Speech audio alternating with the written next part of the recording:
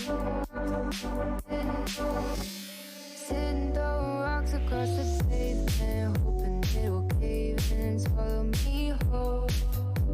Wondering why my mind keeps on spinning. This isn't how living to me was sold. Why am I like this? Something's always amiss. Can't put my finger on it, but it's there. Wait for it to subside, but my mind won't apply. Waiting for the clear. Is it bad? Sometimes I like it when I lose control. There's something in it that's so beautiful.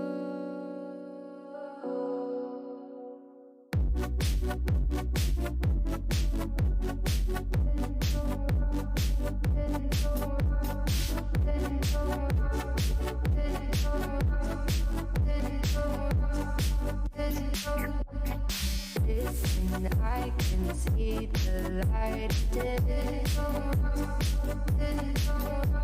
but I can also see the bones decay. I don't know what else there is to say. I'm doing my best not to run away. Sitting throwing rocks across the pavement, hoping it'll cave in and swallow me whole. Wondering how the world keeps on spinning, kinda scared of living when it unfolds. Hard to see the light when everything is dying, waiting for the clear. Thankful I'm alive, but terrified of dying. But hey, I'm still here. Is it bad? Sometimes I like it when I lose control. There's something in it that's so beautiful. Listen, I can see the light of day, but I can also see the bones decay. I don't know what else there is to say. I'm doing my best not to run away.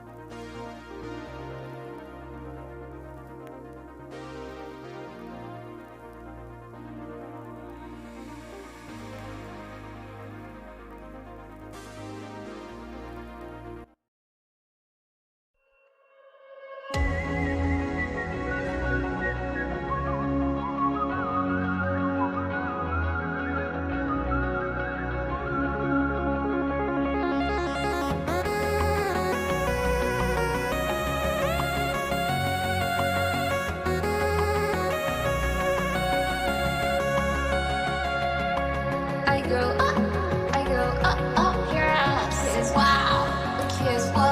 I go up your ass. I need a dick, and it's not yours. 100 wow, 100 whoa, 100 sip koi. I need a dick, and it's not yours. I must spend it on my boyfriend. And bend them over, slap the ass. I go bend them over, slap the ass. I go bend them over, slap the ass.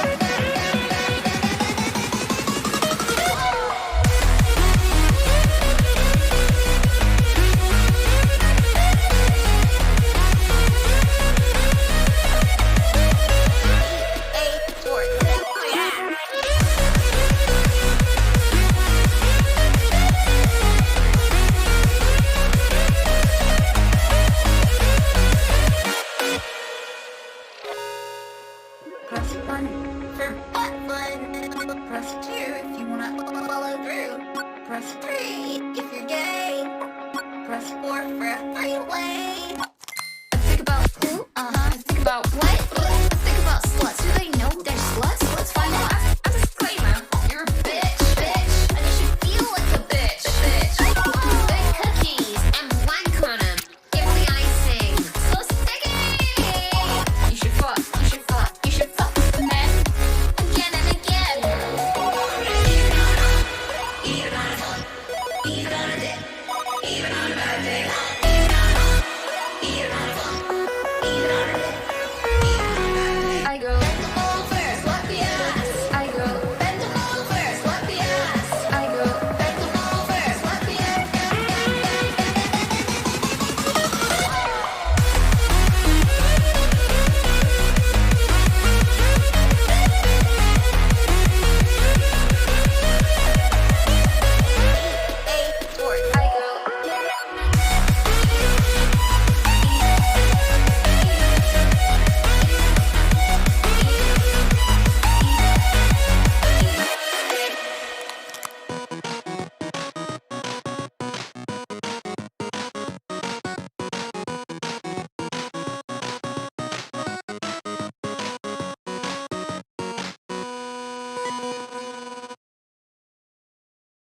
I make all my songs live on Twitch. You can check that out in the link down below.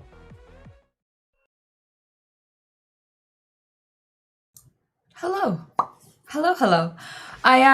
Today we're going to be watching videos and we're going to be doing a lot of stuff. Mainly just watching me flop around like a fish and you guys pretending that you're working along with me. You know who you are. But yeah, we're doing a workout stream today. And that's going to be from 5 o'clock, by the way. So in about half an hour take us to 4, and then another hour would take us to 5. So that's when the workout sort of session will start, and we'll do a 20-minute booty workout, and I will hurt your butt if you're willing to let me. Never thought I'd be saying that to people, but here we are. If you let me hurt if you let me hurt your butt, then join me at 5. You're gonna get Snorlax Dumper. Mm-hmm. I want all the cake. 5 it is. Hell yeah. You know what? It makes me so fucking happy when I see that people genuinely are working out with me. Guru, thank you so much. Because it's so uncomfortable having to do this in a public setting. Because like, but I like doing it, but then it's got its downsides. Okay, so let's start with the downsides so we can do an upward swing on this conversation, right? So, I don't like going to the gym. It's awkward for me. If I have a bad tick day, it's especially awkward for me. People are going to stare either way, but then, like, I just don't like guys lingering and staring, and I don't know how that's going to go, and if they're going to wait for me in the car park and shit. So, it doesn't make me feel particularly safe or comfortable to be working out, because there are loads of guys who will just stand around and watch you and film you, and that's really horrible. And also, it's really dangerous, because if they film me and they share that with their mates, and then someone recognizes me, they'll go, "That's Sweet Anita." And then any crazy stalker could come to my gym, my regular gym, and harass me. So it's just not particularly safe, right? So I had a PT, and we would train together, and I would train alone with them in an empty gym, and that was wonderful, but I couldn't find the time.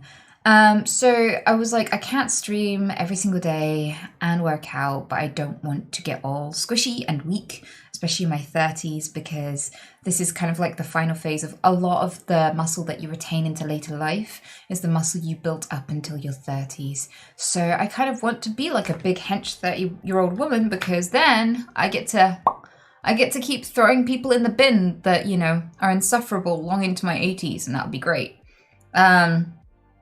But the thing with that is that I couldn't keep up with it. So I ended up working out on stream, because then I can keep streaming and hanging out with you guys, and also encourage some of you to work out with me. But the side effect is that I still have those creeps who stand around staring, only this time they can be anonymous. So they take clips of my content and they put it online. I actually get quite a lot of messages everywhere, like on my business emails, Facebook DMs, Twitter, just everywhere, right? From guys who are like, it ruins the vibe when you put that thing on the screen. And the thing on the screen that they're talking about, by the way. Thank you so much, Bullet! You're amazing. The thing on the screen, by the way, is this. See this down here? Not for use on YouTube, do not post without permission.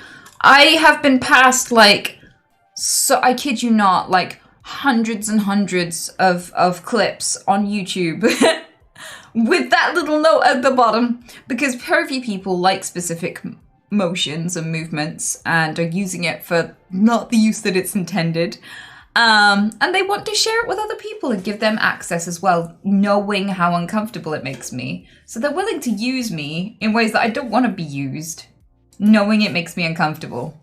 And you want to know something even funnier? There's currently a guy on Twitter whose every single Twitter post, right? I fucking kid you not, is a guy complaining because I copy striked one of these videos. It was of me running on the spot.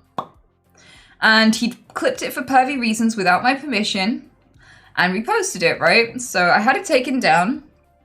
And I think he's been striked for that before because his channel came down, I think. I can't remember. But he's like, can you remove the clip, please? Can you remove the copy strike? I've learned my lesson and I'm very sorry. And I'm just a widow YouTube channel trying to make my way, just struggling to survive here. And I was like, no, fuck you. You don't get pity, you pervert. What? And he posts on Twitter and he ats me and he ats me and he ats me and he begs and he begs and he begs. And I'm like, why are you doing this? Why are you publicly admitting that you took a pervy clip of me? Even though you know it makes me uncomfortable because you don't care how you make me feel, you'll still try to benefit from my work without my consent. And it's not even your content. What are you doing? Like, why would you admit to this? But he messages and he messages and he ats and he ats and he comments on my tweets and he just constantly, but you haven't got back to me about my thing. Why haven't you got back to me about my thing? So a lot of these people seem very, very hell-bent on, you know, like sexually exploiting me. Like, that's what it is. It's like, what is it? Like, they're selling my body without my consent, and I don't like that. And I have no mercy with that. Like, I deliberately wait until people do it 3 times on their own channel before I strike every single one of them, because I know their channel will be deleted if they get 3 copy strikes. Because fuck them. Fuck them. Like, no. Like, so some people have said to me, well, you're a woman on the internet and you're a Twitch streamer and you're working out on stream. Of course you're going to be sexualized. How could you possibly have a problem with it and still do it? And I'm like, because that's not consent. Like, if I was to behave in a sexual manner, if I was to dress in a sexual manner, that's me consenting. That's me being sexual on my own terms. Then the minute you take it out of my hands, I am well within my rights to do something about it and stick up for myself. The fact that people are flabbergasted that I would do anything about it is even more bewildering to me. I'm confused that they think that I should just be passive about it.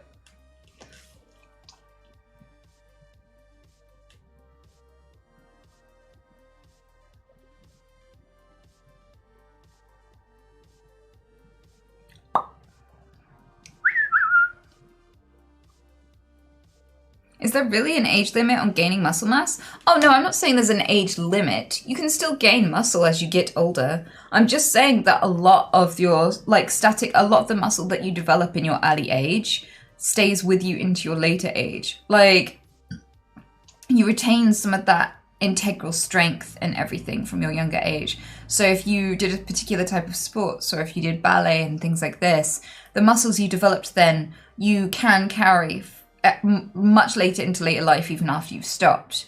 So it's a good time to take the opportunity to really, like, get fit and healthy, and because it has implications that ripple into the rest of your life. That's all.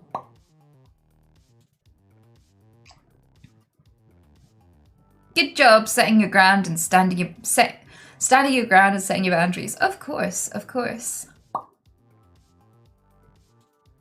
Bone density goes downhill after your 30s though. Yeah, and that's why people should really take the opportunity to take, like, calcium supplements and make sure that they're eating enough calcium.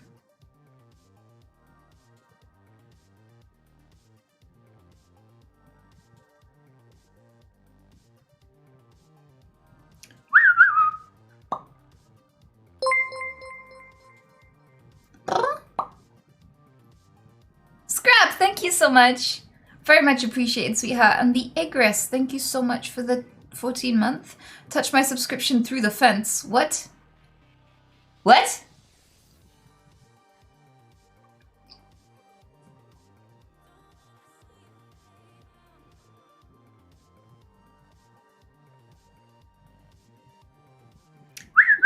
Hey, Tofu Chef. Good to see you.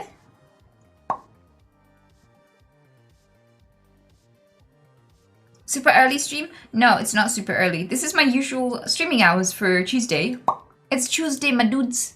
And we're gonna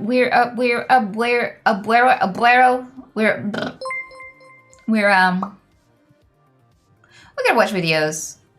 Maybe play some games. Maybe. And then we're gonna do a workout. Well, now I feel bad about the video I made. It's not sexual, but if you want me to remove it, I'll do it. I used your video. Well, this is the thing. Like, I usually only have a problem with it in set circumstances, and one of those set circumstances is when it's sexual. Like, I don't do something about every video, but there are videos I will do something about, and consistently, I don't want anyone else to use my workout videos for anything. Like, I do that with my community. That's what it's for me and my community. Anyone else who tries to take advantage of that, I'm going to take every opportunity to try and make sure that you can't ever make content again. Because fuck you.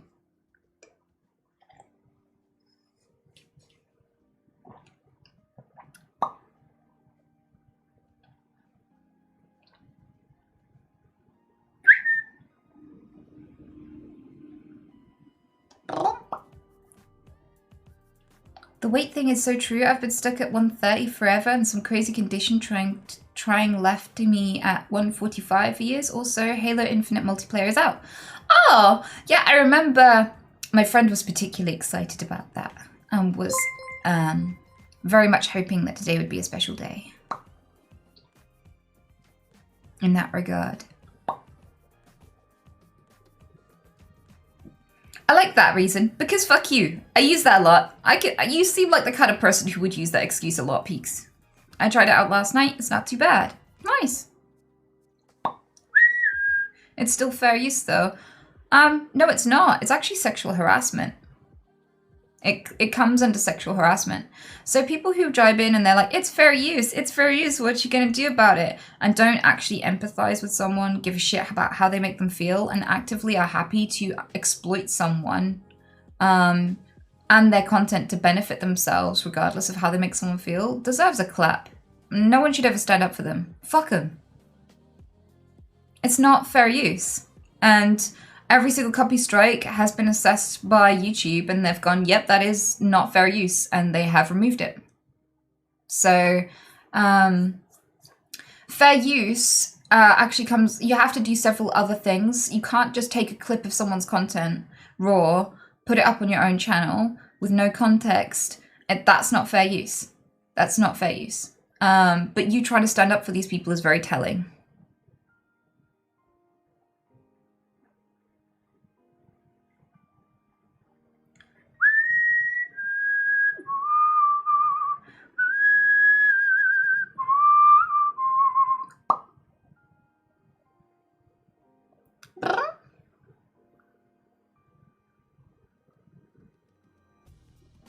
Fair use? You mean trying to cancel people who clip bad stuff? No, they're not clipping anything bad at all. They're not clipping anything unflattering about me or anything like that. They're using me in a sexual way. They're sexually soliciting me without my consent. And that's not okay. But also, fair use is when you are critiquing or commenting on something in some way. You transform the content into new content. For example, if somebody does something horrific during a concert and you take clips of that concert that you don't own and you comment on what transpired in that concert and you add and transform the content, that would be fair use. To take someone's content completely raw, unedited, and slap it on your channel as if it's yours, without context, without transforming it in any way, simply to use somebody else's content and hard work for your own personal gain without their consent is not actually fair use. But the people trying to stand up and say it is fair use are the same people who are just grouchy because they don't get to perv on my tits anymore if I do anything about it. So I do understand fair use, and having that explained to me as if I don't understand it is kind of patronizing. Fuck off.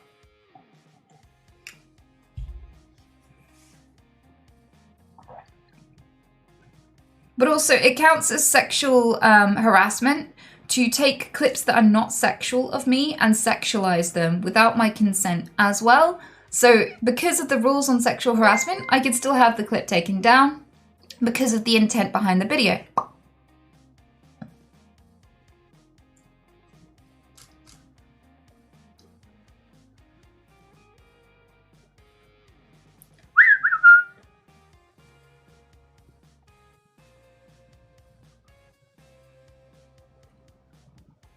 I love how they're trying to tell you how it works when you're the content creator and actually know what you're talking about. Yeah, of course.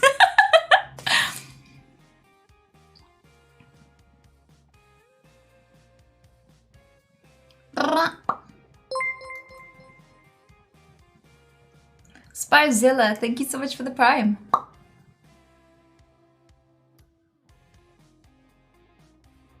Oh no, one less clip channel on YouTube. How will we cope? I know, Popple.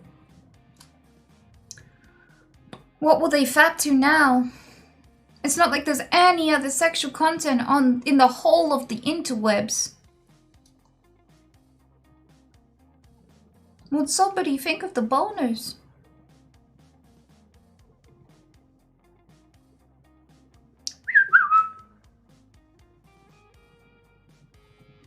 Did your management explain this stuff to you, or did you have to research? So me and my editor researched it to understand what we can and can't have taken down. And that's obviously something I have to think through, isn't it? Because, like, I put my stuff out there. Once it's on the internet, it can't be taken off. But I can definitely have some agency in what I consent to giving others for their use. When I create something, it's mine. And I should be able to decide who else uses it and whether or not they can benefit from it because I fucking made it. Like, if an artist makes a painting and they make all the prints and everything, they own that art.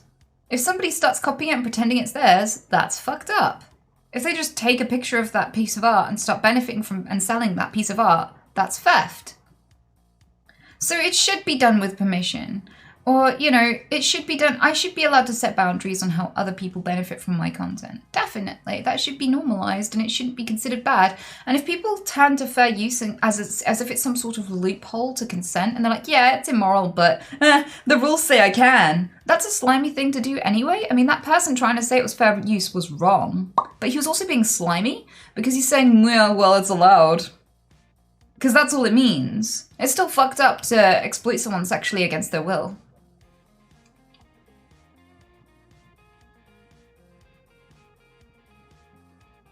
It reminds me of, there are guys who take lewds and nudes of women and they share them with their friends and stuff. It's called revenge porn and it's now just starting to be a crime.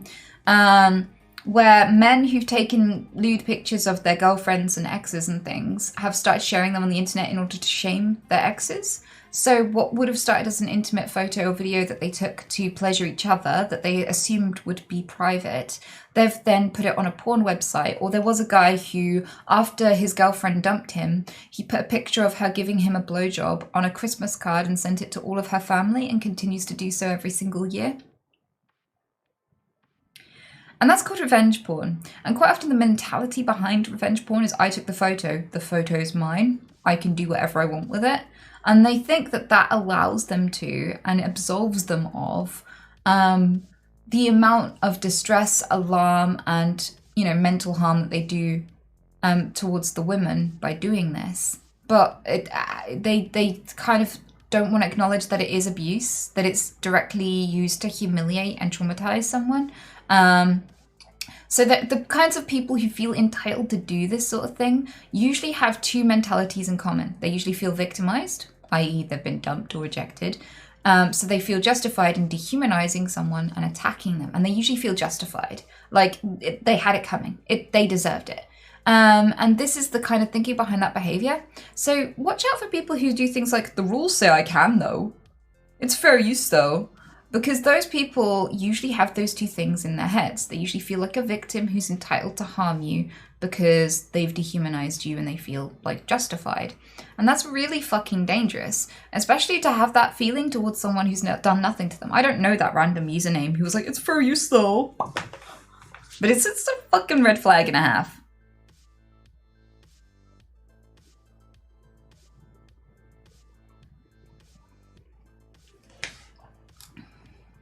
This is very, very bad. Why don't she give it to the police if you get something in the mail? Because the police don't do shit. The police do not do shit. Like the conviction rate on rape, even if you have evidence, is like 2%. The police do not care. The police will literally let you get stalked and have death threats every day. They'll do nothing. They really don't do shit.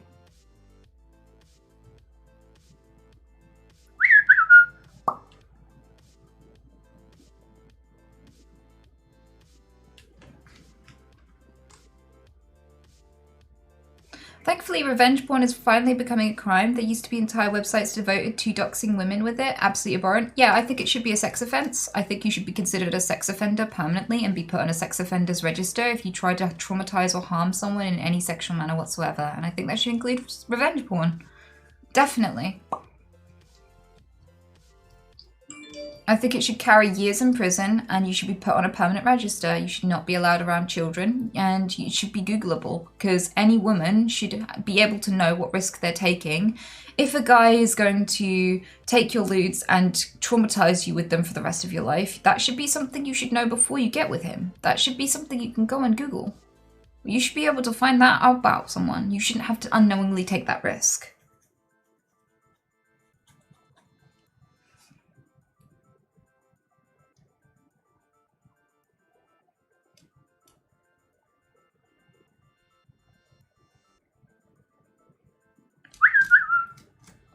Jim, you actually watched that documentary? You know what, I've really admired that about you so much because you took an interest in something that's not going to affect you directly. Because I feel like if somebody leaks a picture of a guy, nobody cares. Like if a guy flashes his ass, like I have friends that are male that will literally bend over and show their full butthole in a club just for fun. They're just like, oh, look at this.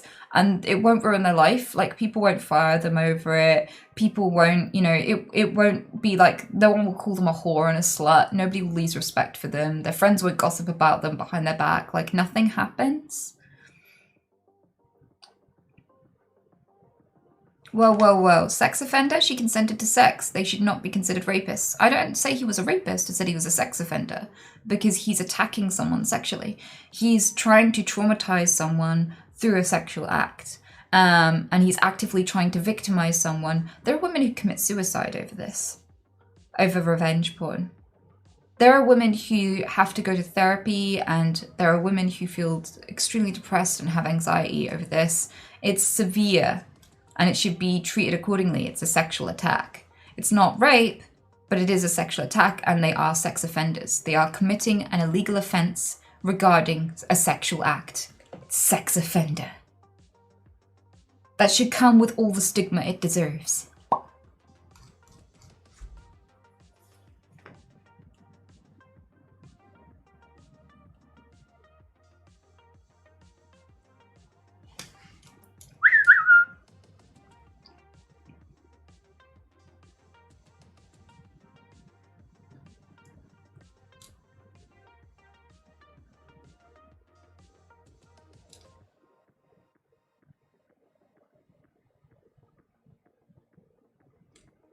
There's nothing worse for mental health than free will infringement, and this sort of behaviour definitely is free will infringement. What is? What kind of behaviour?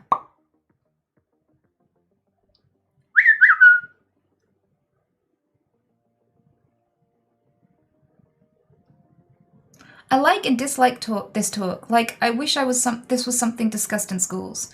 I would love to give talks in schools, and if my condition eases up, then I definitely would, because I'm passionate about it, like genuinely passionate about it. And the reason I'm passionate about it is because it's not being discussed in a way that actually changes anything. We're not making people understand this in a way that's actionable and changeable. We're not focusing on the right areas. And I understand enough about human behavior to know how to affect this in the right areas. So I'd love to, but also I find children terrifying. Chaos, thank you. Being a filmmaker myself, I know that I can't do anything without getting the subject to sign a release form. People who take your picture without one do not have the authority to post that crap anywhere or do anything with it. I know. Hey Tourette's Gamer. It's good to see you. Welcome. I see you on Twitter sometimes. Permanent Ground, thank you so much for the sub.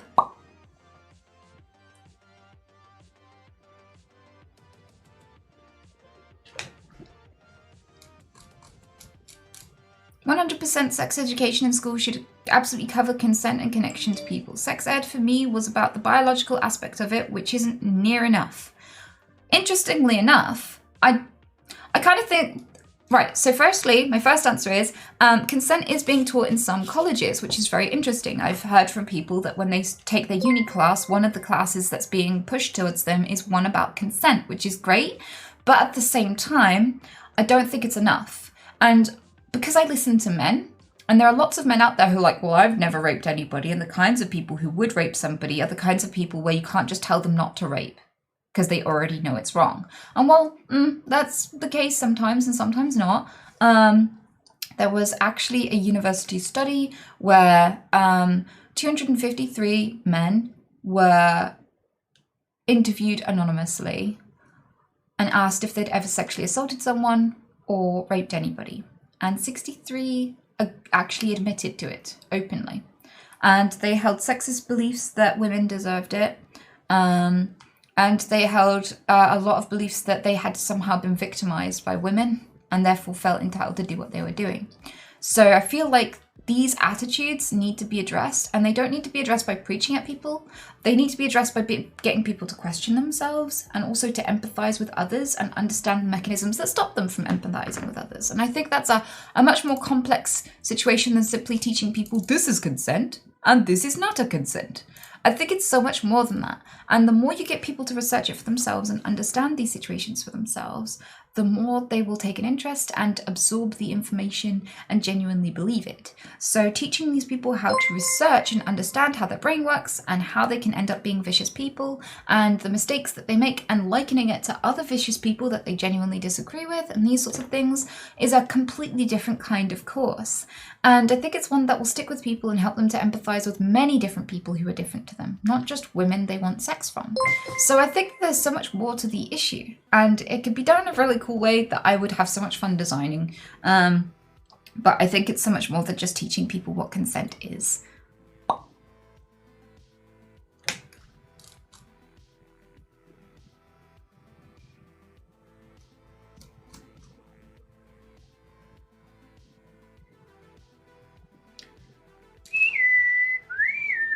Sammy, thank you so much for the 300 bits. And Bullet, thanks for the 500 bits.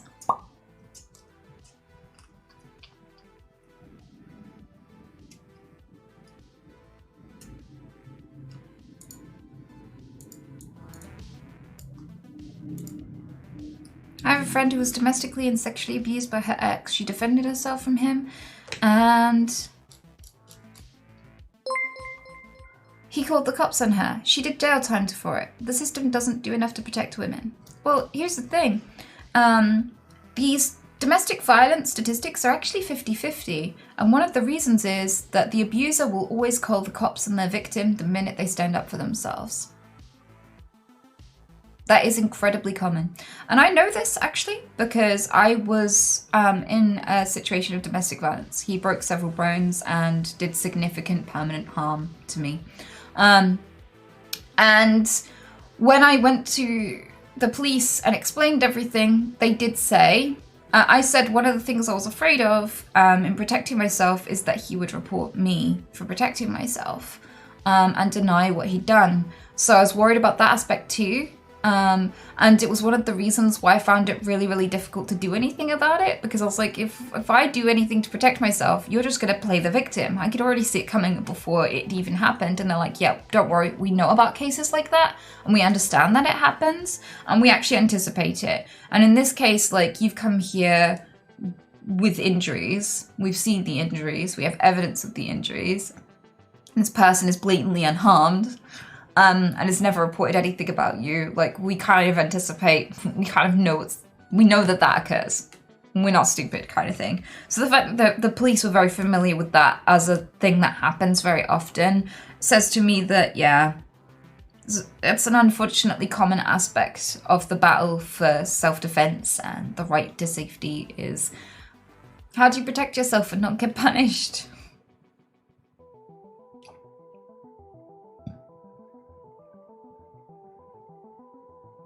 That sounds so rough. I'm so devastated for her, Jondamir.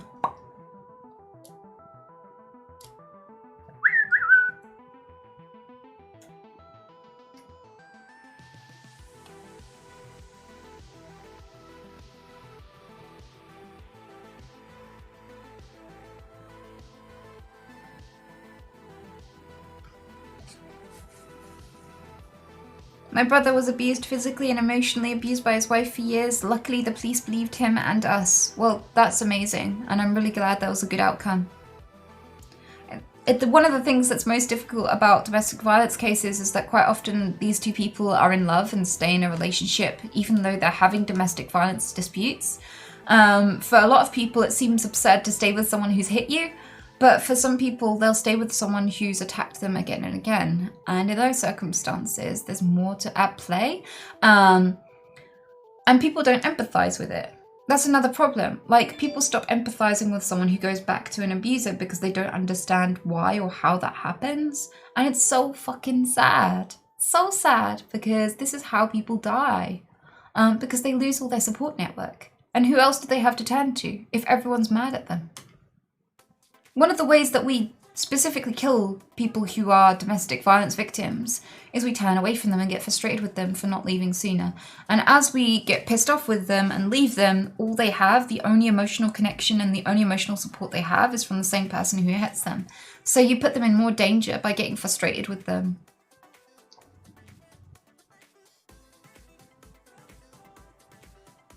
That's Stockholm, isn't it? No, it's not Stockholm. Not necessarily. So there are lots of examples of why people get attached to someone who is domestically violent, and it seems incomprehensible, but it's actually makes a lot more sense the more you understand about it. Sorry, happy music doesn't seem to fit this conversation. One of the reasons why women in particular are at risk of sexual violence, both men and women are at risk, but women in particular, is because of this weird narrative where we don't hold young boys responsible for aggression. So what happens is, like when I was a little girl, press 1 if you've ever seen or heard of this, because I know it's a very widespread phenomenon across the world. So a boy started bullying me because he didn't want to admit that he was attracted to me. And I didn't know this. There was just a boy being mean to me and I was young and I didn't know why. And I came home and I told people and I told the teachers, I was like, this boy is being mean to me all the time. Yep, it happens. And do you know what they told me? Oh, it's just because he likes you. So he got to do whatever he wanted and no one intervened, because the minute they thought it was just because he fancied me, they thought it was okay. So they taught me it was okay and that abuse is love. They taught me if a guy hits you, it's because he likes you. And they taught me that from the age of like 6, 7, 8, 9, 10, 11.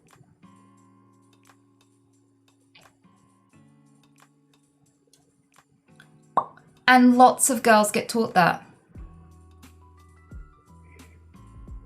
And all of those ones in chat prove it.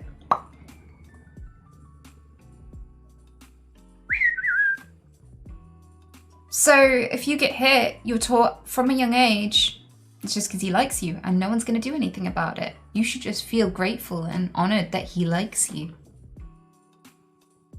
And then if you grew up with any abusive relatives, so if anyone in your family hit you, even if you were just spanked or hit with a belt, what that teaches you is the same people who say they love you and can protect you and look after you also hurt you. And you normalize the link between the two. I mean, if you never thought to run away from your parents because they hit you when you did things they didn't like, why would you do it with a partner? This is just love, am I right?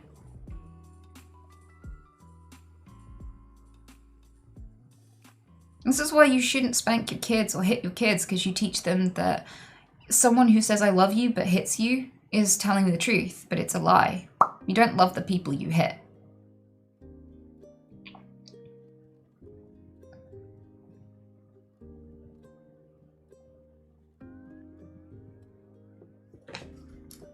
Being disciplined as a child is good for certain situations with the belt though. No, it's not. It's categorically not. Because you're not teaching them why they shouldn't do something. You're just teaching them that you will take vengeance on them if they don't behave the way you want them to. They don't understand the value of going to bed at the right time. They won't understand that the reason they shouldn't do that is because they're tired. They'll only understand I shouldn't do that because then I'll get hit. And that doesn't make them invested in changing their behavior and carrying on that behavior once they're an adult. Because once you're not there to vengefully hit them and make them fear this behavior, they'll feel free to do it and it'll look like freedom to them. So you're not really teaching them not to do anything. You're not teaching them anything, except that people who love you also hit you, which is such a dangerous idea to carry into adulthood. That can get your daughter or your son killed.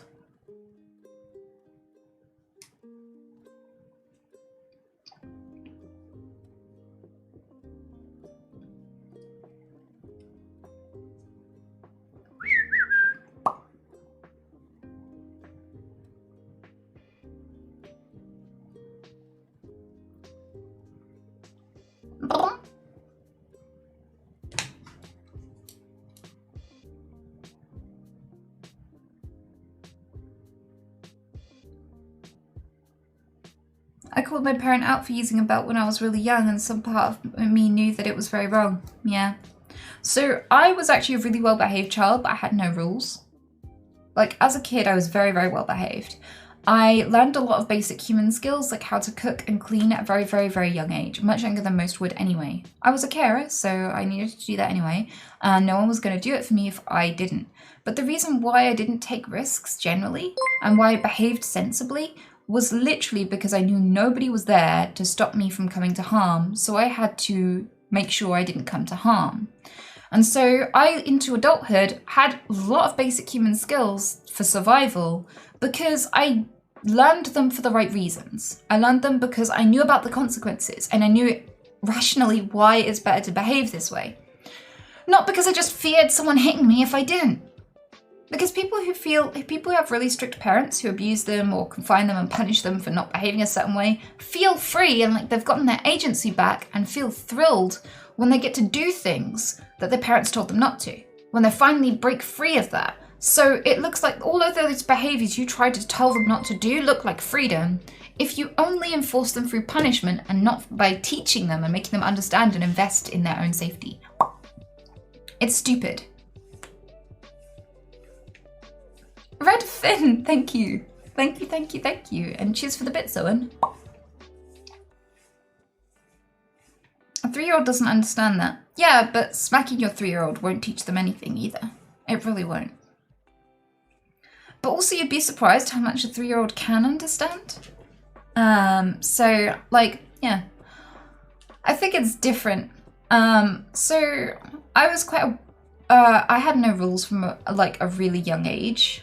And it helped me to start to learn and figure out and try to understand these things. No, if nobody had given me an opportunity to think things through and try to understand them, I wouldn't have learned.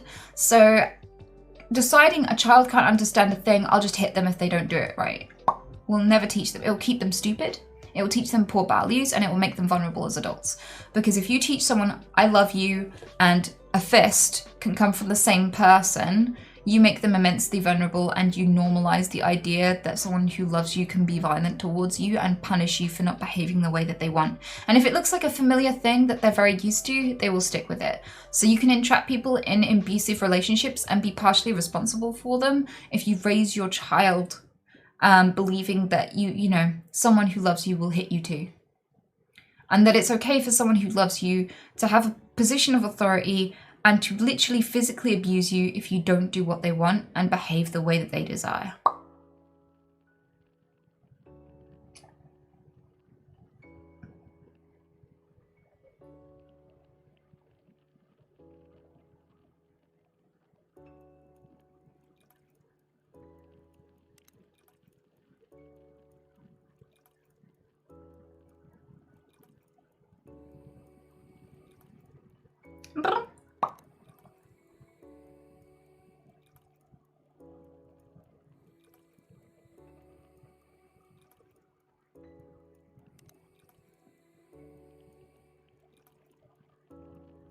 Is this the same for emotional abuse? I don't know. I would say that's a bigger topic, but I will say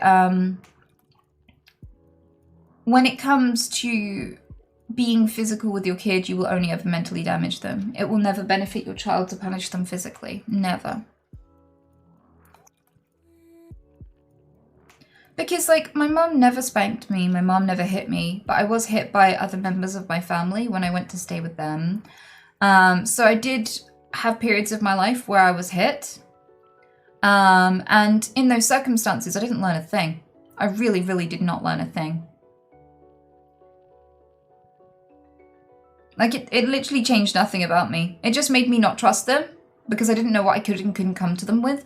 It created situations like, I once looked at a flower pot on a shelf above the makeshift bed that they put underneath the shelf. I dropped the flower pot, it smashed on my bed, and I was so scared of being hit and being punished for it that I didn't tell them about the flower pot. I hid it.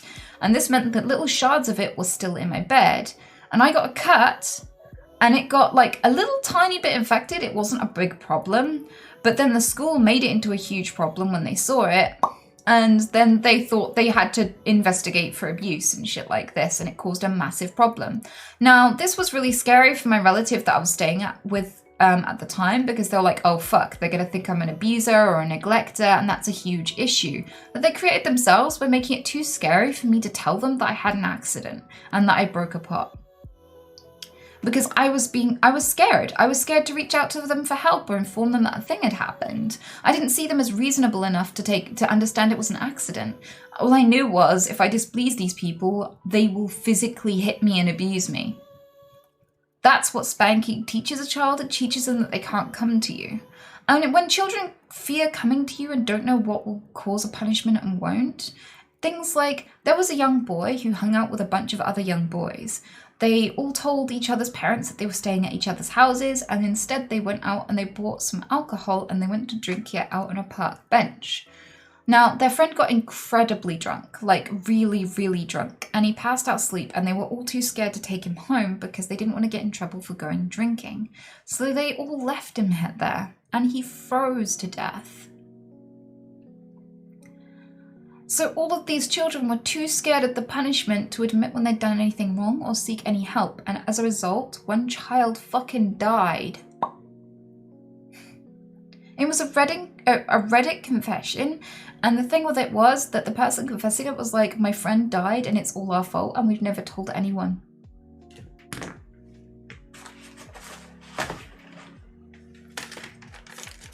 So merely making a child fear you will not teach them anything responsible, and it can get your kid killed. And if not an early stage because they can't turn to you for help when they're drunk at a party or whatever and they've misbehaved slightly, then later in life, when they're so familiar with someone that claims to love them hitting them, that it normalizes physical abuse. And the thing that's scary about physical abuse is a lot of people get killed by their partners. A lot of people. The person most likely to murder you is your partner. Most likely to murder you statistically is your partner. Or the government.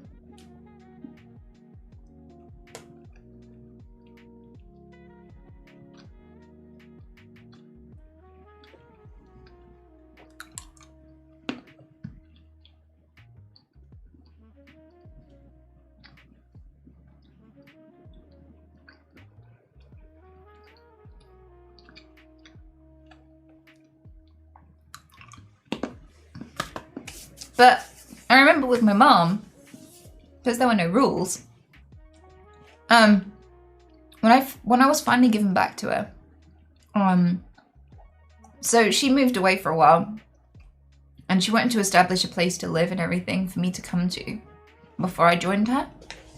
So I spent that time bouncing between family members, not being treated that great. And then I came to live with her again. And I was like, oh, this is great. I can eat when I want. I can sleep when I want. I can do what I want. And I'm happy. And I'm not pressured to be a certain way. Like, when I chose clothes that my family didn't approve of, they would literally just bin them. So I'd wake up and things that were important to me would just suddenly be gone. I could wear what I want. I was just free to be myself and there were no rules. And when I got back to her, she left me alone with some paint, and I was painting a bottle with some glass paints, and I accidentally tipped over the purple one. And because I'd been spending time with my previous family, I was like, ah! And I still worked up the courage though, and I went, oh mom, you're gonna kill me. And she was like, what did you do? I was like, ah! And she was like, what did you do? And I was like, ah! And then I went, I spilled the purple, and she cried. She laughed. She'd like cried of laughter. She was like, there's no need to cry over spilt purple. And she just showed me how to clean it up. But from that point on, I just knew I could come to her with anything, absolutely anything. Like, she would put condoms in the first aid kit, and she's like, I don't know how many of these are. I don't know when you're going to start having sex. And I know this conversation is happening too early and you're not having sex now. But I want to have this conversation before you're having sex, so I'm starting early. Here are condoms. Do you know how to put on a condom? I was like, yeah, I saw at school. And then she was like, if you start having sex, just make sure it's safe sex. I got pregnant when I was younger and it was really, really challenging. And I want you to like have a life and choose what you want to do with it and, you know, all this sort of stuff. So if you're going to get pregnant intentionally down the line. But for now, stay safe because you don't want to be having kids when you're a kid. And I was like, okay, thanks, mom. And she was like, yeah, there's no judgment from me. And if you want to ask anything about boys, you can come to me and ask. And I was like, okay. So, like, I knew that I wouldn't be in trouble for anything. That she was there for me. And that was so much better.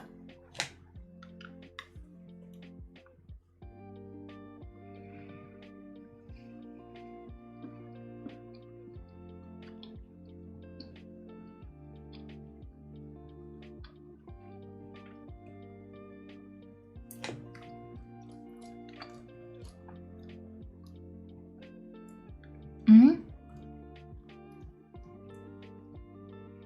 Is your mum single?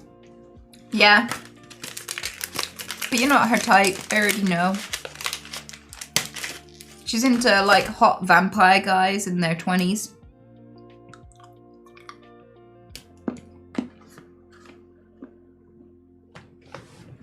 I was like, have you got muscles? Do you look like Doyle from Misfits? No? You're probably not gonna pull my mom.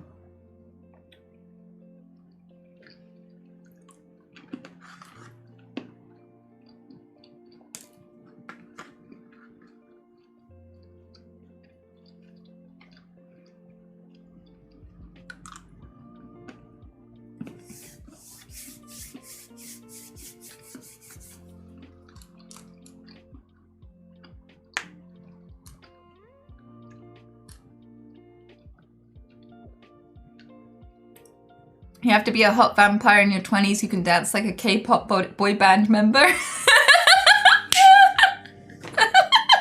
Yep.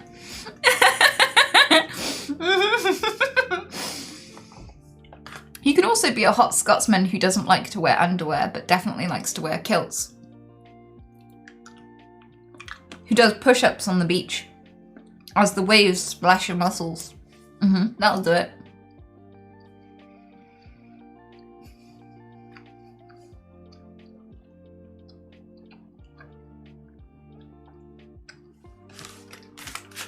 I love how people are just offering themselves to my mom right now. She's not even here. There's some dude like, I'm partly Asian and in my late 20s, do I qualify? So I don't know, how many muscles you got? How much titty you got going on and how hard is that titty?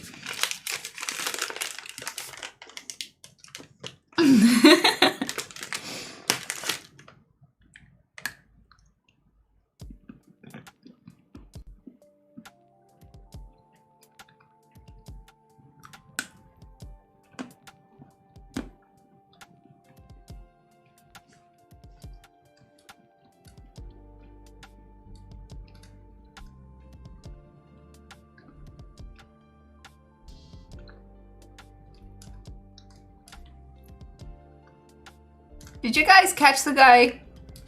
Did you catch the strangle guy? Did you ban him? Thank you.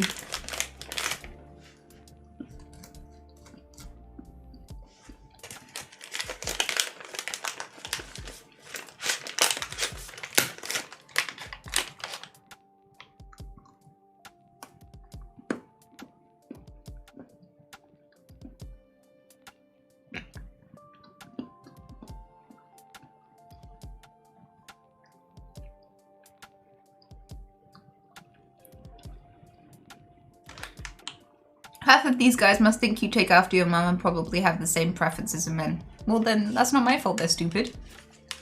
I mean, do they have the same sexual preferences as their parents?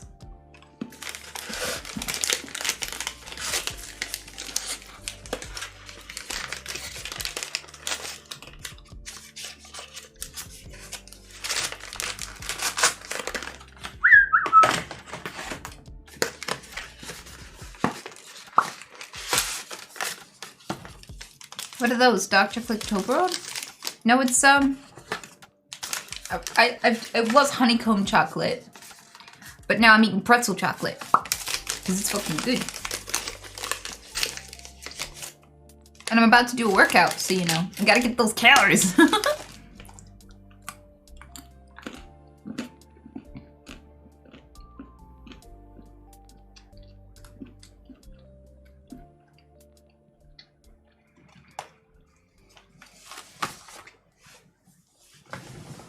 Do you think cheating is a religious view or a personal view? Neither. It's abuse. And anyone can be an abuser. The reason why cheating is a universal thing that happens in every single walk of life, in every age group, every country, among every religion and lack of religion, is because it's not a religious view.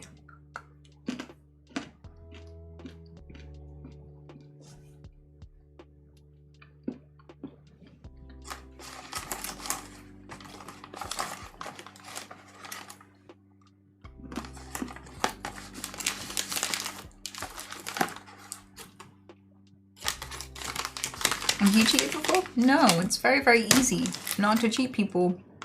I'm kind of like very monogamous. It's very easy to love someone and not hurt someone that you love. If you cheat on someone, you don't love them.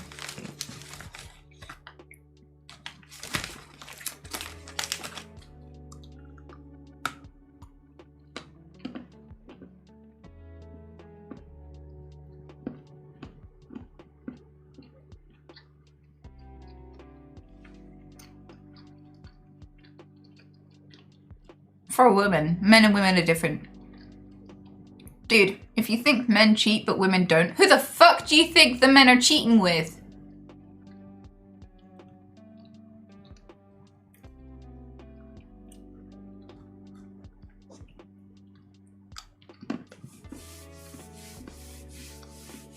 It's another one of those idiots who thinks that people don't have a sex drive just because they're women. And women do have a sex drive. I'm just sorry you've never seen it, bro, but you need to stop accidentally exposing yourself. We do desire sex, just not with you, evidently. Luckily, because you just think it's natural for you to want to cheat, so maybe that's why you're not making women horny.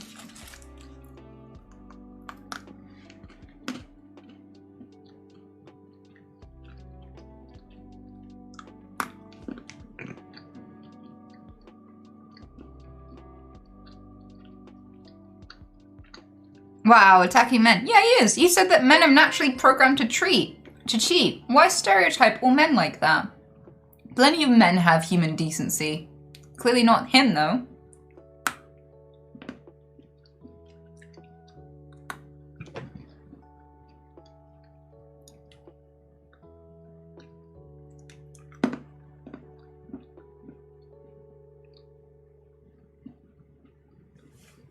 Is it the chocolate that's making you this assertive? Nah. It's being a woman in your 30s.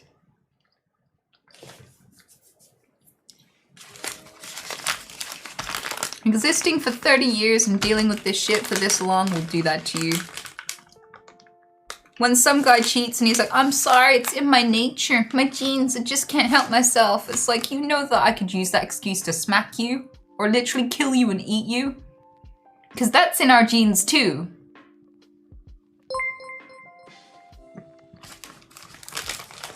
But I'm being a decent person. See how easy that is?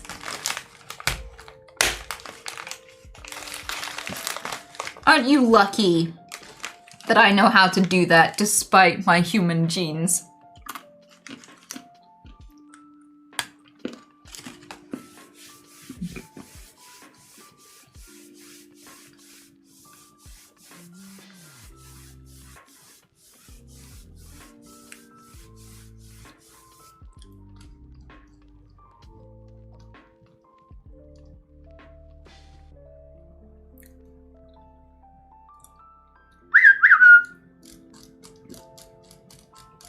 I mean, press 1 if you're a dude who doesn't find it hard not to cheat. Okay, that was a double negative.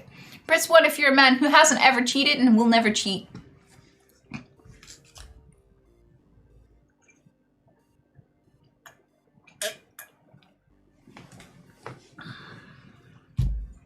You're epic. I love you guys so much. I love you guys so much. Not because you're not going to cheat, because that's not really going to benefit me at all. Kudos, though, for basic human decency. Just because you're shitting on that guy right now. So hard. I love it.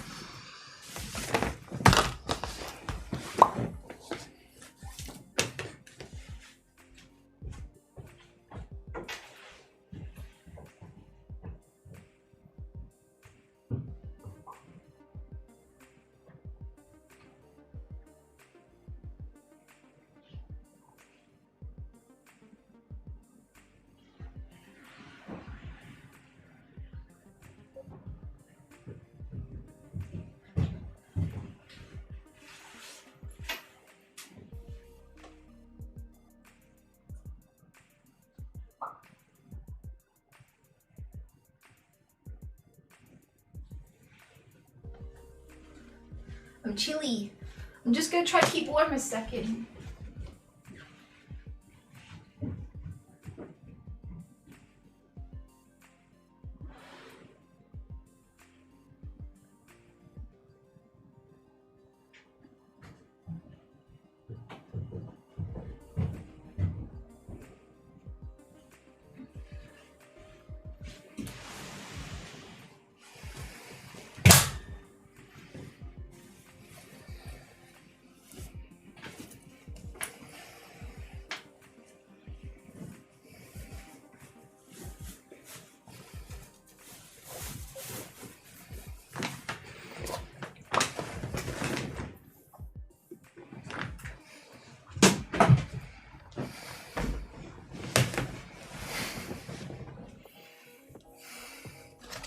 Are you a Scouser? No. But I'll take that as a compliment. Scousers have very distinct accents, and I can't do a Scouser accent for the life of me. I can't. I really can't. I try. It fails hilariously. I don't know if Popple's still here. Popple, you are. Can you do your can of Coke? I'm gonna put you on the spot here. Could you hop into the basement and give us your best Scouser? Because you're actually good at it, and I can't, and I want to tell them what a Scouser actually sounds like. Please. Can you do the can of Coke? Could you do it? Please, please, please. I'm in the basement. He probably won't. But I'm here in the basement just in case he decides to take it upon himself to. Right, thing. Hello. Okay. You realise I'm not Scouse either, right? Yeah, but you could do a better impression than me. Could you show them what a Scouse is supposed to sound like, please? Okay, I can try it. Chicken and a can of Coke. There you go. That's how you say chicken and a can of Coke in Scouser. Thank you. That was perfect. That was beautiful. Yeah, it's the best I can do. So, if you're worried about losing your virginity, just say that, and you'll be golden. Because, you know, you'll definitely be able to keep it. If you say that to anyone who comes near. Mm-hmm. Why did the music stop? Oh. You need to try it now. So, what did you say? Chicken and a can of Coke? Chicken and a can of Coke. Could you say it again? Chicken and a can of Coke. Chicken and a can of Coke? There you go. That was interesting. I know, but I'm not a Scouser. I can't do it. I can't do it for the fucking life of me. I bet you anything. The worst part about it is if I tried to do it intentionally, I'll do it terribly. But if I just stayed around Scousers for like a week, I'd have it perfectly down and I wouldn't be able to break out of it voluntarily. So thank you. You've served your purpose, Poppleton. I'll let you go. Yep. In a bit. Top mod there, right there. I had to come out because I kept pausing the music. But yeah, that's what a Scouser is supposed to sound like, and I'm definitely not a Scouser.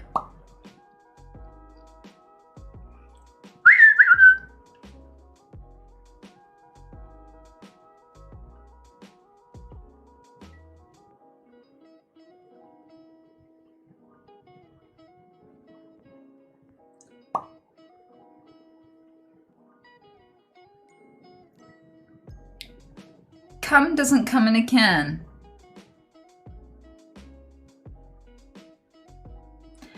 In the deep recesses of my mind, I kind of feel like the internet has proven you wrong at some point, but I don't actually want to remember. So we're gonna move on. I love to argue, but no, I'm not gonna, No.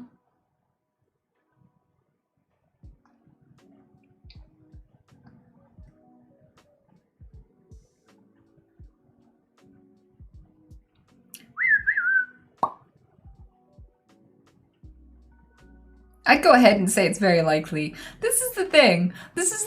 Like, we're such a weird species. It's gonna be so weird when, because when an alien species makes contact, we're gonna have such a mirror held up to us, because if they're not particularly sexually dimorphic species, the fact that we have male and female is the result, like art is a result of having male and females.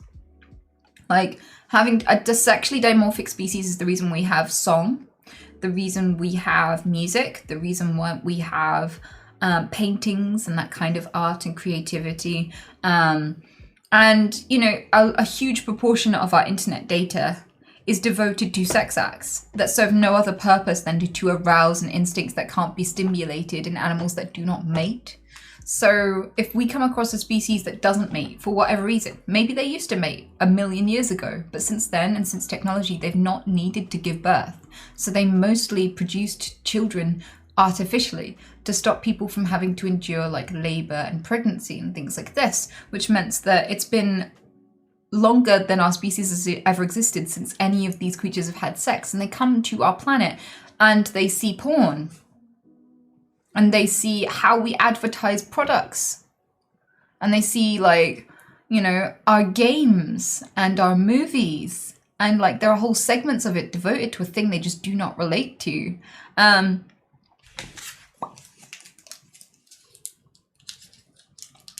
So yeah, I think that if we hadn't procreated in the way that we do currently, and had like sexually dimorphic species on our planet, what would we be?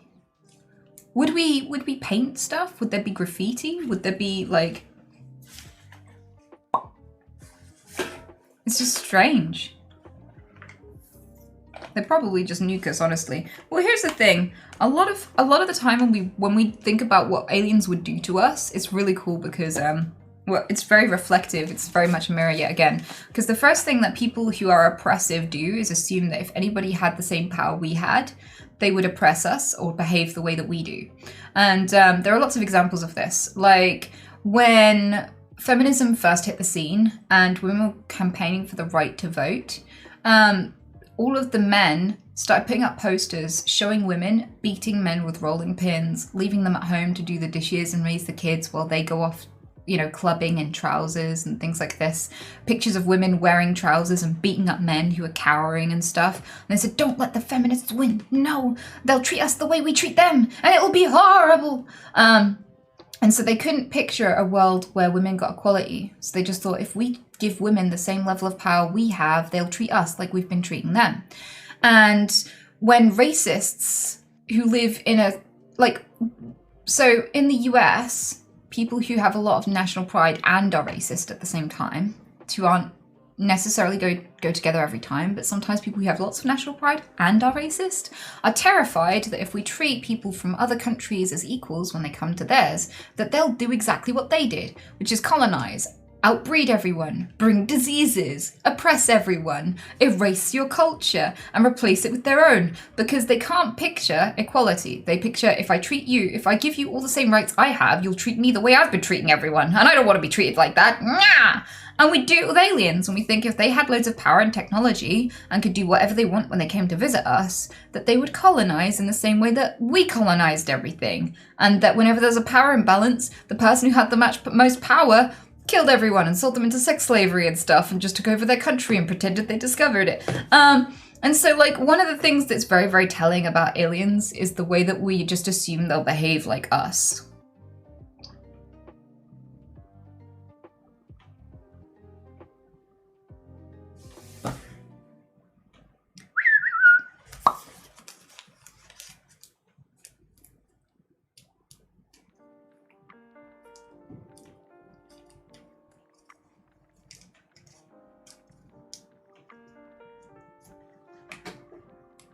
Sick knowledge check.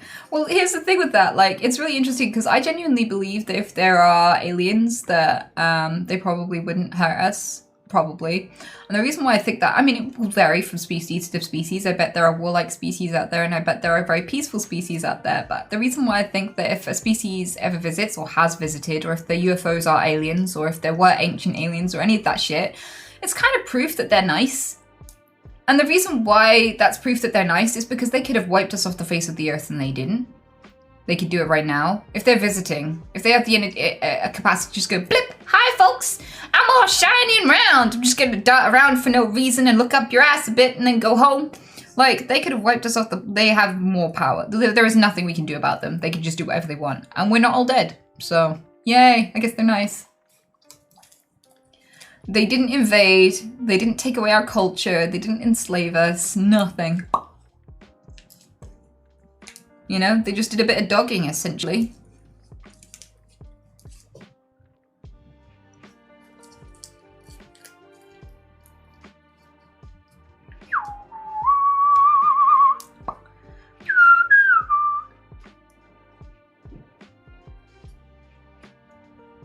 Why wipe out your ant farm? Well, here's the other thing. Like, if we can travel to other places and we start being able to explore space, if we're very scientifically minded upon us, won't look at a big habitable planet and go, riches. Because the thing is, uninhabited asteroids and things are going to have just as many resources in with nothing to wipe out. But the potential for, like, it makes us more money, benefits us, and benefits scientific discovery so much more to take an interest in another species, to go, wow, life is rare. Here's a complex being out in the universe.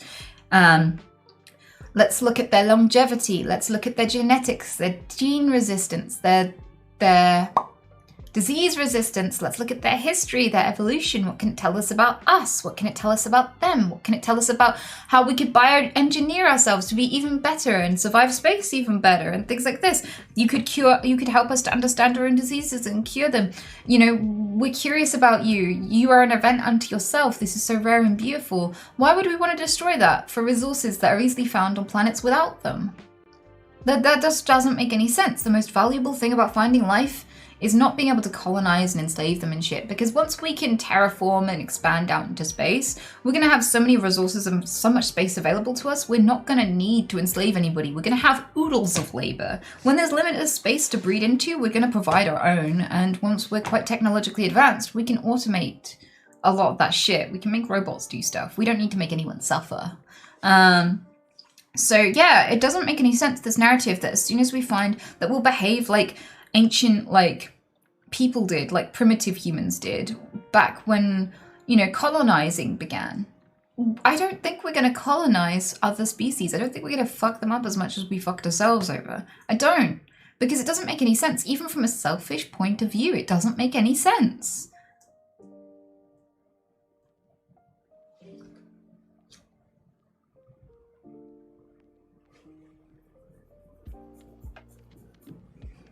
Don't you think that the most likely civilization to survive is the one that would eliminate any possible threats from other civilizations? No, I don't. And here's why. Because there have been plenty of complex species on this planet that have been incredibly territorial and warlike, and they're gone. What happens with warlike species is they get held back. So in countries which have been war-torn for decades upon decades, constantly attacking neighboring countries and things like that, is that they get bombed and they get attacked and they've lost their history, and their technological advancements are much more slow because they're constantly under attack, which means that things in their homes are constantly being destroyed. All of their resources, their hospitals, their history, their archaeology, all of their science labs constantly get bombed and destroyed and attacked because people retaliate. So being warlike holds you back. Being a territorial tribe doesn't really help you progress. So a really good example of this is the Neanderthals. The biggest theory about the Neanderthals is that what mainly wiped them out was that they were isolationist. They didn't really trade, and they didn't really cooperate with neighboring tribes. They were very isolationist. Whereas our species was trading with each other, which meant that during harsh winters and changes in weather and during disasters, we were able to share resources with those who lived in fairer weather or had more resources, and we could trade and share expertise. So this helped us to survive no matter what climate, no matter what hardship we faced, which was great. And it allowed us to share and progress in knowledge. So we were a cooperative species and we outcompeted the Neanderthals. Some of us did actually copulate with the Neanderthals, and a lot of us have a tiny amount of Neanderthal DNA, which is really interesting. But by and large, they were just not sharing resources with each other enough in order to survive an ever-changing environment. Another example is that many species have come and go, including predatory species that have attacked everything and are big and fearsome, including the dinosaurs. But they have not existed as long as stromatolites. Stromatolites are kind of the creatures that are responsible for the fact that we are oxygen-based life forms. They spewed most of the oxygen into the atmosphere, and we have a lot to thank them for. And they are the oldest living organism on the planet. And by that, I don't mean in terms of age, like as individuals. I mean like their species has existed on this planet for longer than any other species, stromatolites. Why? Because they're a community of microorganisms that cooperate with each other.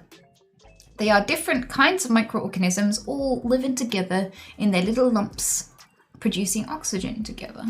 And because they're cooperating, because they're collaborating, they're actually stronger than individual species that have to fend for themselves and constantly attack everything in order to find a place for themselves. And so even though lots of species that ensued were way more complex and well suited to their environments, they came and went, and 99% of all creatures that ever lived on this planet went extinct. But these collaborating simple little organisms, just by virtue of working together, survived everything. Everything. There are so many examples of why collaboration is so much stronger than being warlike or attacking. And categorically, it's shown time and time again to be the best way. So one of the reasons why you have a computer right now is not because you're a human. You can't make a computer. Most of the people watching this stream right now could not build a computer from scratch. They couldn't. If I took them and threw them in the jungle, they wouldn't build a house and a computer and, you know, get on Discord and all that shit. They don't know how to do that. You have that because of collaboration. You have that because of trade. You have that because of the sharing of ideas, because of our investment in each other. You don't have any of those things because someone wanted to kill you and wants your territory. You have that because we collaborated. We live longer if we collaborate. We live longer if we're curious and we research and we learn and we collaborate.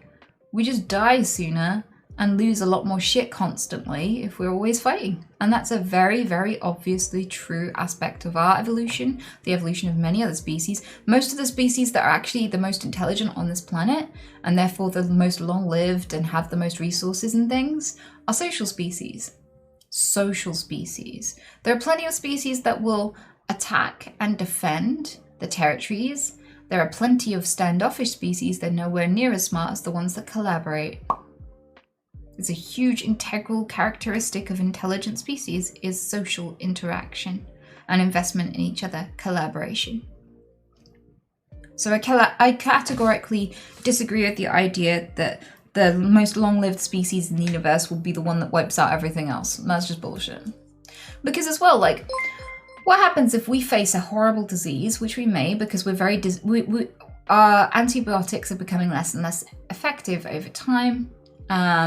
So we may come across a disease we can't cure. And understanding physiologies and biologies of many different creatures from all over the universe and understanding them and the way that they exist and the way that their blood works and things like this may help us come up with a cure, because it helps us to understand more of how our biology could potentially behave in certain circumstances. This knowledge is so much more valuable than just having wiped out another species. That's so stupid. Like, anyone who thinks like that doesn't know anything about anthropology, evolution, anything. The strongest thing we have going for us, the reason why we're so smart, the reason we have anything, is because we care about each other.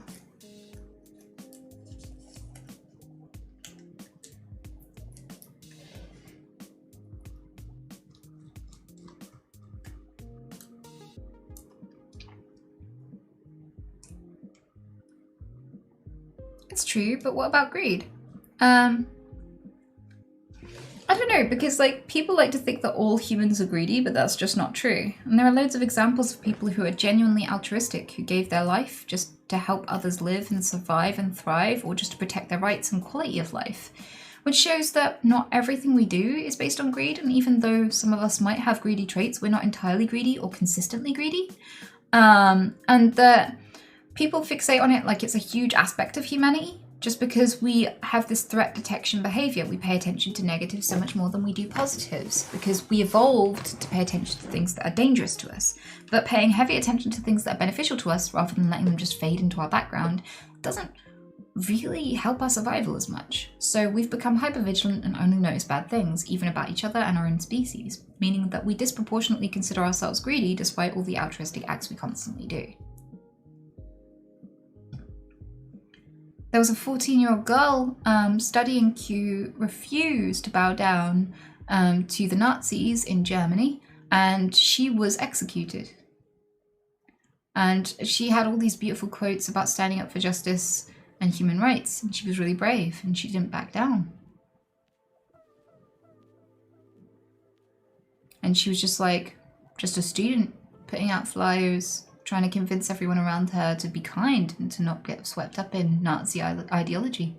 She was executed for it, and she was willing to be executed for it. She could have just pretended she was going along with it. She could have gone along with it just to live.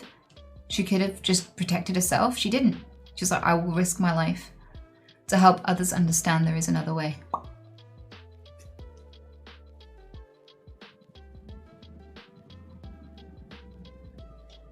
White Rose, University of Munich, Sophie Scholl. I think it was Sophie Scholl. Was she the girl with the very fashionable haircut that I didn't think that people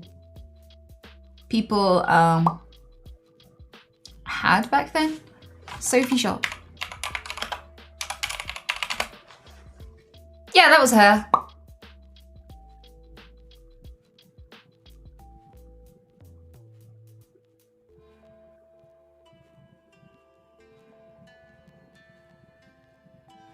So yeah, saying, but what about greed? And it's like, what about it?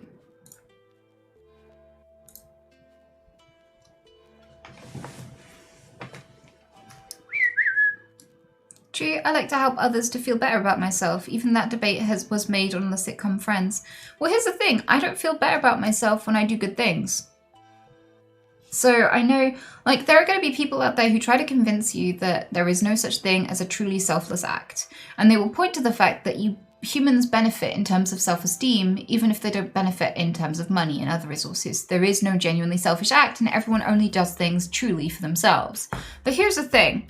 There are times where I would get up at stupid o'clock in the morning and I didn't want to go out and do the animal work that I did. I was tired and I knew it was like scary, and sometimes there were mean people out there, and sometimes even if there weren't any mean people and I was just going to be like untangling an owl from a fence, like it was going to be hard and grueling and tiring, and I'd be like, yeah, I don't want to go today, I don't feel like it, but I'd go anyway. And I would stand there being like batted around by a fucking flustered owl who doesn't know I'm trying to save him. I'm just like, bah. And I'd still save the owl. And I'd go home and have a cup of tea and like, now I could do something fun. Now I can play Apex or something. And I'd never sit there like, yeah, I'm a good person because I wouldn't save the owl. I'd be like, good, live, you stupid fuck. Get out of here. And some days I'd feel like that. I'd still do it.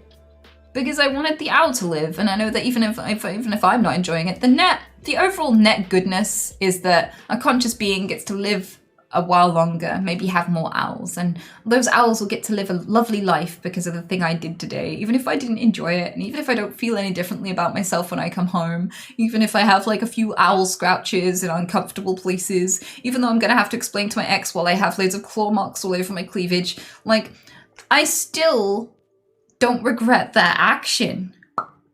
And it's days like that that prove to me that I'm not doing it for myself. I could have done something way better with my time in terms of self-benefit that would have made me feel cool. I could have learned to put my makeup on better. I could have gone out for a walk, done some exercise, gotten a little bit more toned, taken a few pictures for Instagram and got some Instagram likes like, yeah, look at my boobies or whatever.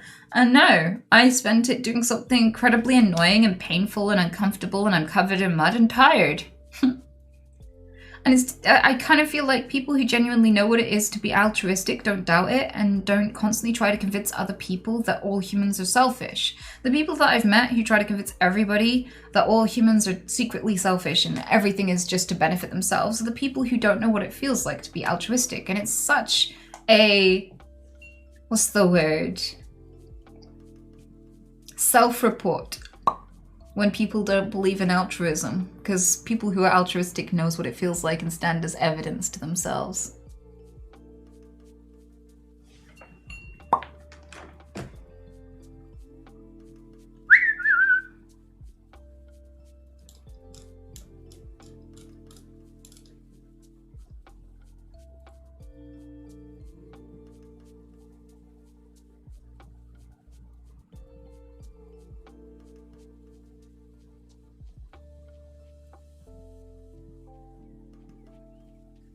You learned a new word, altruism. No, it's altruism. Altruism.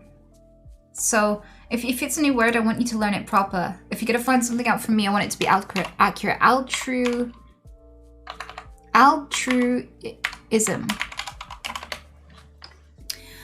Disinterested and selfless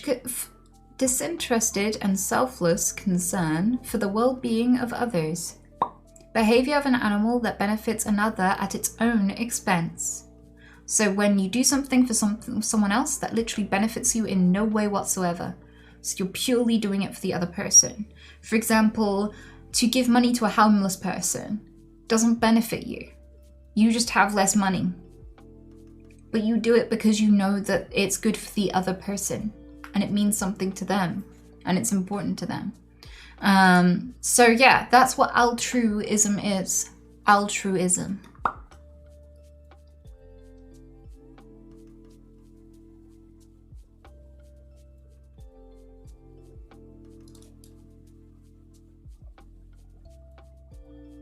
I don't believe in altruism, but I do believe in conscientiously making a choice because the thought of another person suffering is unpleasant. That's interesting. Yeah, it does hurt me to think of someone suffering, but I don't try to end that suffering just because of that. Because there are plenty of things that we know are uncomfortable that we allow to continue out of laziness. So do you really think, like this is the best way I could question that behavior and that thought line. Do you really think that people would go out of their way to die in wars, to be tortured, to protect, do you really think that people would sacrifice their own food, money and well-being for others, which has been done countless times by humanity over and over again, when we can't do other things for the same reason? For example, plenty of people get overweight and feel uncomfortable and unfit. And they will sit there and they will get diabetes and they will get loads of health implications and they will feel insecure about themselves. They'll feel embarrassed whenever they go outside. They will not want to have sex. They will not enjoy sex because they feel so self-conscious sometimes when they get particularly unfit and stop taking care of themselves. And in this circumstance, they still won't do any actions to make themselves fitter or happier or healthier, even though the thought of having to go to work looking like this and being this tired all the time and sweaty is uncomfortable. So do you really think that people would be so self-sacrificing and altruistic just because the thought of somebody suffering is uncomfortable, when people can't even exercise or take care of themselves or stop drinking or, all of this stuff, despite of the consequences and the thought of it being so sad? Like, some people are like, meh, I would stop drinking and maybe I'd get to keep custody of my kids, but no, I probably should do that, but yeah. And then their kids get taken and they cry and they're desperate and they're sad and then they still keep drinking, or they still keep hitting their kids or whatever whenever they get to see them and they lose in their custody entirely. Like, if these sorts of consequences were motivation enough, people would be way more consistently healthy, happy, take care of people around them. Like, the world would be solved if people could just act on a minor thought of discomfort.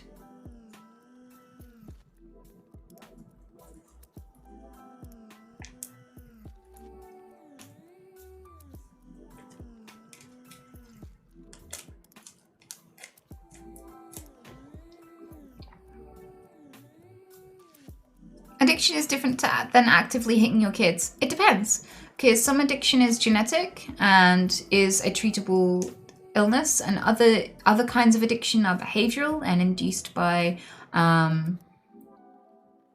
life experiences and things like this. It depends on what kind of addiction you're talking about, and every circumstance is different. Some people have similar troubles with aggression as a result of their upbringing, and it becomes an addictive behavior because it's a coping mechanism that they turn to when they're stressed, that they can't stop even though it's having negative consequences for themselves, but they use as a means to cope. Aggression can be that.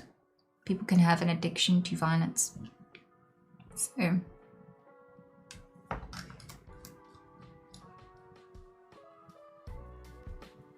it depends, is all.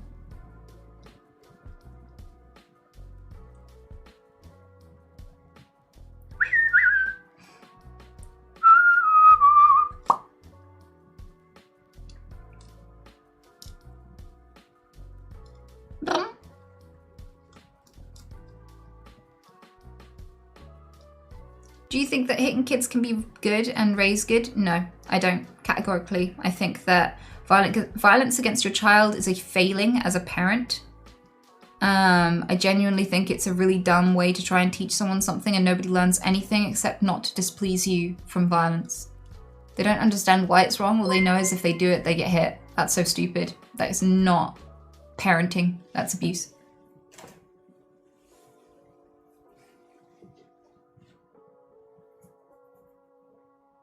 Like, I can learn a job, how to do a job better without being hit. Like, we can teach kids at schools without hitting them. And there is absolutely no need for the violence. It's a human failing to hit children. You can discipline your child without hitting them. Children can have consequences for their actions without them being violence.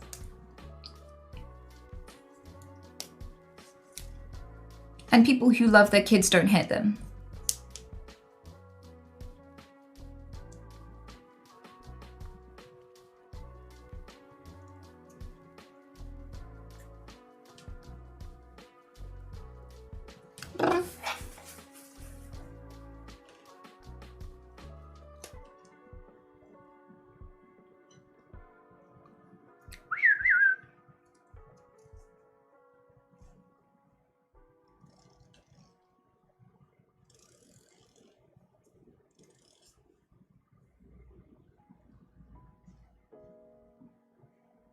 Took me 5 tries to stop touching the electric fence as a kid. That shows you how much pain teaches. I like that argument.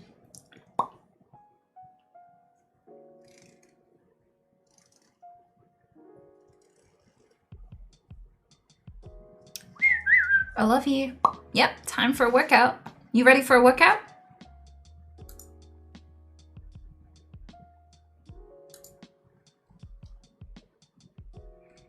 I have to find the workout playlist.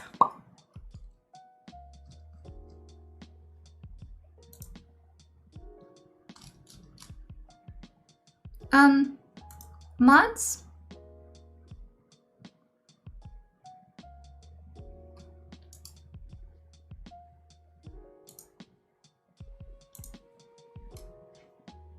Thank you. Very much appreciated, Beaks. I got distracted by stuff important. I was like, wait, what?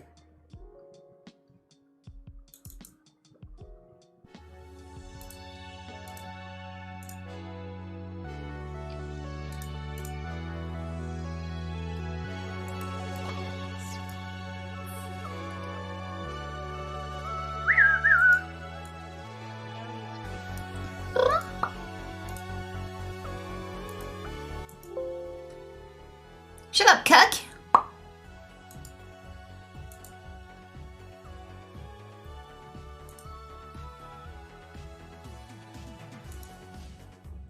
Okay, so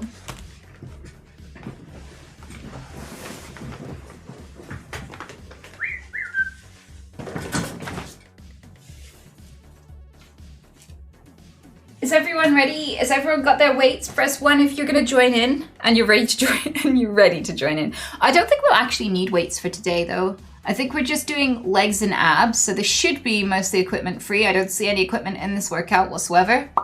That's a lot of ones, that's awesome. Okay, so.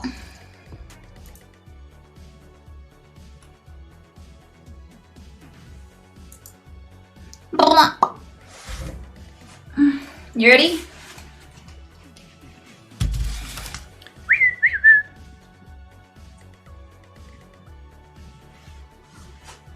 Okay.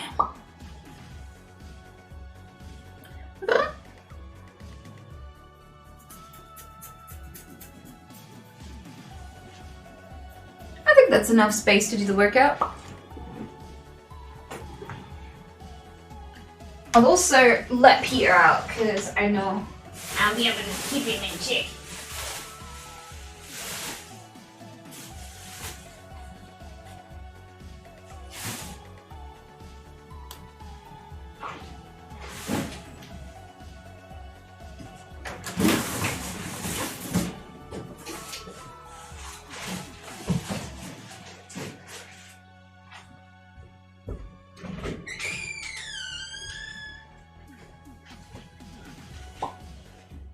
Okay, so warm-up time. Why have I not tied my hair back? That's alright. I don't need to swing my arms around anyway, so. I feel like that's the motion I'm gonna use to throw people in the bin when they're mean. Like when I get hench, that's what I'm gonna do. It's gonna be like, and away you go! Whoo! Whoo!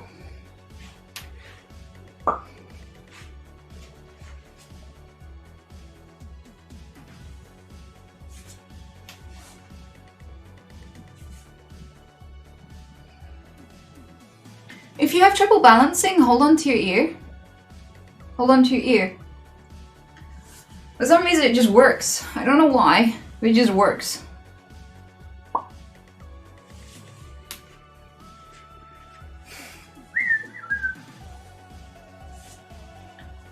I will write about your dick. Ooh. Now I'm feeling it.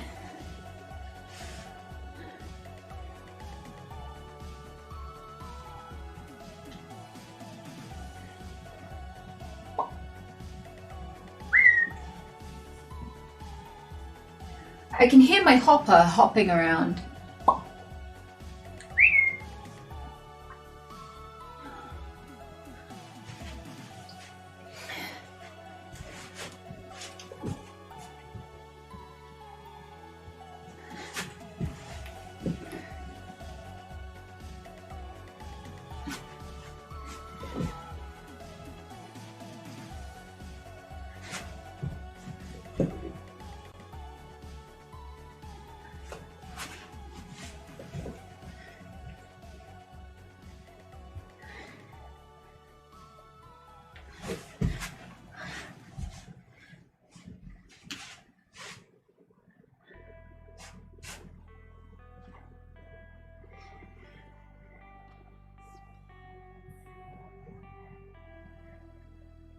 So what I do is I like try to weigh my heels down to the ground, even though it's challenging.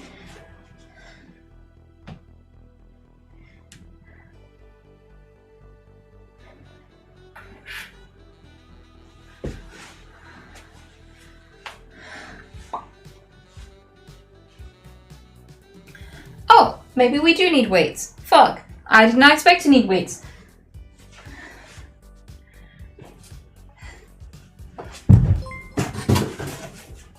Oh, both weights? Okay. Here we go. Remember guys, I'm willing to look stupid. I know how silly it can feel to do exercises at home, alone, or when you have a family and they know you're exercising. I don't like it when people I know see me exercise. When I had an ex, I never used to do this because I didn't like the idea of him watching me. Because it just feels silly. And now I do it in front of thousands of people. So, it's worth getting over. Because I only have to spend 10 minutes looking silly doing the exercises. But when I was feeling insecure about my body, I'd have to spend all of the time I was awake and conscious feeling silly in front of people because I felt like I was ashamed of my body and my shape and my fitness. So if you're gonna feel stupid, you might as well only feel stupid for 10 minutes. He's running around with a sock at the moment. What is it with rabbits and socks?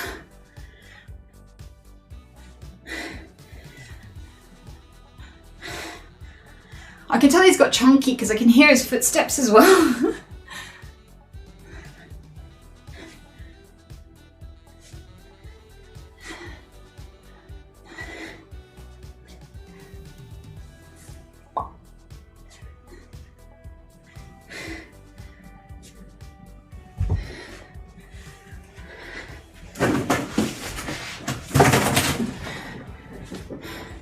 He's binking. I can hear him scaring. Why won't you come in here? I want to love you.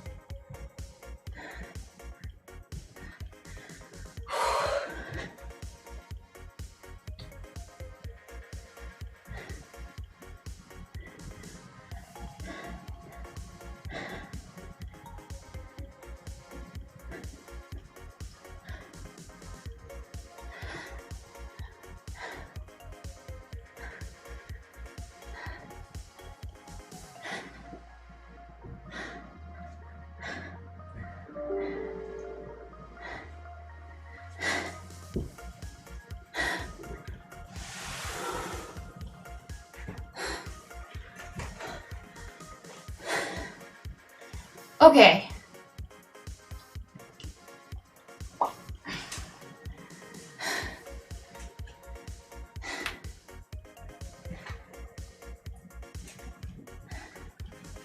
Okay. I need to swap out. I can't do that with socks on.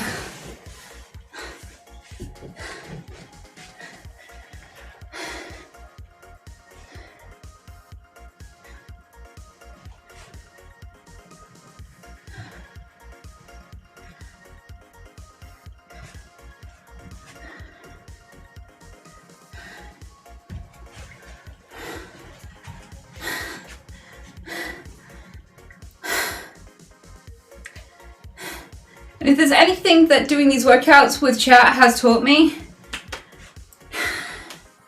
it's that I prefer to wear socks on camera.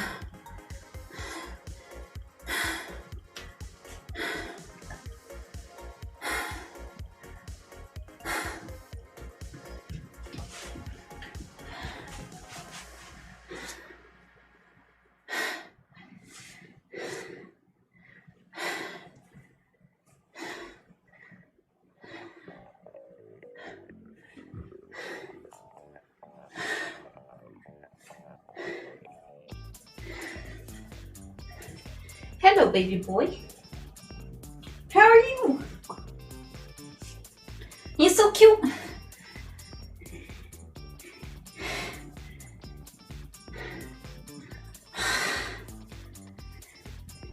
You look like you need treats. Hold on. We pause everything. He needs treats. You need treats.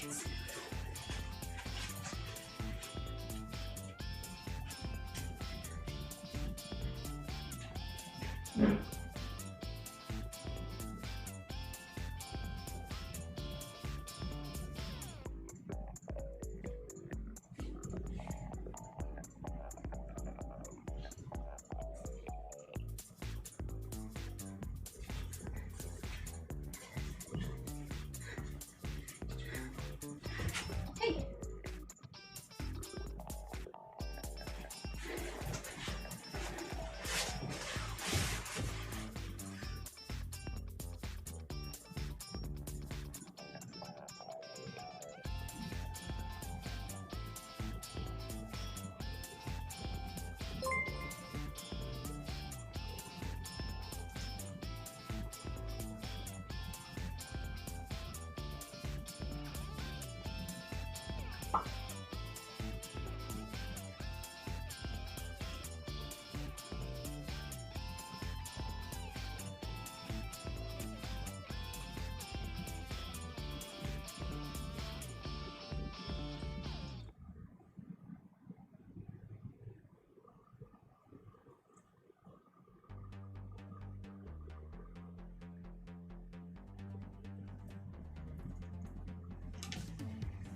Kiss is denied. I go in for kiss. I give him a whole ass banana. Go for kiss. He just doesn't let me.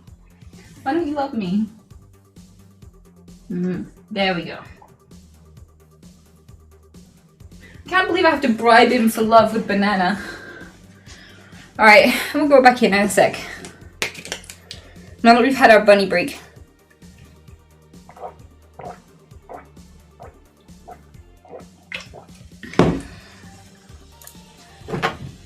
And now his skin is away.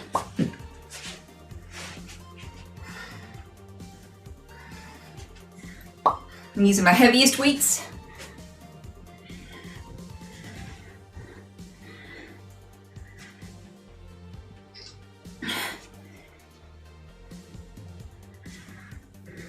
If you run off with my sock, I swear to God.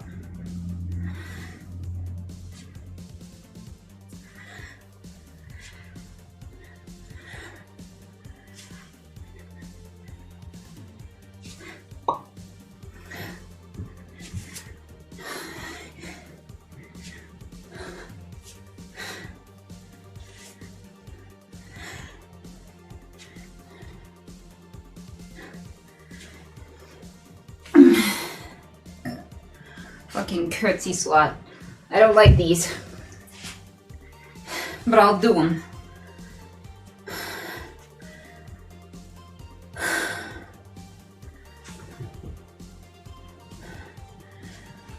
Okay, so we're doing the same leg.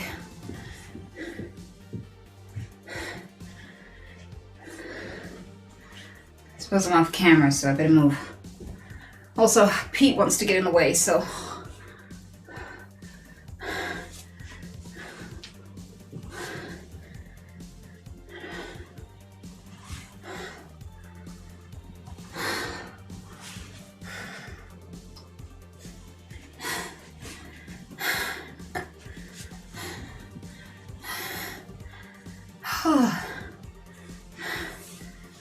What the fuck? Okay, these people don't like me.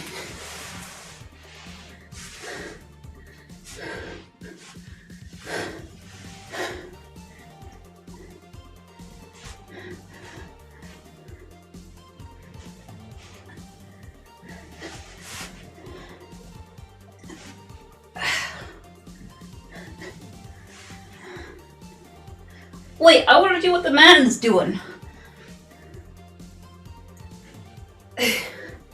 Because he's doing the harder ones.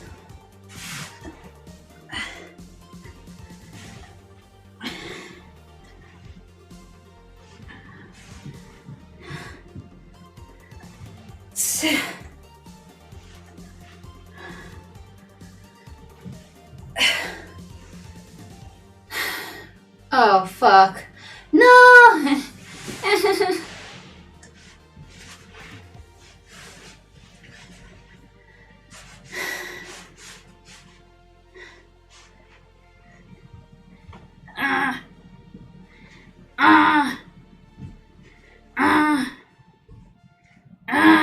I don't like this.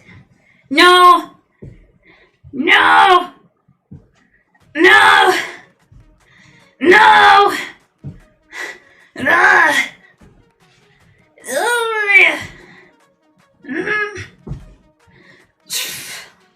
Stop looking at me like that. I'm beautiful, Peter. Stop it. Let me have some of you. Oh, damn it. Don't even give bunny squishes. It truly is hell.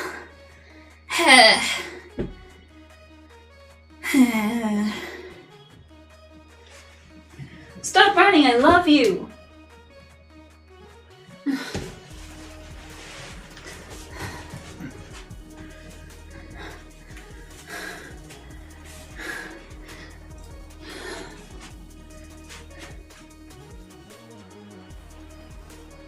What am I supposed to do here? Okay.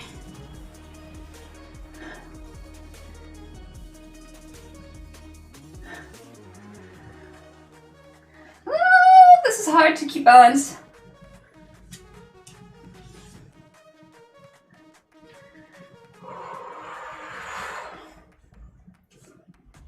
Gotta pay attention to my form here.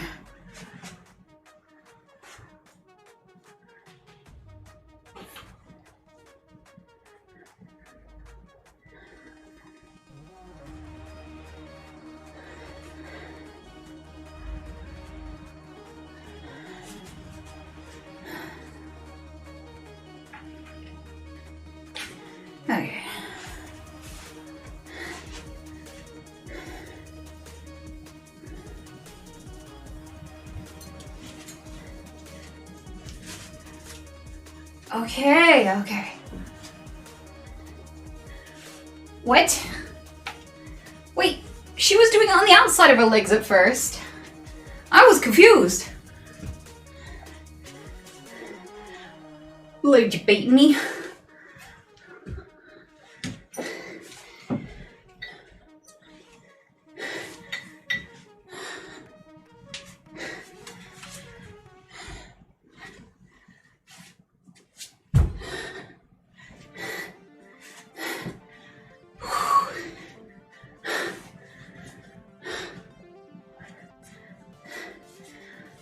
Oh dear Lord.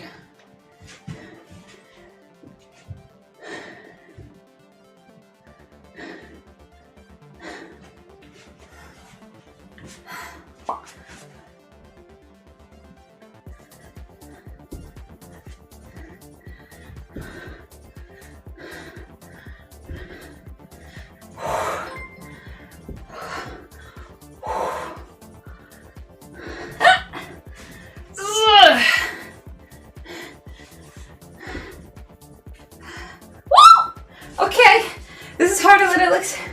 I can't grab my ear! What am I supposed to do? Okay.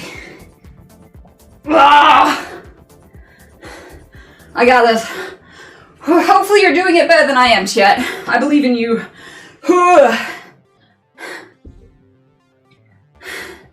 Wait, we done?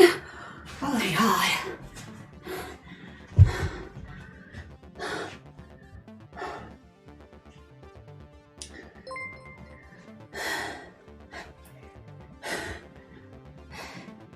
Why be dignified when you can have cake?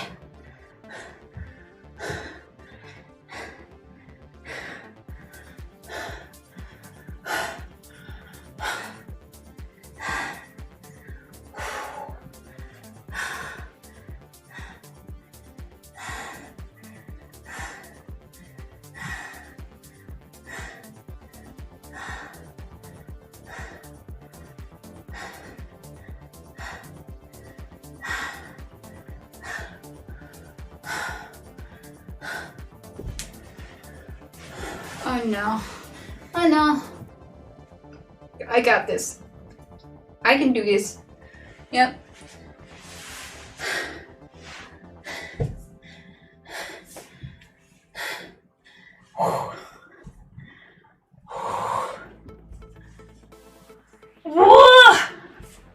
Okay.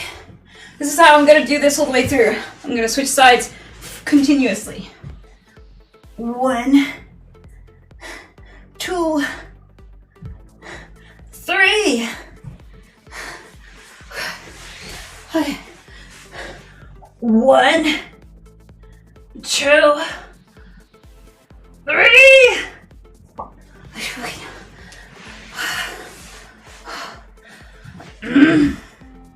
1, 2, 3. Okay.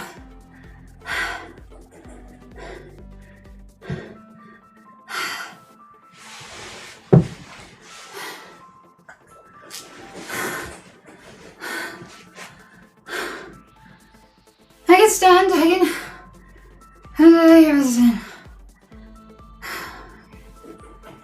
Okay.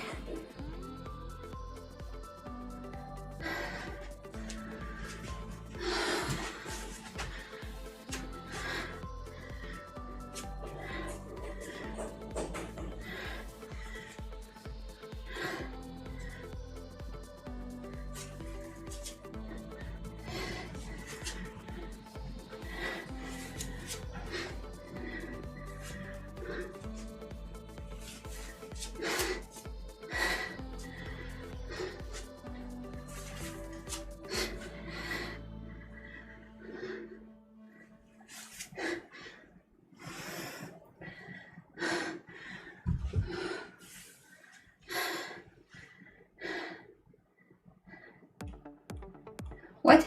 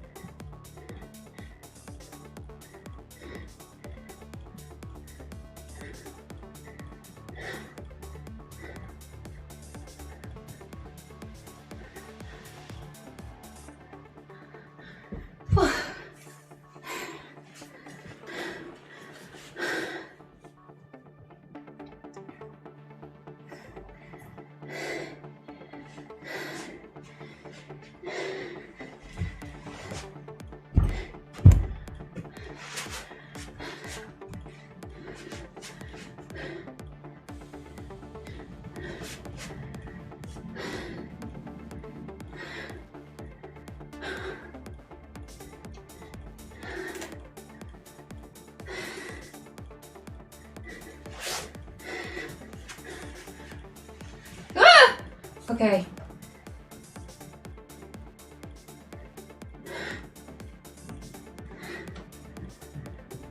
Shut up, cuck.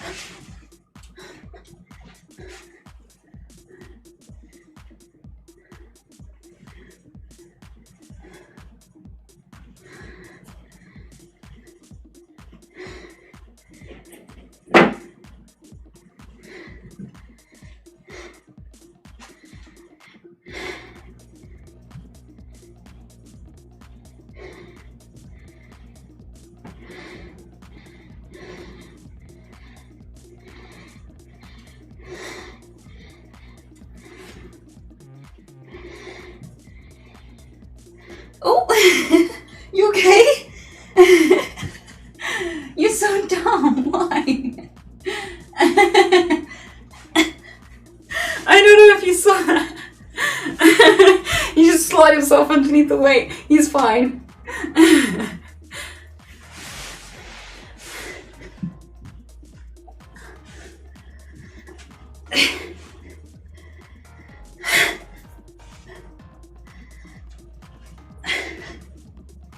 Okay.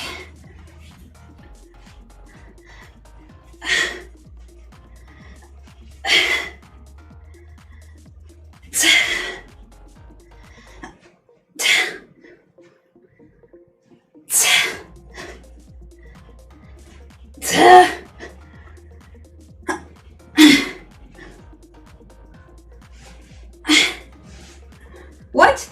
Finished? Really?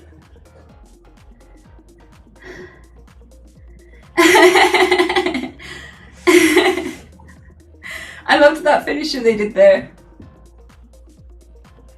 Hello, baby one. Hello. Come back here, I love you. I love you. Oh.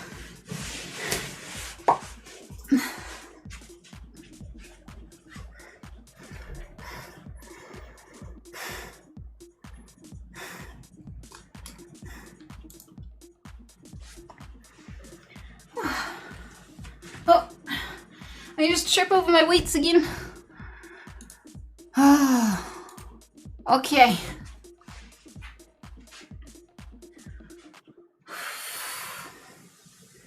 Stretch out time.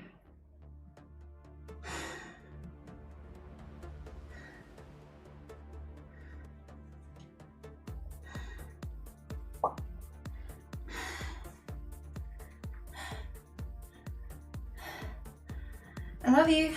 Shut up, cuck.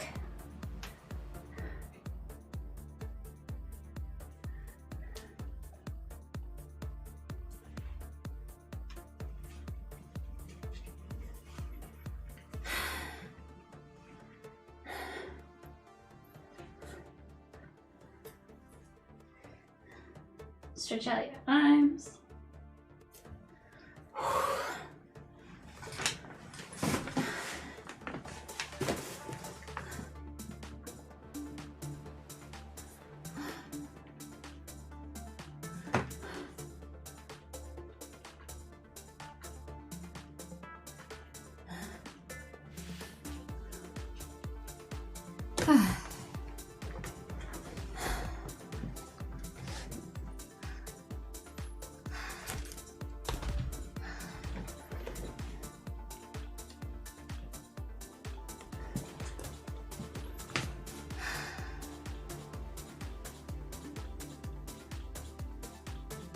Can't stretch, let alone stand. My legs are noodle legs now. A lot of my enemies, that's great because that means that you definitely get a benefit from this one.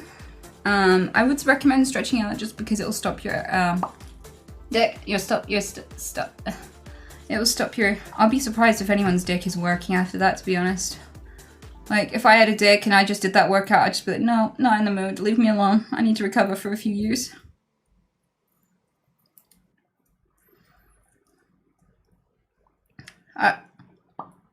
You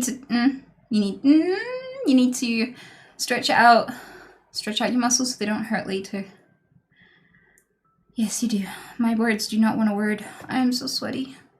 I did the workout for real and now I'm moist.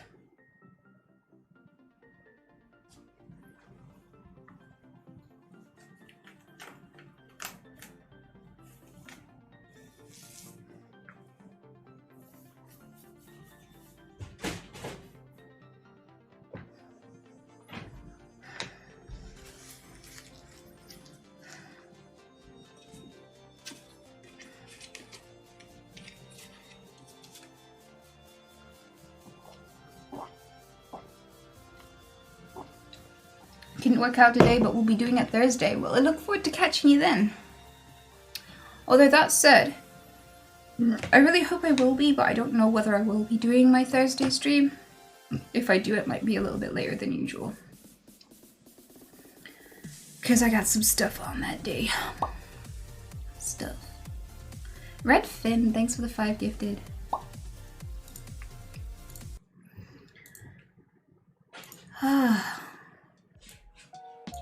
Well, I'm fucked. Let's watch some videos.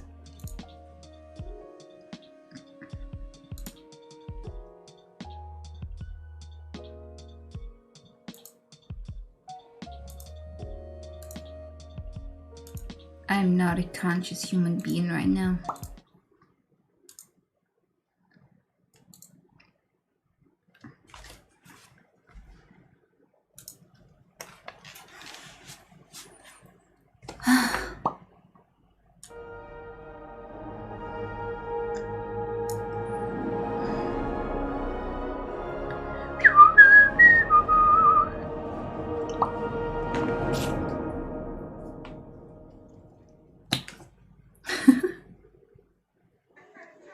This is only £5 chicken burger and chips. So nice, such a bargain, and proper nice as well. There you go, that's a Scouser. See ya, suckers. Bye. Say the word. No, it's good. No. God will handle it.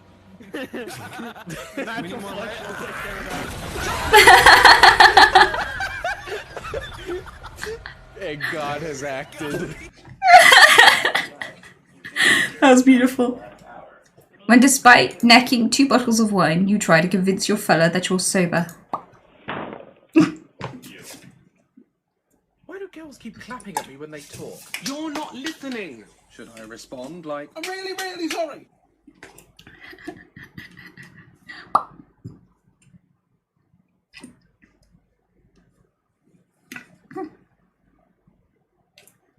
Come on, internet, you can do it. I believe.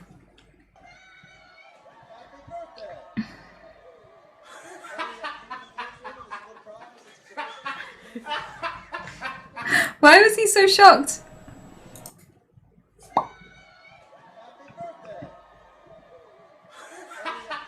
Why was he so... What? Why?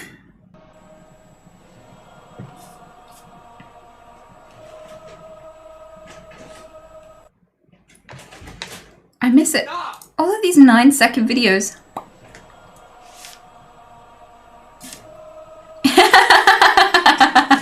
Just caught it finally.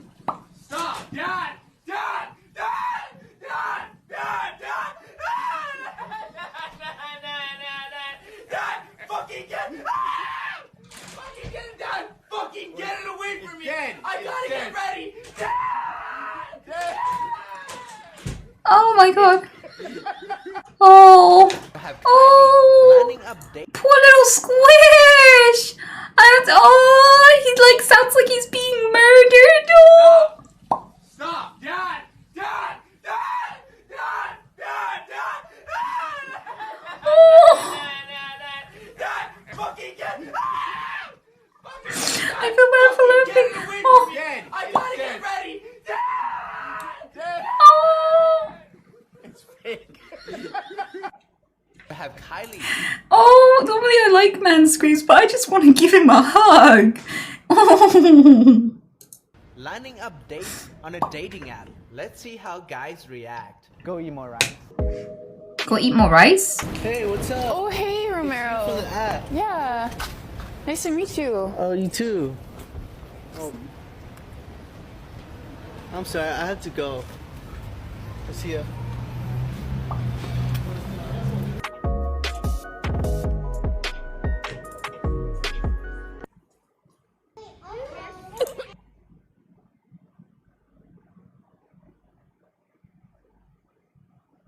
That must be an old video. It must be really old. It must be from like the 2000s, 2007, that time. Because now, since like the Lady Demescu or whatever her name is, everyone will just be like, mommy? Mommy?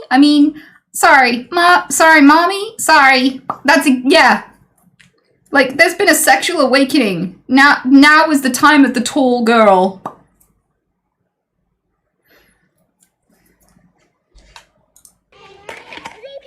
I'm allergic to broccoli. I told you.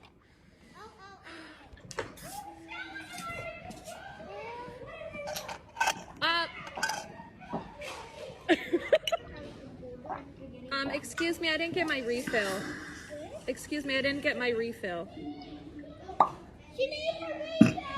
And my side of vegan ranch. And my side of vegan ranch. Yeah. What kind of meat substitute do you have? We're not. Let me check. This is so cute. But here's your weight option. Oh, I am also gluten-free. You know what? Can I speak to your manager, please?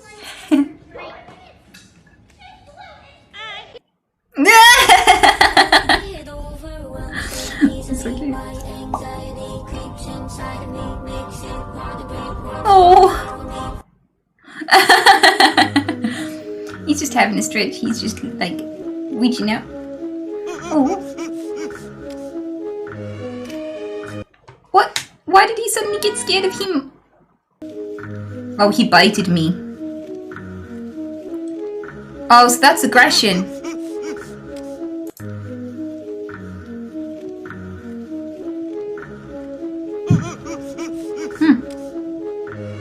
Aw.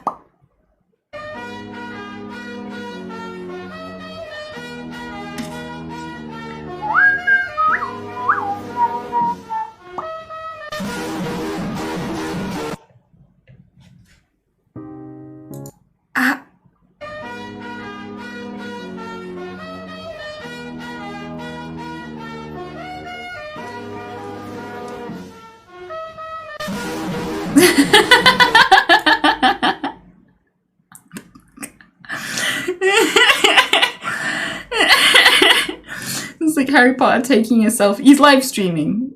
People are still live streaming from Hogwarts. Is that real though? Can anyone go check?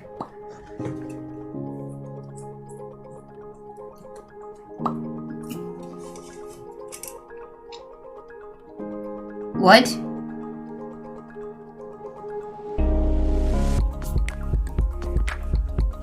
We need to fire our dev. The physics is wrong. Nope. That's not how you physics.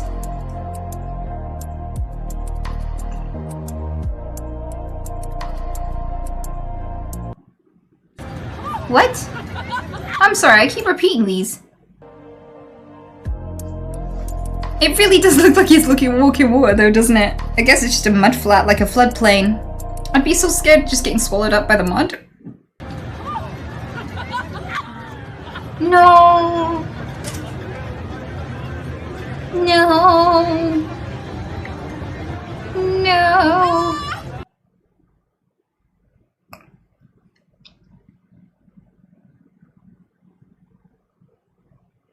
That's awesome. Beautiful. You know, there are going to be more and more elderly people like that. There are going to be more and more elderly people like that one day.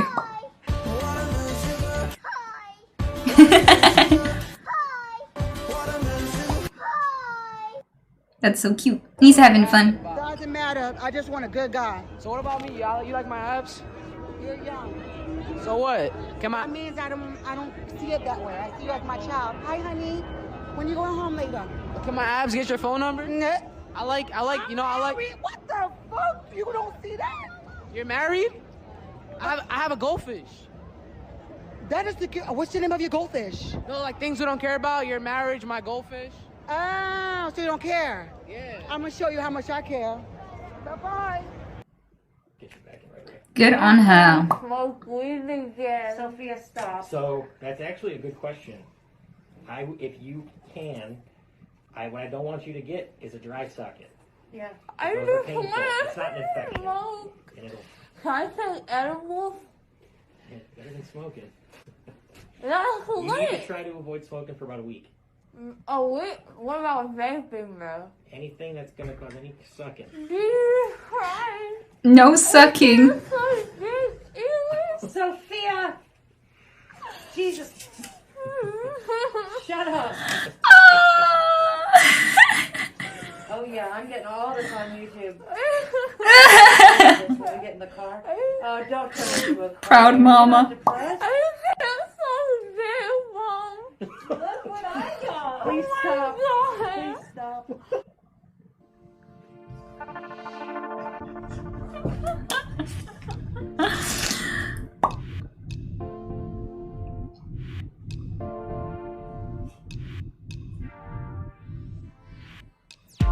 Ooh, wow. I bet his belly felt like it went through the floor.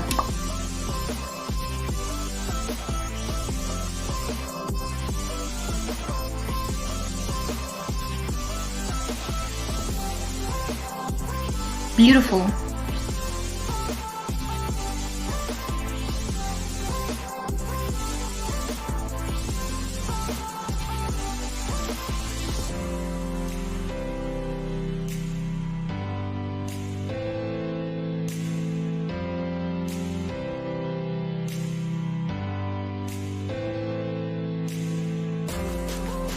Pierre began his work after a friend fucked his fish. Was killed by a group of Neapolitan dicks, neo-fascists while at university.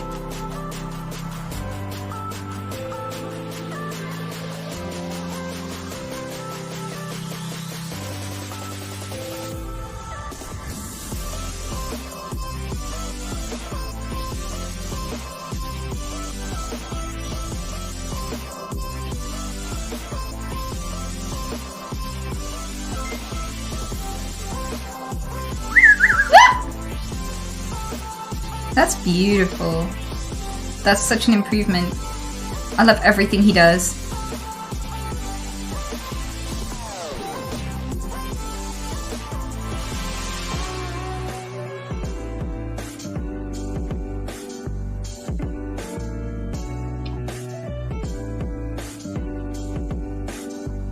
Wow.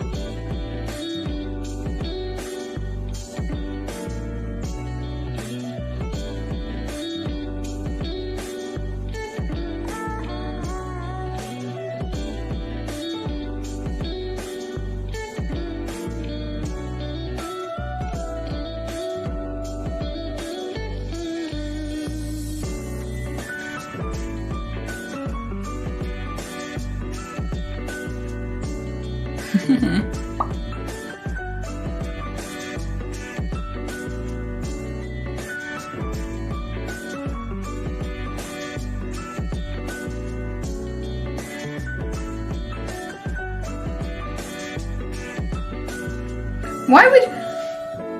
You gotta know you're pathetic when you're offended by a picture of a fucking pizza. Come on, who goes out their way to trash this art? Like, how much hate have you got in you? How messed up have you gotta be? It's not like his little stupid doodle was a work of art.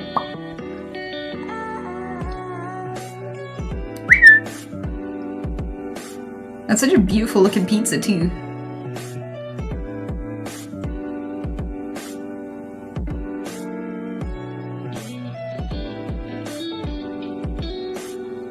I want to go hang out with this guy and learn how to paint. It's been ages since I did any graffiti. That's wonderful.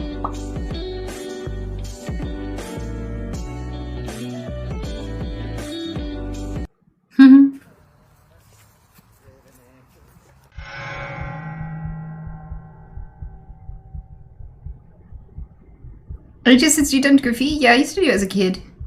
I used to do it when I was in my teens. I was bored. I wasn't in education, so I had to occupy my time somehow.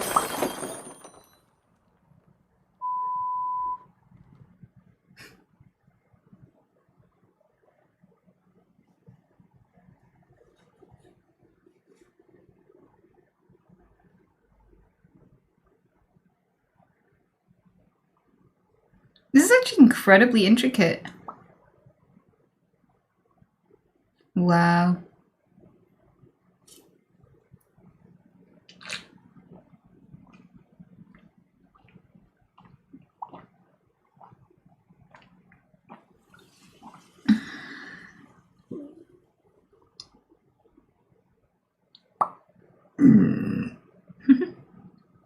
How? How he doing it? I wonder how long these take him. They're actual works of art.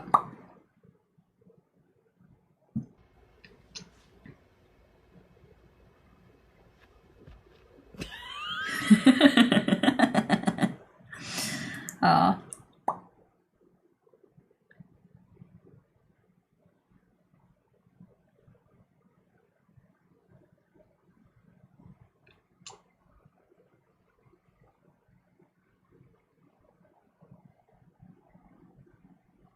I thought they were going to pan out and show that it wasn't as risky as it looked. I did not expect him to be... What? His mum must fucking hate him. She's just like, bish, I went through 9 months of labor, I tore my hoo-ha for you, and you throw it away for like a backflip? What the fuck's wrong with you?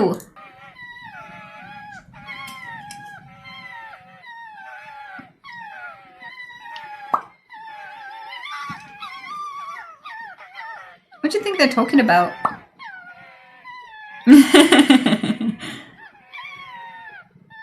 Isn't that fox sanctuary in Japan? I swear it is.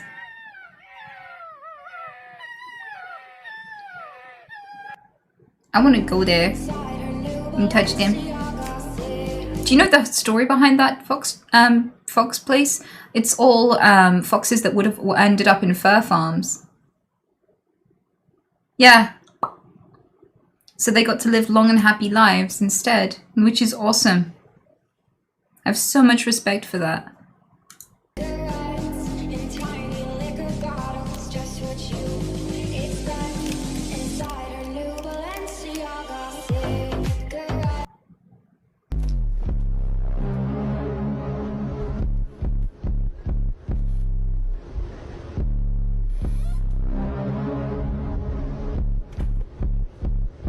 The vacant bathroom. Occupied!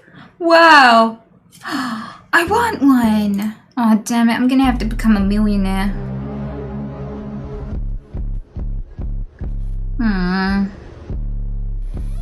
You know, I wasn't gonna start an OnlyFans, but... now I have to.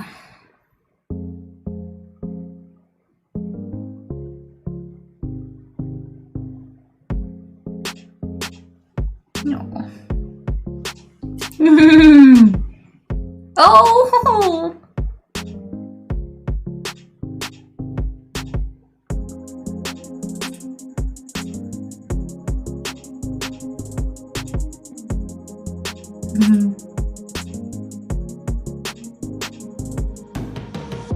No!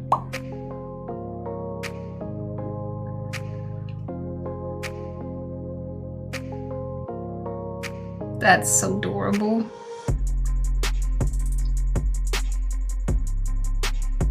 No!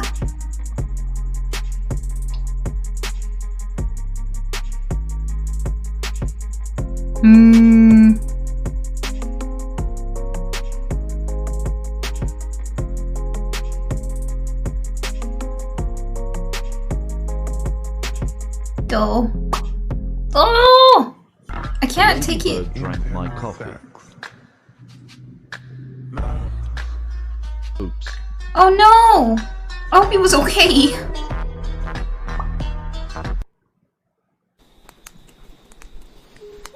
I hope he's just having a good time. He's breakdancing now.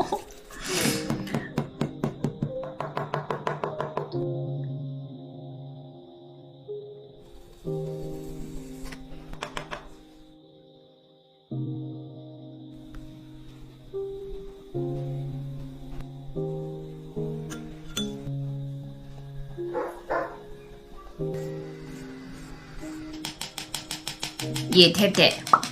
That pleases me. I don't know why. I like slapping things with spatulas. I don't know if anyone could relate to that. I'm just like, When I hold one, I feel like I have the power. Just be like,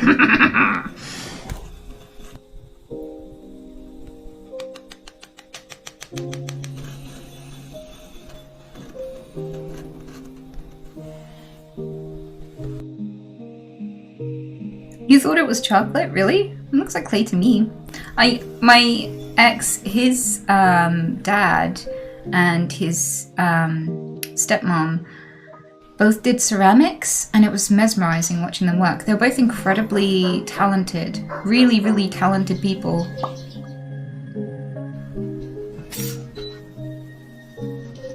They even made some stuff for me, which I've kept and treasured. I'll treasure it for the rest of my life, definitely.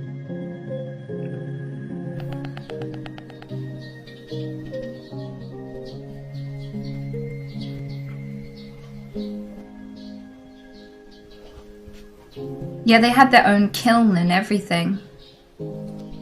They would melt glass for me as well.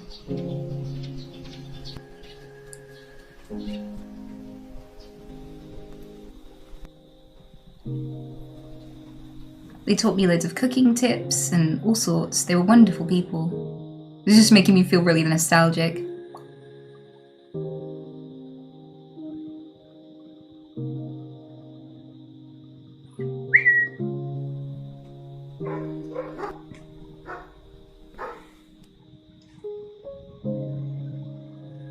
That's a booty hole. Goggers.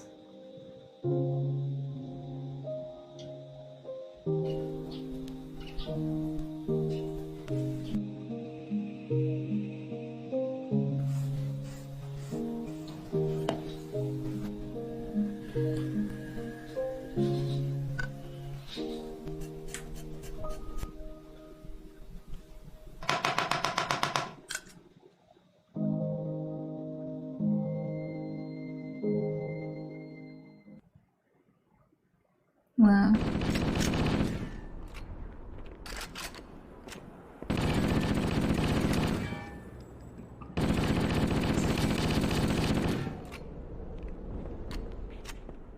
Blue team has the flag.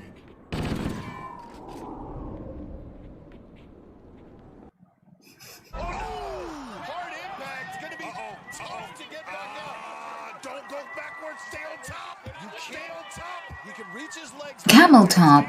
That's 6'2", but you can see the struggle here, Akbar. Oh, Matt, he's in trouble. Oh no.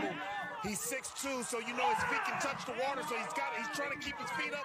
That's going to stress the lower ab. Can't get his momentum up over. Oh, Leaf Sunberg is in trouble. He cannot advance while hanging on the log to the landing platform. He must go backwards and stand up. Sway back. Okay, there's Neil. All right. Has to somehow get upright. Nice. Do you know how hard this is? Most folks would have given up at this point. This man's still fighting. Well, this is the challenge. Both of them will rotate. Oh wow. Oh my, the course thing. Hold on. That was amazing! That dude deserved that. Holy shit. That's so cute.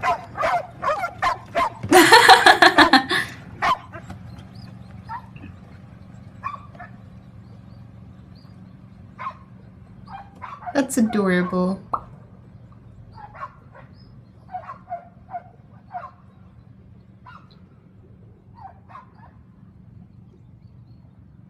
What an absolute legend. So tonight I got this lovely message from Will here. It seems he has sent me a super like to let me know that I'm a catfish. Which he decided to comment on a photo that I'm wearing no makeup. Sorry, let me reenact. What? Anyway, when I went to go learn more about the man of my dreams, he only wrote that he's 6'1". 6'1", you say? Wow, so tall. Well, you see, Will, that coffee cup you're holding seems to be a very standard size, measuring approximately 3.6 inches from rim to bottom. Your sunglasses are approximately 145 millimeters in width. All of these things bringing you to about 70 inches, which checked out when comparing to the length of the inseam of your shorts. So I guess you're 5'10". That makes us the same height. So who's the catfish?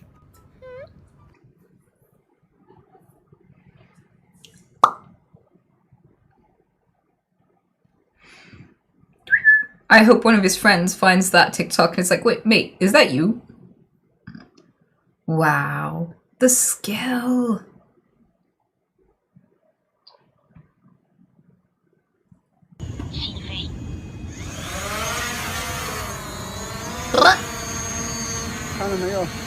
Shut up, cock. Shut up, cockhead. Shut up, cockhead. Cocaine.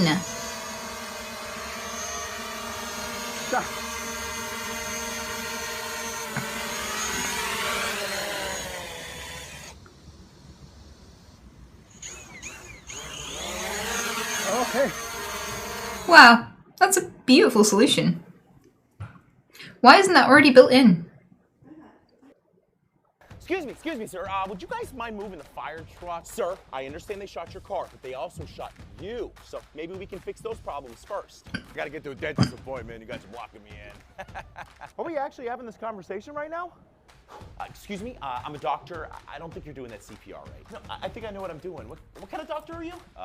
I'm a urologist. Okay, so you called 911 and said you were having chest pain, so I could get a bottle of water out of the refrigerator for you. Okay, so her blood sugar was low, so you gave her insulin. What? They called the fire brigade to bring them water. So you gave her insulin, the refrigerator for you. So I could get a... You called 911 and said you were having chest pain, so I could get a bottle of water out of the refrigerator for you. Okay, so her blood sugar was low, so you gave her insulin. Okay. Sir, if there's anything I've learned in my very short amount of time in the medical field is nothing ever accidentally ends up there. So maybe start with what really happened. Look around, see what you do.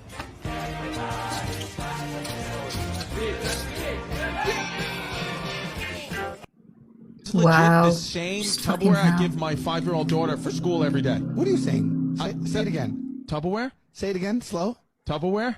Slow. Very slow. Say the first syllable. Tub. Wrong. Really wrong. I thought I caught that. You're throwing bees at me. It's What is it? Peas, babe. What are you talking about? Tupperware. Tupper. It's Tupper? It's Yeah, it's Tupper, babe. Tupperware. It always has been. Always will be. Yeah. Did you know that? Him that it was Tupper? I thought it was Tupperware because No. it kind of looks like a tub. You know, that makes total sense. So you're saying my whole life, I have a clinical doctorate degree in physical therapy. Yeah. I've been walking up to people and saying, do you have Tupperware? Tupperware. Or can I take that home in some Tupperware? Yeah, Tupper. Yeah.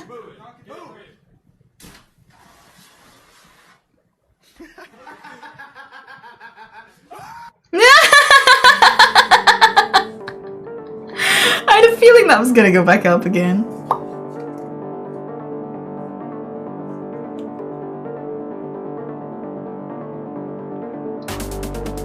You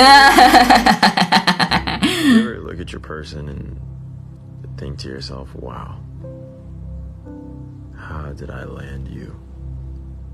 You're the most beautiful thing I've ever seen in my life, and I'm so grateful for you.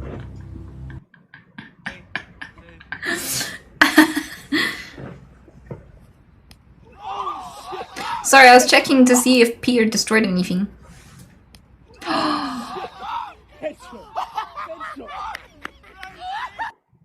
Wow.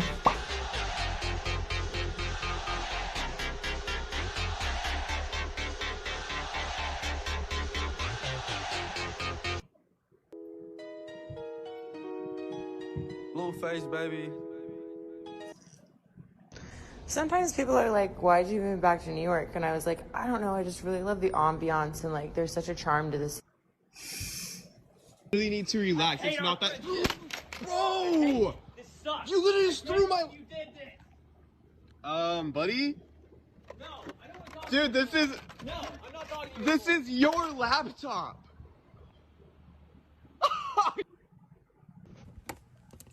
Karma.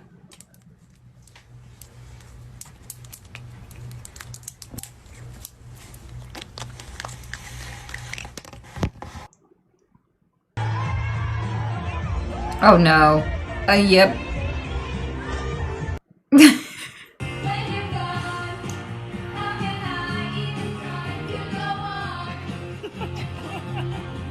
What is what? I begin to pass out. 2 whole moves.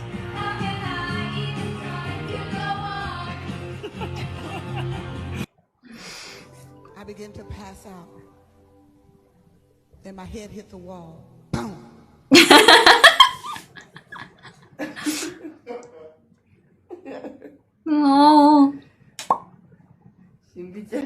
Oh.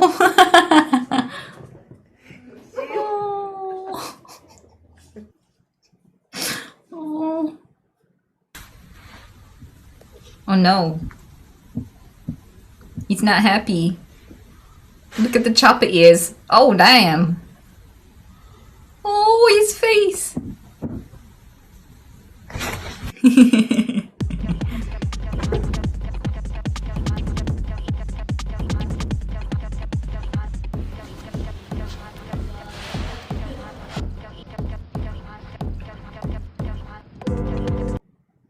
Face coverings required, and I dropped my mask in my shoe, and all I have is this stupid fucking helmet. No! Okay. Ah! Dear Grandma, happy birthday to you. Well, thank you very much. I hope this is my last. Would you like to? This is me after 1 day of eating broccoli. This is me after 1 week of eating broccoli. This is me after 1 month of broccoli.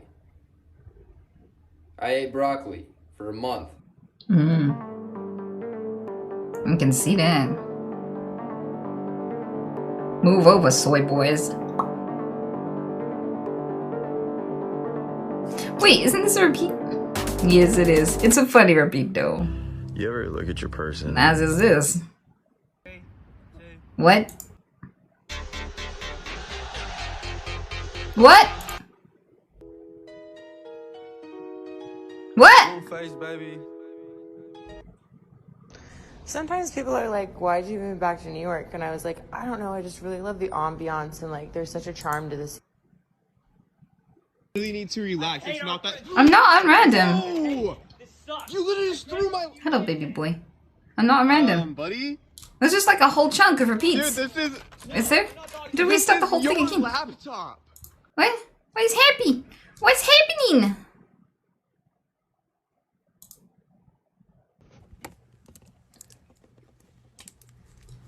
Huh?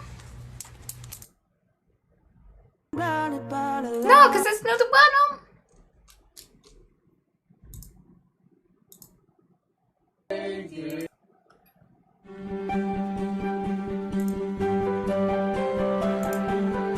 Mom, mommy, mom. Wee. Ding dong. Wee. Ding dong. Wee. Wee. Look at us. Look at us. Look at us. Who would have thought? Not me. No. Okay. So coming. I was watching this new dating show and this happened. What in the Charlie and the Chocolate Factory is this?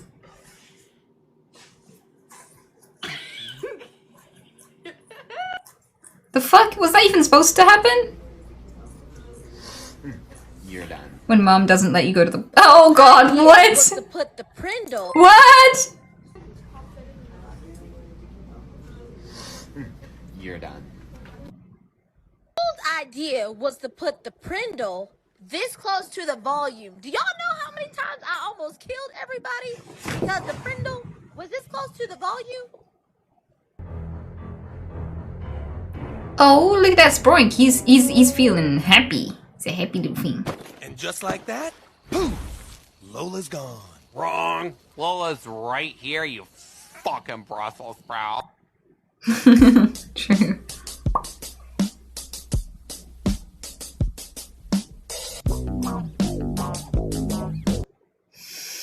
Oh, there goes that fucking bounce house.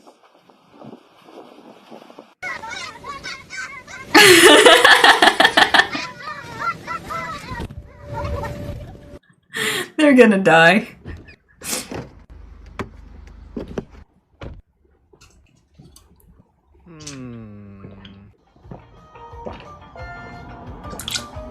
Wait, Code Miko's here? Hello, sweetheart. How's it going? You know, it's weird. You only seem to materialize in my chat when I'm drunk. It's weird seeing you sober. It's actually weird seeing you sober. Hi, I love you.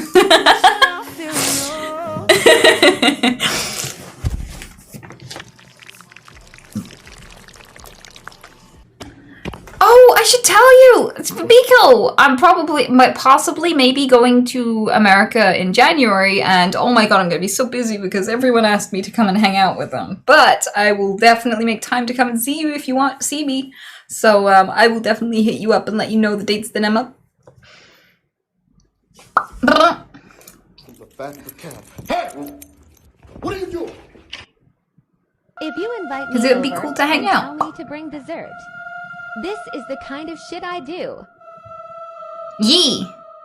I'll bring a spatula. Roadkill. That one coworker. Yeah? Karen. That's consent. Neighbor's dog. And my ex. What? What? Was that meat? Was that meat? If you invite me over and tell me to bring dessert, this is the kind of shit I do. Okay, I love them. Is that Rice Krispie cake? That one coworker. Karen. Neighbor's dog. And my ex. I love them. I want to make some. Would you guys eat these? I would love to hang out. Hell yeah. I'm excited. I'll definitely drop you a message. I can't wait to hang out with you, sweetheart. We're gonna have so much fun. Press 1 if you love Miko. Press 1 if you love Miko. You better love a good chat. Yeah, that's what I thought. Love her harder. That's not me, though. Yee. Oh my god, that's my daughter. Yee. Oh my god. I don't know if she lost it all, the cards are in there, everything. Wait, was that... What? Did he bring her daughter? What? Oh, brought her wallet. That's like a little box. I was like, I'm concerned. I was like, is that like a box with a finger in it? Oh my god, that's my daughter. Yeah, I was at Swiss Parking Center, and I was like, oh my god. I don't know if she lost it all, the cards are in there, everything. That's so fucking sweet. What a hero. I like that dude. See, where can I find dudes like that? Oh no, oh no! Oh, I love that there's just some random bystanders coming over to help immediately. Wait, are you just standing there? No, don't just stand there and watch. Help that human. Okay, no. She just wanted a closer view. She thought about helping, she just watches. And laughs and points. Oh, wow. Okay, faith in humanity lost. Is that a goose? Don't fuck with geese. Like, if you better be good or God will send geese. Look at this shit. They will fuck you up. I've got a friend with a scar on their ass from a goose. You don't fuck with geese. Nope.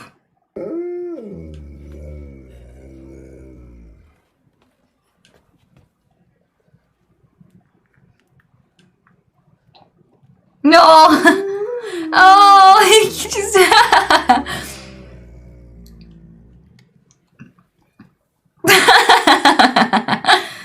The cat is in charge.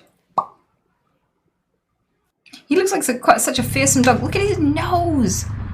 Look at that bitch's nose!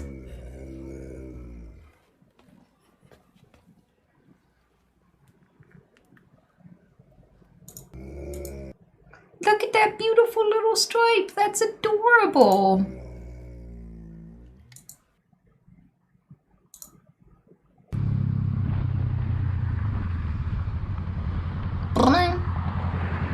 Yo, you good? I'm not dead. Huh? I'm dead.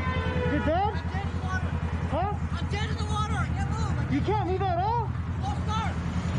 Can you put it in neutral? Yeah. Okay, wait 1 second. Wait 1 second.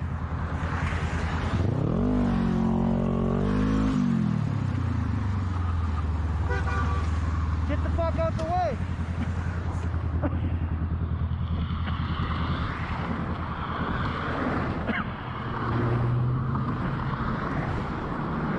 Oh, hold on, on, come on, come on. Ooh, I'm scared for him. I'm scared for him. Slow down, slow. We gotta push it. Slow down.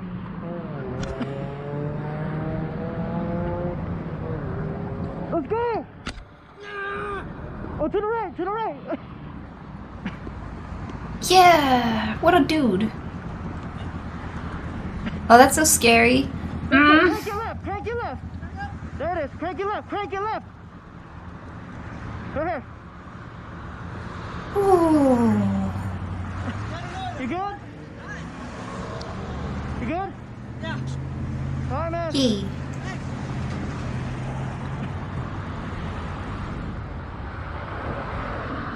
Bro feast. All right, thanks, boss. All right, be safe. Yeah, that's what you do.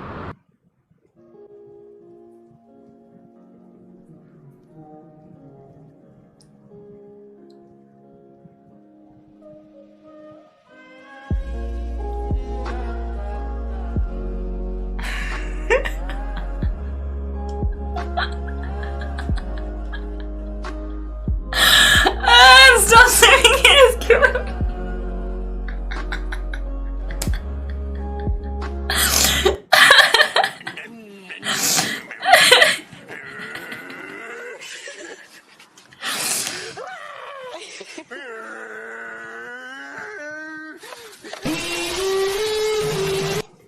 Go ahead, show him how you, go ahead, show him. Oh my gosh, just cut it! Just cut it, do another one.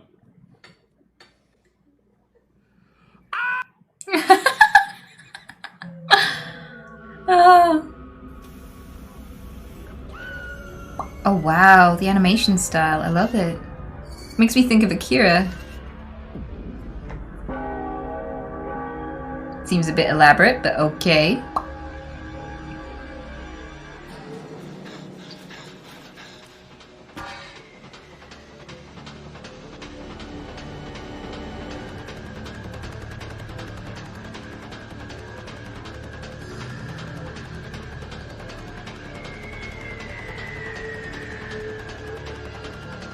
Titties! Japanese beer commercial from 1997. Wow.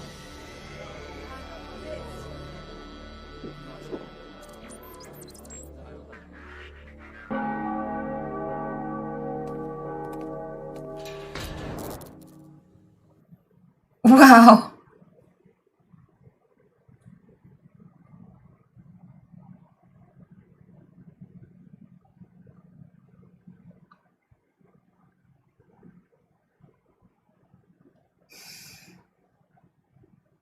I do have a cat deficiency. I wish I could have a cat.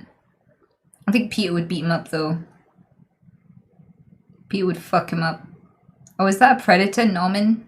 What kind of human white blood cell chasing a bacterium captured through a microscope?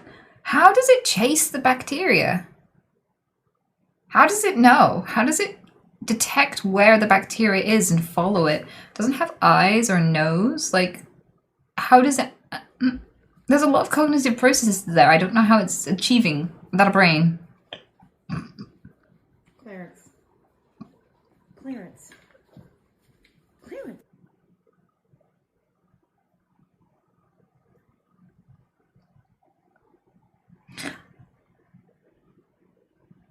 Oh, okay. I was like, am I banned now?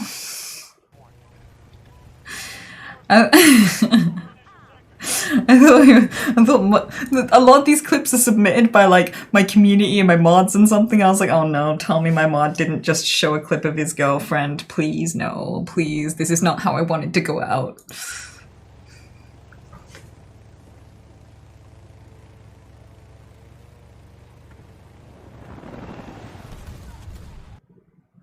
What are you doing? Get away from me. Get away from me. Oh, shit. No. I love how polite. Oh, but he's so cute. No, don't poke him. God, I had to push him away with my paddle. I know this isn't acted, but doesn't it feel like acting? Listen to her. She sounds like one of those people that's like an extra in like a gum commercial or something, and they're trying their hardest, but they've never acted a day in their life. Oh my God, I had to push him away with my paddle.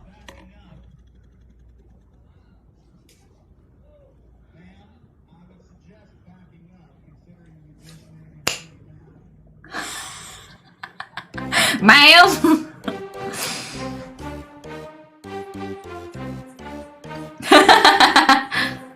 Wait, the dislike button doesn't exist anymore? Huh?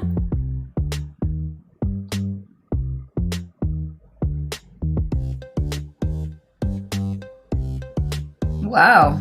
Okay. But the thing with that is, like, I quite liked... I don't have very many dislikes on my videos anyway, so it never was a problem, I guess. Oh, look.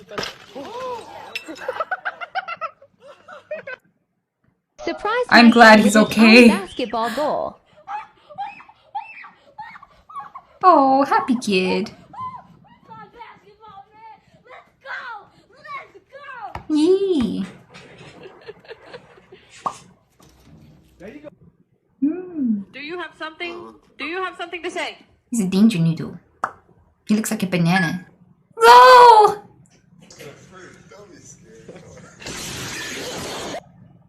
This is a picture of me exactly a year ago. I was eating a lot of junk food and drinking at least a bottle of liquor every day. Wow. And this is me now. And I still do all that shit. Gang, gang, bitch. I really want to be a good example, but that's me.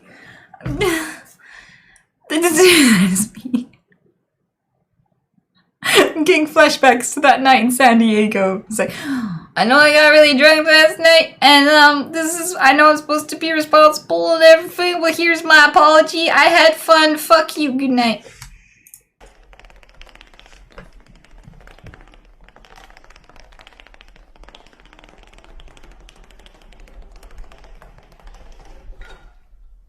Thanks. What do we do? All right. Here's to love. Here's to honor. If you can't come in her, come on her. Amen.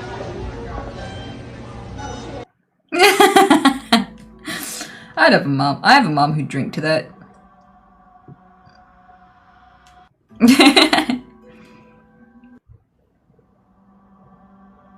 You respawned too hard.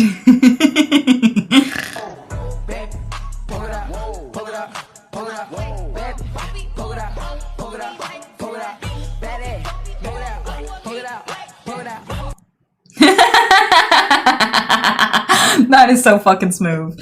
That is some hot girl shit. You know what? That's hot girl shit. She's so experienced in walking away from guys she doesn't want to grind on that she knows how to just incorporate it into the situation and still walk out all graceful like.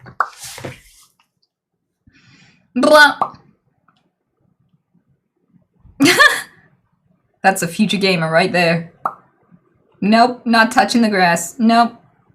Nope, what is this shit?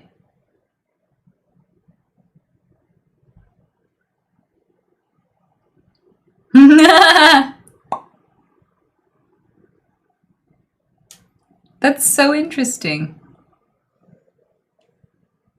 I wonder where that instinct comes from. What the fuck? Babies don't like grass. I loved grass as a kid.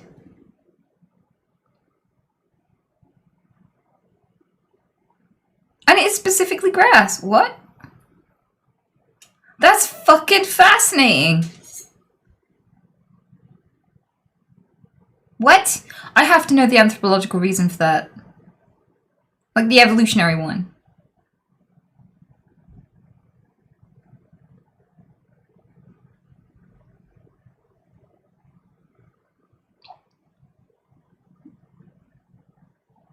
That serious look of concern. Oh no! Oh, look at his face!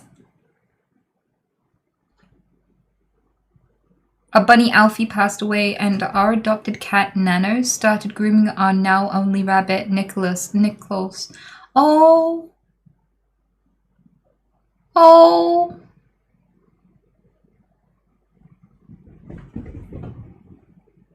My heart. That's adorable. What are you, Ricky? Stop it. That's no. Kappa is not food. No. You know what you're doing. Stop checking to see if I'm watching. Just don't do it.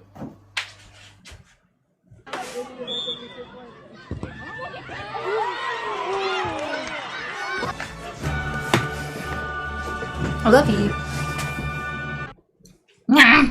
Dad, you should have seen it. I was sitting in the subway just blasting my music without any headphones on, and everybody was. Ant-Man, I'm sorry I ignored your bits. Thank you. They thought I was so cool. That's great, son. I'm so proud of you. Look at you, son. Oh, that's right. All of my loved ones left because I'm such a fucking asshole who blasts music in public spaces without headphones on. You think I'm Kira? This is it! All of the clues are coming together. I followed these footprints right to this exact spot, and then, right where you're standing, I found this book! Ha! Oh, I'm so close to solving this crime, I can almost taste it. This guy is pretty good.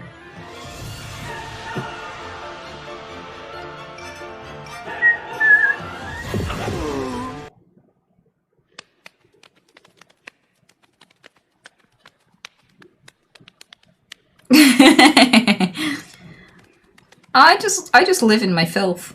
Why dust the Cheeto chips off? I mean, it just adds a nice aroma while you watch stuff. Permanent Ground, thank you so much for the 5 gifted, dude.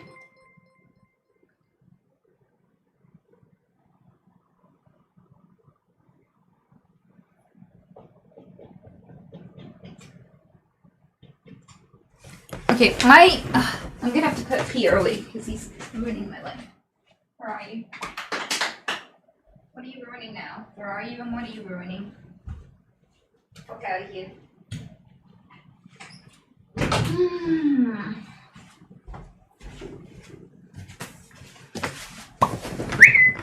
What? I'll kiss your dad. Mwah.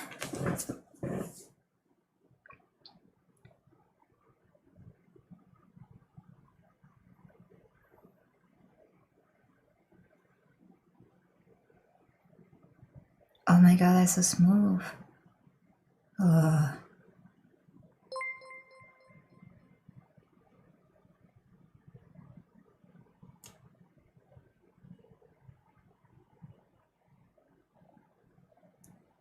Lopanize, thank you. Oh, and Smomster, thanks for the 15 months, by the way, bud.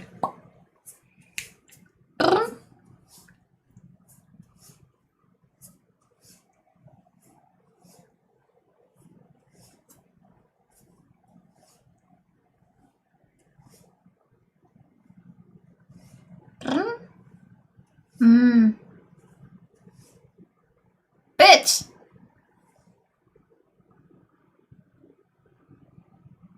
I understood the assignment. What is happening? Okay, I'm bored.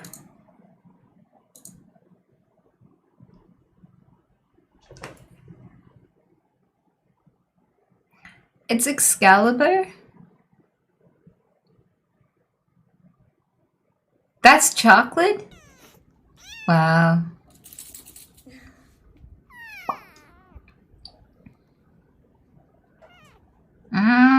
So squishy. Babe, are you going to bed? How'd you get under there? Oh, I'm sorry. Right? I don't know if I am spiraling out of control, going off the rails, close to a mental breakdown, or just living my best life. I'll live your best life. Anyway.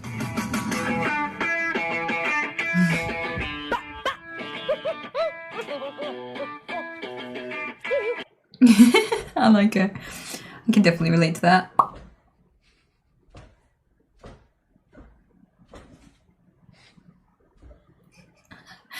Well, he's gonna have buns of steel. This is known as an ant mill, sometimes called a circle of death because the ants lose a pheromone track and follow each other, sometimes till they die of exhaustion. Wow. Want to see something crazy? Holy shit. God. I'll tell you, man. Wow.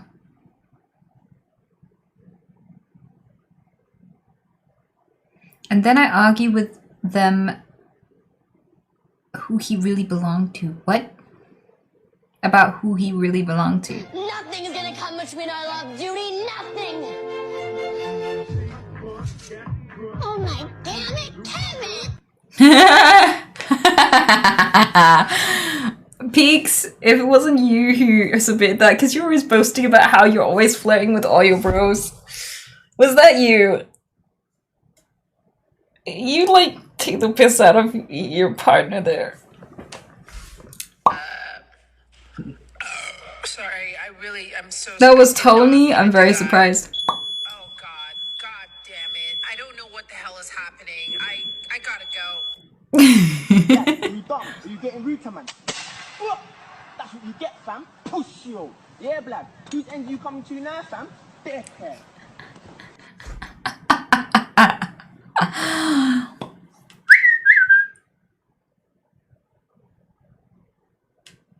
If a beautiful Filipino's flirting with you and you just don't know what to say, try action. Wait, if he doesn't call himself a road coat, I'm gonna be disappointed. Kakagatin ko yung puwet mo. Which means, damn, girl, let me eat that egg!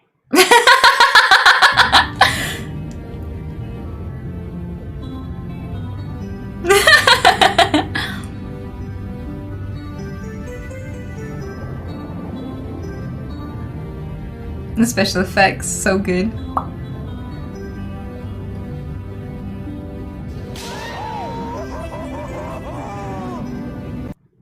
Damn, she's hot.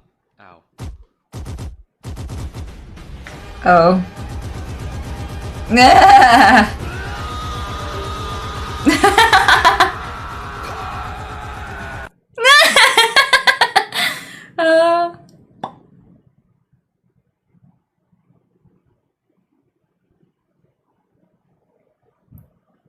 Because they're always in ooh. Why is it taking like this long? It's taking longer to load than the actual video. Why? Can anyone tell me why my PC is struggling to load a 10-second video all of a sudden? What's happening? Tits! I'll send you a can of Coke. Bro, give me a foot massage. Bro, I'm not giving you a fucking foot on, massage. just give me a little dude. foot Yeah, massage. I'm not giving you a foot massage either. I'm just gonna say it. When I'm in the gym, I look at guys way more than I look at girls. Don't get me wrong, there's plenty of hot girls in the gym, but there's hot girls everywhere. It's not every day I get to see a beefy 6'5" Viking bench 400 pounds. I don't care how big your butt is, the Norse god in the corner of the gym has all of my attention. Did he just was he deliberately coming out to us? Was that on I'm just gonna say purpose? it. When I'm in the gym, I look at guys way more.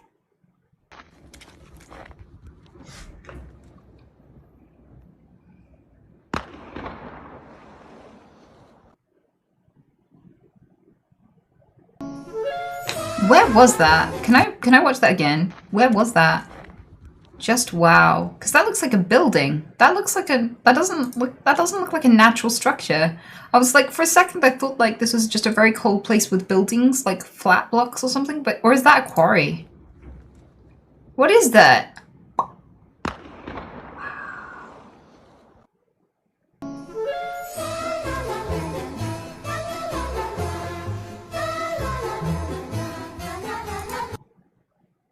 What plays in my head after telling a straight guy that I'm attracted to masculine men, so he doesn't have anything to worry about. He doesn't have to worry about me ever fancying him. Is it me? Am I gonna stay in bed all day? I don't think I should stay in bed all day. I have so many things to do. They can wait.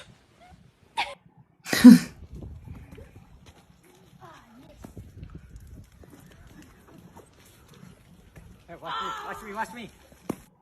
I thought that was a bird.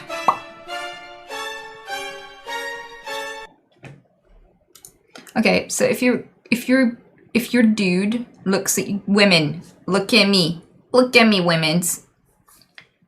If your dude is terrified at the thought of spending his life with you, date me instead. I will spend my life with you. I will treat you nice. I will get you things. I will give you an orgasm reliably every time. If someone is scared at the thought of marrying you, dump him. Women are better. Adam, Matt, dude, stop, guys, stop, seriously. Ava and Samantha, shut up, please. Girls in the back, I'm trying to present. It's so stupid. My project's on the Titanic. The Titanic was a British passenger liner. Wee. Wee. Wee.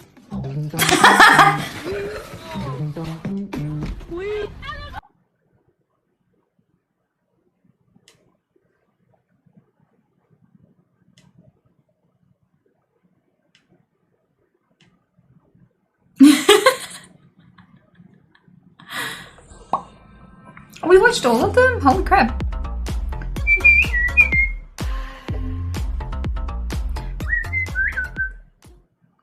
I study the best guys in the world and I compete against the best guys in the world. And now I'm gonna beat the best guys in the world, and that's just how I see it. I had posted a video on my Instagram and I was running real fast. Like I did about 25 yards in only like 3-4 seconds. Wow. And they were just like, wow. And they were like, we think you could set a record. And I was like, sure, if you want me to try it. Guinness World Records is there, everybody's there. Former Olympians, former world record holders are all there supporting me, hyping me up, getting me going, and then I just took off, man. Wow. The skills!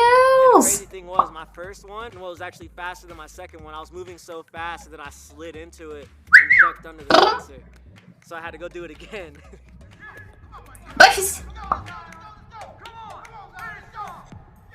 I was expecting, I was like, y'all don't understand, like I'm gonna be under 5 seconds, maybe even under 4, and I called it. First thing I said, the second I was done, I looked at all of it, I said, I told you. I said, I told you exactly what I was about to do, and I just did it. To be a Guinness World Record title holder, I'm #1. You know, there's nobody faster than me right now. I'm the fastest man on their hands in the world, but at the same time, it also means that my family's winning, my town's winning, and my support group's winning, because without them, I wouldn't be here doing this for you guys. That's amazing. So I was born with caudal regression syndrome. It's a very rare disease. I always work with what I got because I don't really have any other cards that are dealt to me. A lot of people say foster mother. I'm not a big fan of that because she is my mother. The foster care system reached out to my mom, said that we've exhausted all our options, and that could you take in this boy? And then, man, about 7 months later, the conversation came up about me being adopted, and a week after that, I was just like, yeah, this is it. This is what I want. And 5 years later, and it's the best thing that's ever happened to me. Where I was just like, you know what, I'm not gonna be weak anymore. And then I just put in the work as much as I could every day. I was going to 2 or 3 wrestling practices a day for 7 days a week. Man, by the time my senior year of high school came around, I became one of the best guys in the state. And then soon after that, I became one of the best guys in the country. I'm really willing to put it all on the line to achieve my top goal of being the best wrestler, being the best track athlete. It's usually not the first choice for most people, given it's the world's most dangerous and oldest sport. And wow. I just thought it looked fun. Everybody just accepted me in as one of them. They didn't look at me as I was different. They went hard against me just like I wanted them to. And the wrestling world really is like a close family worldwide, and that's what I loved about it. I pushed myself to my absolute limit, because by the time I am an Olympian and I'm a world champion wrestler, I'm gonna be shattering glass ceiling repeatedly. My future, I see myself being a multiple-time Olympic champion, and I just see myself being that all-around champ. I wanna win more medals than Michael Phelps, dude. I wanna be that guy. I'm gonna be that guy, because why not? I know people that have disabilities the same as mine, that have disabilities that are more severe than mine, and I see them becoming high-level athletes every day. It's all about how much heart you got and how much work you're willing to put in. I'll tell that to any kid with disabilities, I'll tell that to a kid that doesn't have a disability, my message stays the same. That's incredible. I just kind of just whatever rolls off Shut the up. tongue rolls off the tongue.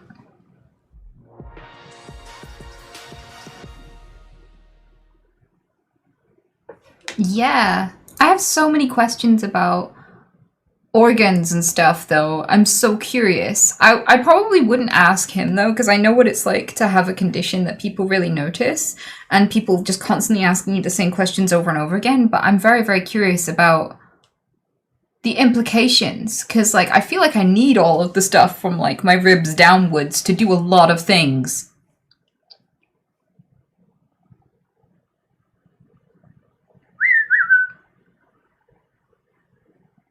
But yeah, it makes me very curious, and it's very cool, because it means my understanding of a lot of stuff just changed.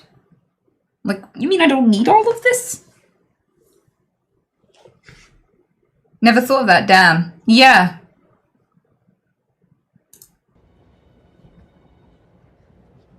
I can live without knowing. Yeah, it helps me to understand myself, though, as well. What the fuck?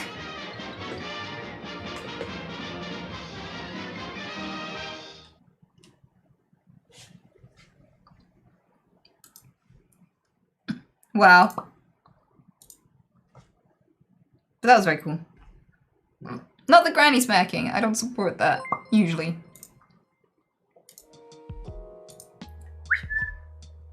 Loppa nice. Thank you so much for your prime, sweetheart. Can we run the donos? I'll kiss your dad.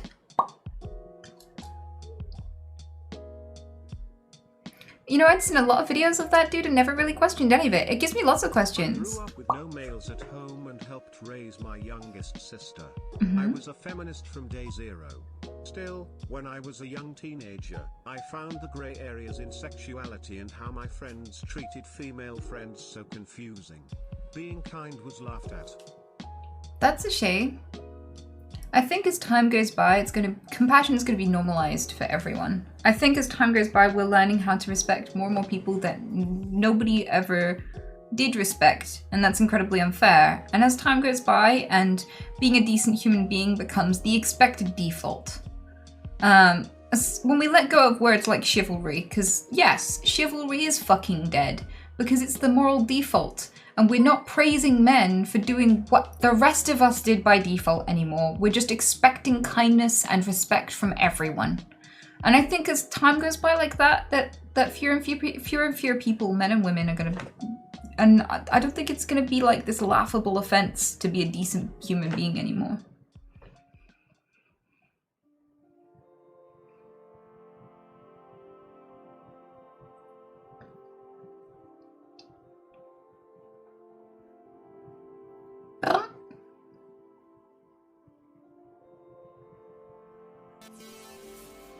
Brenko, thank you so much. That's amazing. Yeah, the mods are gonna eat tonight. So for those of you who don't know, when someone donates and uses the term rice, it's code in my community for give this to the mods. And I'm guessing they worked really hard because I did a workout today. So they're probably, you know, definitely earned some rice.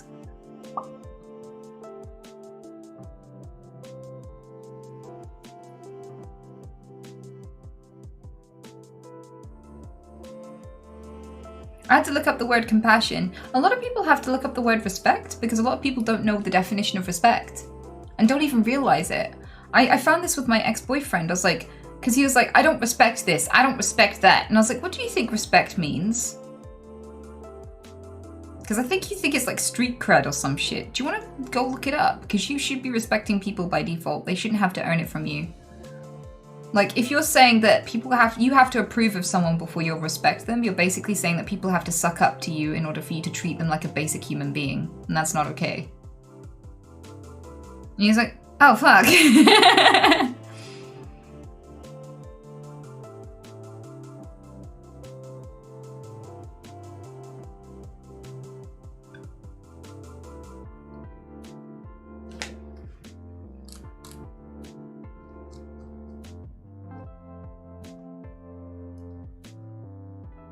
Manners are default, respect is earned. No, it's not. Look up the Google the definition of respect. You're wrong. I'm gonna be happy to disagree with you here. Respect, definition.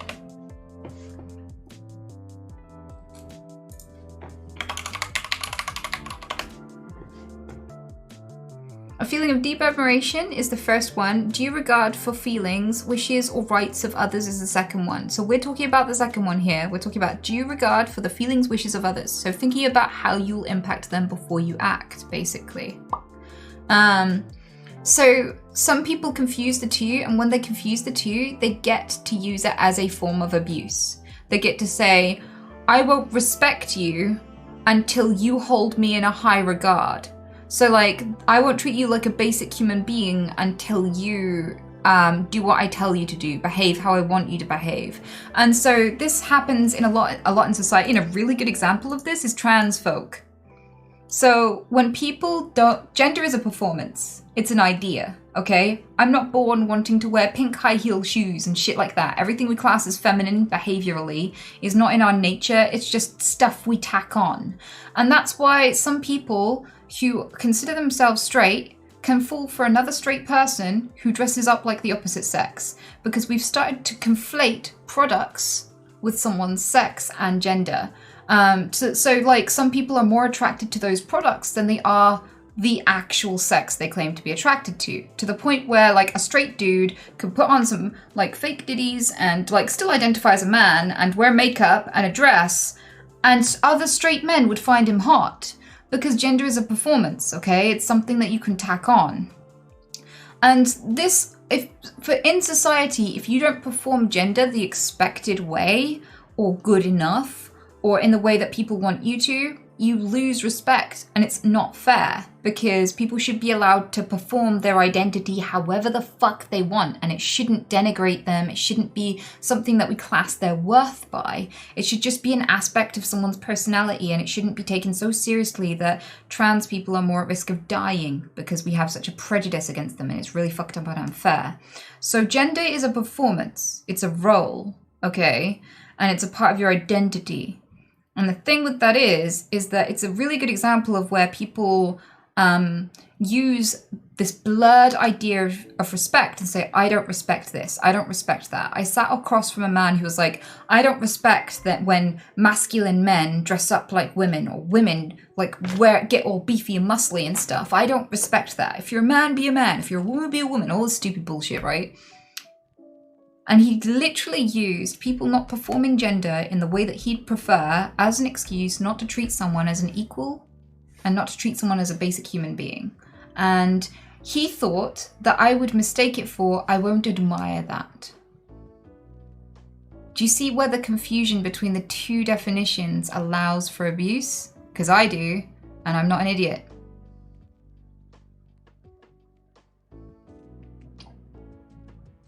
Don't be an idiot too. The default definition of respect should be basic human regard. Should be the moral default, how you treat every stranger on the street. That's respect.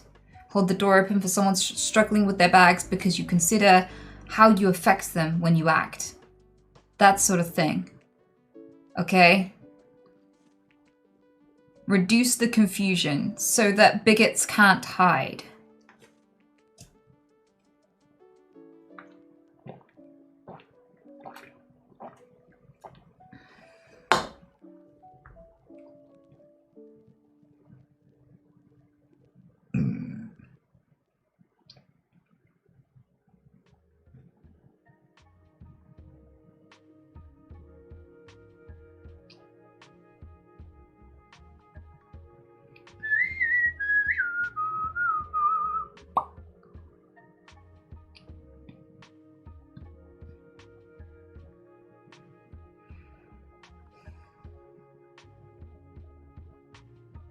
Has gender always been related to social constructs, or has it changed over time? It's always been related to social constructs. So even the idea of the hunter-gatherer is as a gender role is imposed retroactively. Did you know that? That It's imposed retroactively. So there were female fighters, there were female warriors, there were female hunters, there were female weapons crafters, blacksmiths, and all that sort of thing throughout history, especially in the UK. Before the Christians came and invaded and imposed the gender norms that restricted women from participating in a lot of things, women were passing down ancestral fighting swords to each other in their bloodlines and things like this.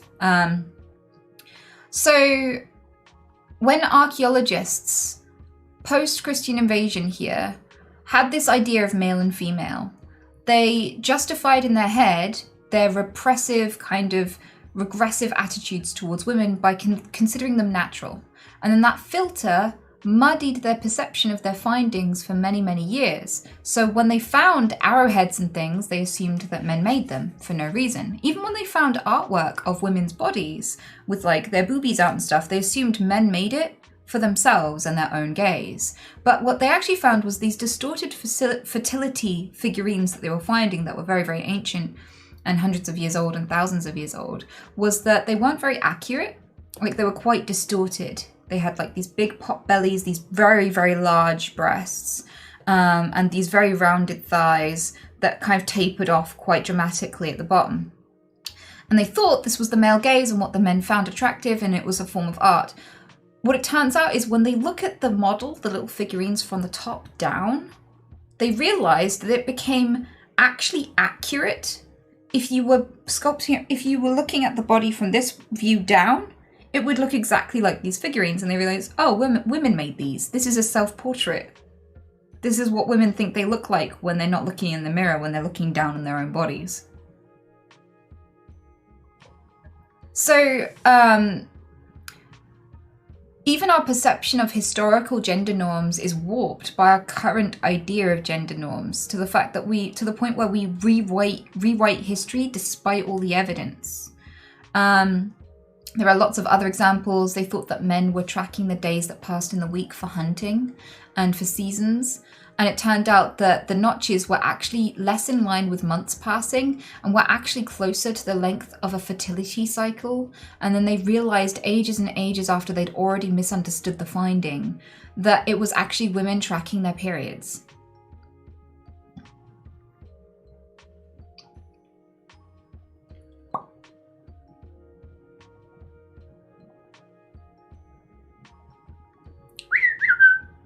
So from this perspective, I'd say our concept of gender for hundreds of years has been flip-flopping. For example, high heels were initially invented by men for men to look taller. Blue was the colour of women and girls because it was considered petite and gentle. Pink was considered the colour for boys because it was a lighter shade of red, which was a bold and masculine colour. So in the Victorian times, we dressed boys in pink and girls in blue, eggshell blue. And it was vice versa, and it swapped like 100 or so years later. And so this is absolutely evidence that we flip-flop in our concepts of gender. Totally. Skirts have been designed for men. We used to dress little boys in dresses.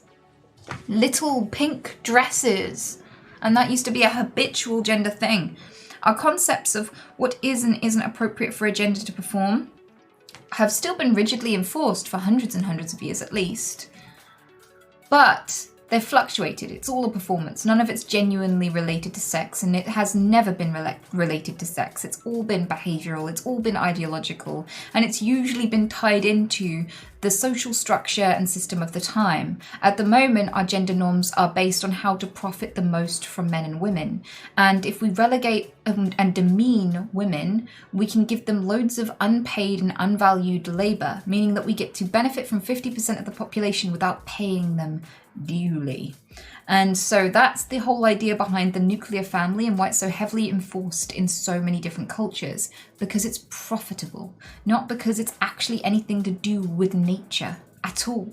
In fact, most of the characteristics we claim are feminine are actually just what any human, male or female, will do if they're treated as an underclass. Social experiments prove that if you get a group of men and you treat some as lesser and others not as lesser, if you give false status to one group of men with an outfit or something like this, the men who are considered lower of status will suddenly become caretakers, grooming everyone, looking after everyone, cooking for everyone, and doing, all of the nurturing. and all of the roles that a woman would typically take on. So these are not feminine traits, they are underclass traits.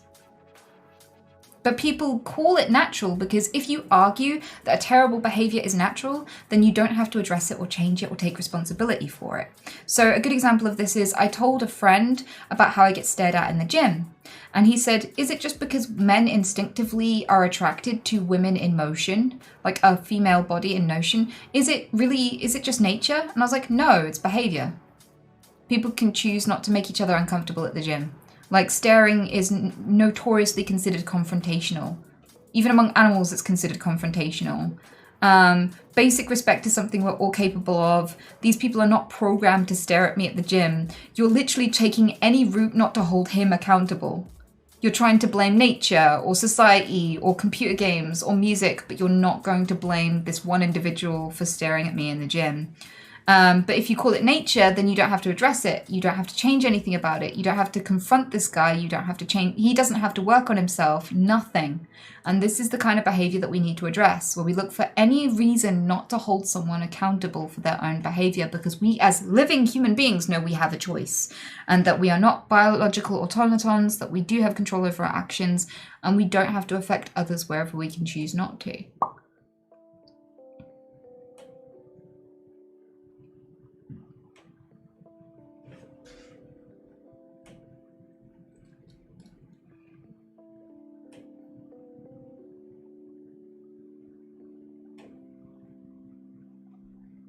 Whoa, I just did a uni lecture on this. Oh, wow. A platypi, I would have loved to, like, you sound like someone I'd love to talk to. What did you cover? Because, like, I'm really interested in this topic, but I'm finding it so hard to find anyone who actually discusses it from this angle.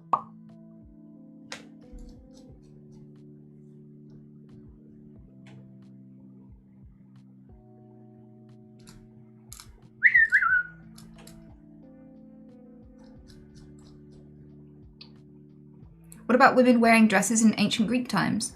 I'm not saying women never wore dresses throughout history. I'm saying that throughout history, our idea of how people should be performing gender has fluctuated. So both men and women wore dresses in ancient Greek times. Skirts have been worn by men all over the world at different stages in history, and it was considered at the time a masculine thing to do. Go around the world and you will find men in skirts throughout history. And yet, in this country, throughout our history, there were times where you could literally be heavily punished and even sentenced to prison if a woman wore trousers or if a man wore a skirt. It was punishable because society would punish you for not performing gender accurately, according to their expectations. But it's blatantly bullshit because those expectations fluctuate. So yes, both men and women wore dresses and skirts, but at some times in history, you'll be punished by it. I remember I had a male role model in my life. He was kind of my father figure for about 9 years, and he would quite often go out into the world in a long purple velvet skirt or long skirts. He loved walking around bare feet in velvet skirts.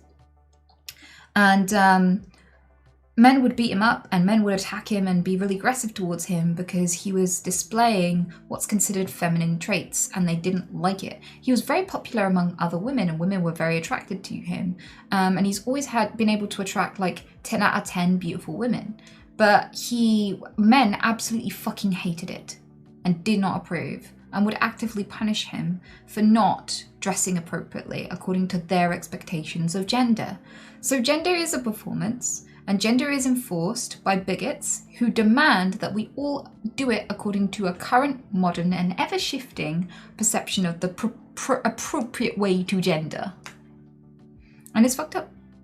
And it needs to change. And only dumb people do that. It's not a smart thing to do. It benefits no one.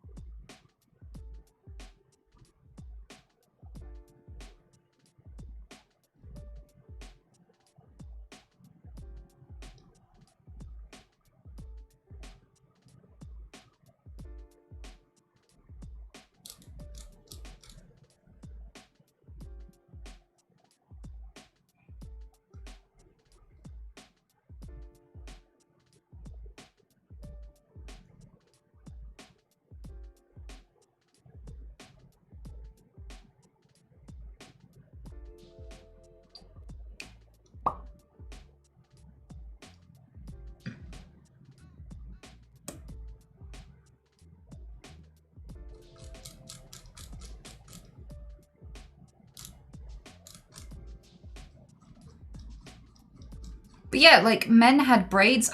Suddenly it's occurring to me all of these different things that men had throughout history that are considered feminine now. Ponytails and braids. Ancient Vikings used to braid all sorts. They used to braid their hair. They used to braid their beards. Braids were a very like tough Viking thing. Like they were considered a manly thing to have. So braids are one of those things that's a fluctuating gender norm where like if a dude today wore like pigtails or, you know, wore braids and stuff, people would ridicule him and get mad at him.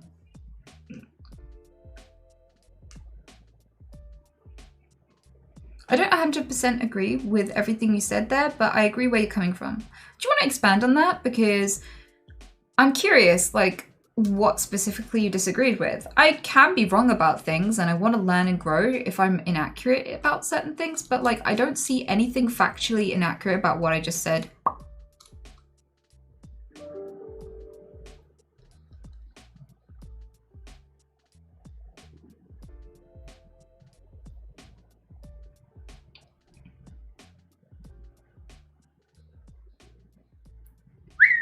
Because animals in nature don't act like this. Act like what?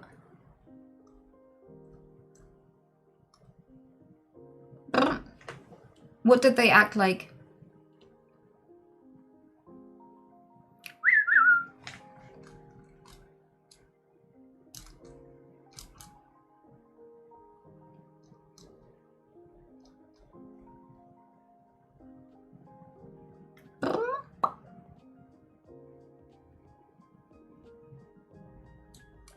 I'm waiting.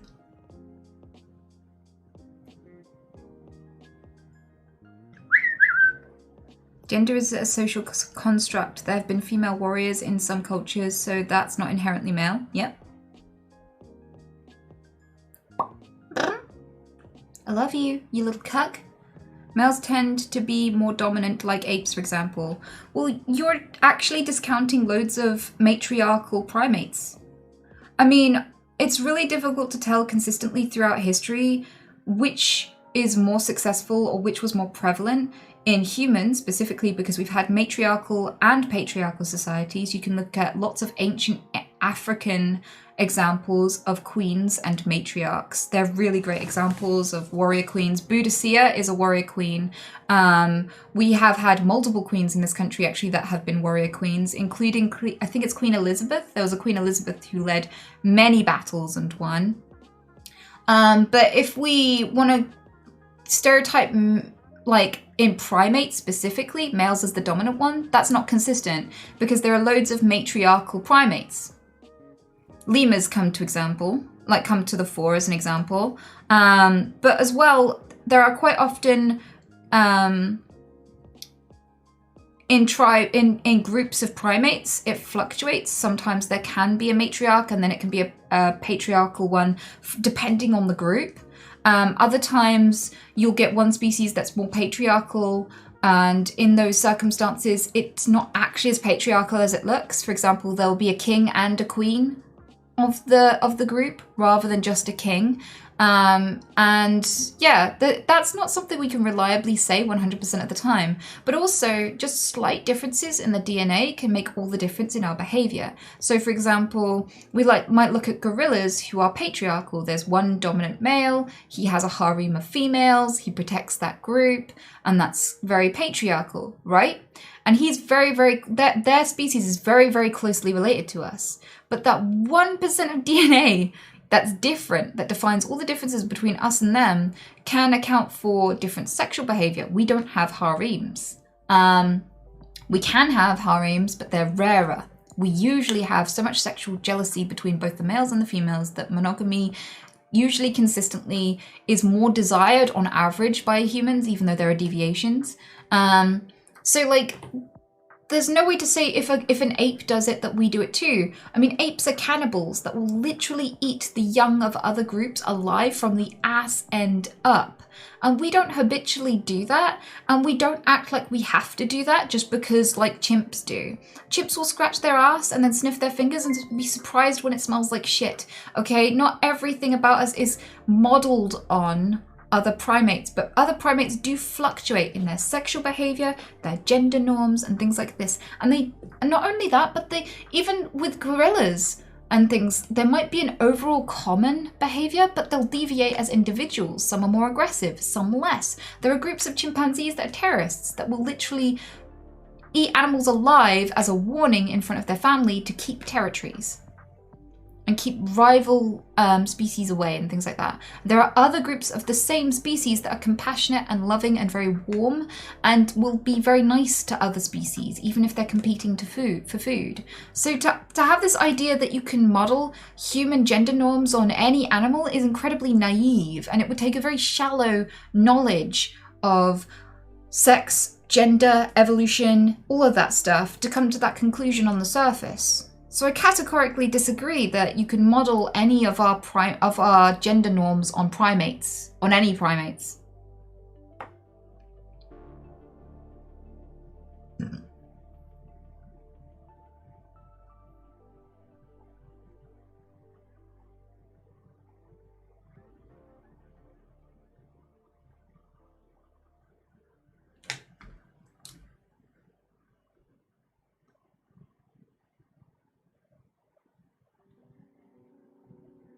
If embodying the right ideology has consequences, like people being harassed or condemned, then how do we go about living correctly without being hurt?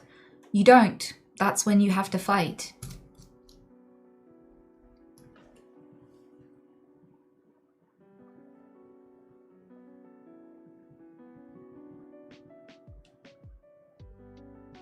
That's when you have to fight for your right to safety so that you can establish it for everyone who comes after you.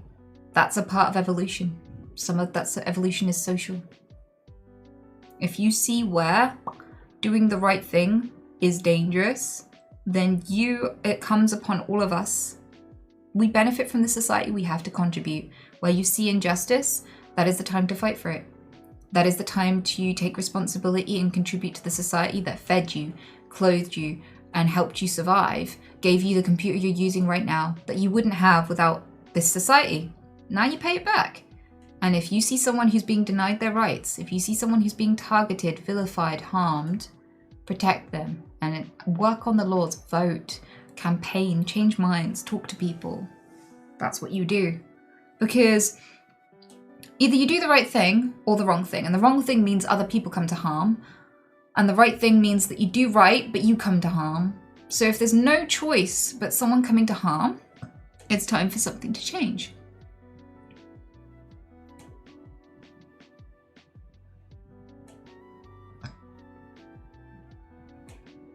That question is inherently flawed. There is no right ideology. There is one. It's the one that causes the least harm. Sometimes it's harder and murkier to see that conclusion for us, but it doesn't mean that there isn't a right answer. So like, does this action cause harm? Can you choose not to cause harm? Congratulations, you've figured out the right option. That's it. That's why animals can behave in a moral way, because it's a very simple formula to understand how to not cause harm. All negative action at its root is negative because it causes harm.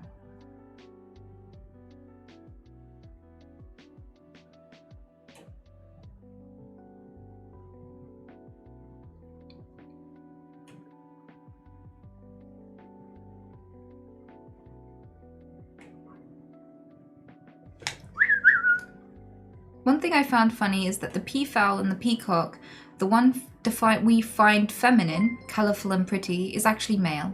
If people want to go into animal or nature, and that is the right way, we are human and we should be able to do what we want, as we are not animal. We are very close to bananas. That doesn't mean we're bananas. Well, here's the thing. No, I think most of what makes us human is actually what makes us animal. We are animals. We are individuals, and so are animals. Anyone who's ever had a pet knows that animals are individuals too, and that they make their own choices. And while they may have neurochemical incentives that make certain things pleasurable and certain things scary, at its base, despite we may not choose what we feel, but we choose what we do with those feelings. And that is the case for animals too, especially social animals. So even animals are individuals, and what makes us unique and what makes us feel and think and what makes us who we are is everything that makes us an animal. Everything. The fact that we feel anger and jealousy, the fact that we think about things, the fact that we take pleasure in things, have motivations, have things that demotivate us. You know, all of those things are animal. They happen in other animals. even fish. So I feel like the reason... I don't think that gender norms come from animals. I don't. Because as well, even among animals, gender is a spectrum. You'll find that there are female rats that will hump males, and there are male rats that will present their asses to other males. That you'll find that these behaviors are stereotyped as not belonging to their select gender. You have animals that deviate from the typical behavior of their sex. And so this idea that you can model what people should do and how people should behave on how animals and the animals' gender norms is stupid because that fluctuates too. And that's just as much of a spectrum as it is with us. There is no male or female brain. That's why people go wrong.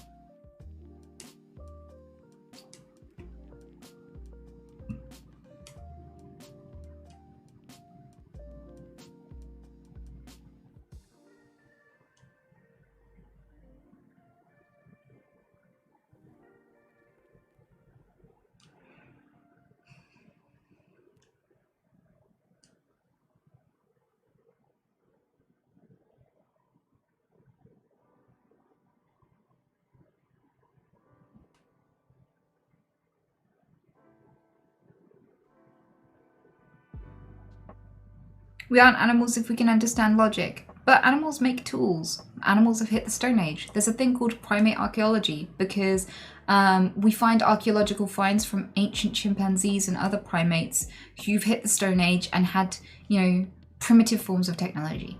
We have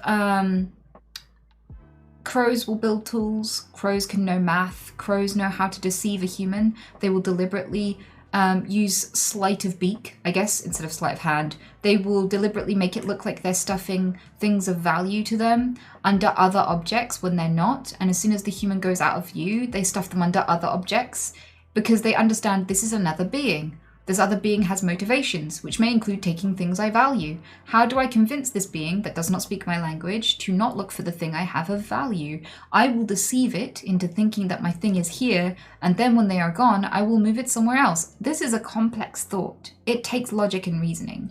There are many creatures, not just crows, who do this. Animals have logic. This does not make you human. Logic makes you an animal.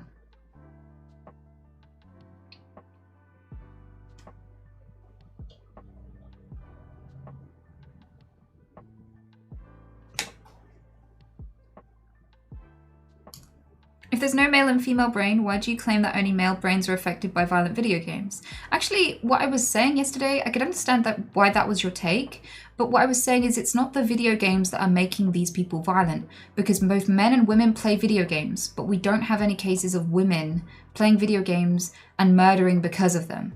All of the cases that I presented, the trend was they were all male, which means that the problem isn't the video games, and it looks more like a mental health problem where we are not teaching young men how to deal with anger, feelings of victimization, and we are letting them down in terms of mental health. Because this struck me as all of these cases where men had snapped and gone on murdering sprees and things like this, they looked like they had the similar description. They were quiet, kind of weird, something was off about them, which says to me that they were people who were suffering, who could snap easily over things that wouldn't cause most people to fly into a fit of rage. For example, playing a computer game, and things like this. So people were trying to blame the game when it wasn't the game that caused these people to kill.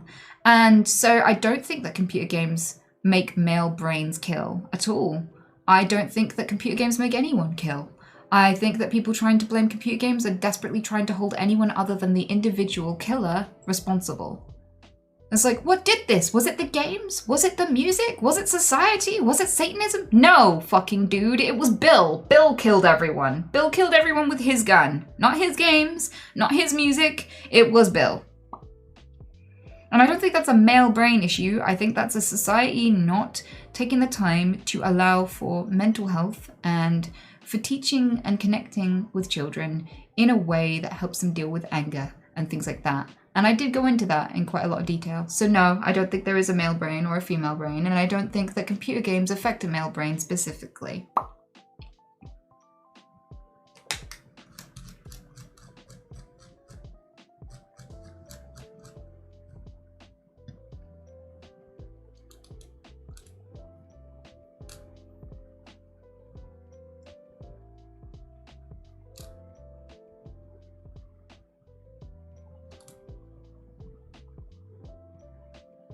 You have to take into account that women are far less likely to play these games. I'm going to expert out on that. Quite a lot of women play these games, especially first-person shooters, but you're not really going to see that, and your lived experience is not going to confirm that, because a lot of us pretend to be male in games so that you'll actually cooperate with us.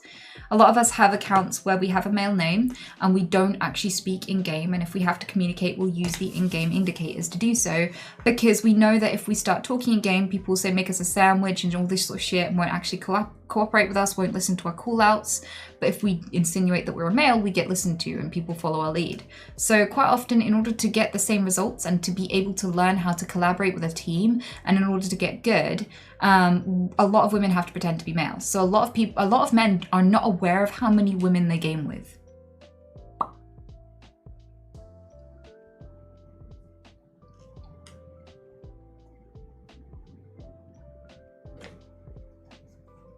What about the secretion of hormones? Doesn't that determine the male and female brain? So I don't want you to listen to me. I want you to listen to a qualified scientist. There's a neuroscientist called Cordelia Fine. She's released many books about how the media exaggerates how these hormones affect the brain and behavior, and that if you actually look at the research, they don't back up these biases, and that the brain is a spectrum. And a really good, easy example of this is if I took loads of GCSE results, I took loads of tests and had you mark them. If there's genuinely a male and a female brain, and men are better at like math and science, and women are better at communication and art, and I hand you loads of tests to mark and score. If I asked you, tell me all of the ones you marked that were all of the test papers that were done by a male, put them to one side, and all of the ones that were done by a female put to the other. And you had to guess by the results alone, by the questions and how well they did at the tasks alone. You would not be able to accurately discover which ones were female submissions and which ones were male submissions. You wouldn't. There are examples like people think that the male brain is naturally more mathematic because regions of the brain that process mathematics are larger in a male brain. But there was a neuroscientist who listened to someone claim this in a lecture, and they stood up immediately and went, which regions of the brain are that? Which region of the brain is specifically for math? And they're like, could you point to it? Could you tell me? Can you name it? Which is it? Which part? And they couldn't name it. And the reason why is because you use lots of different regions of your brain, all over your brain for math. It's just a myth that people just accept for some reason. But it isn't true. It happens with autism and OCD as well, and ADHD. It's because we believe men, so we diagnose them more. So people thought that they were male brain disorders. They thought that the autistic brain was just a male brain. And loads of autistic women went undiagnosed for most of their life, inhibiting their ability to do well at school and all this sort of stuff because they just simply were not understood. These prejudices and biases don't just shape your perception of other people, they shape your perception of yourself, and it's worth dismantling them and actually basing them on facts and actually understanding how your brain works. So I would recommend a book called Delusions of Gender, and it really changed my view, and it helped me to be less sexist, and it helped me to be more progressive in my view that people's minds are their own. They're not a result of testosterone and estrogen. And I found that I was more capable of things when I had less self-doubt. So when I stopped stereotyping myself as someone naturally terrible at these things, I did better at them. So it may benefit you in that you may unlock lots of skills you had too much self-doubt to do well, because stereotype threat genuinely does inhibit your ability to do well. So if you think you're stereotyped as shit at something, you may have an undiscovered talent that just knowing you're not inhibited in can unlock. Go read the book.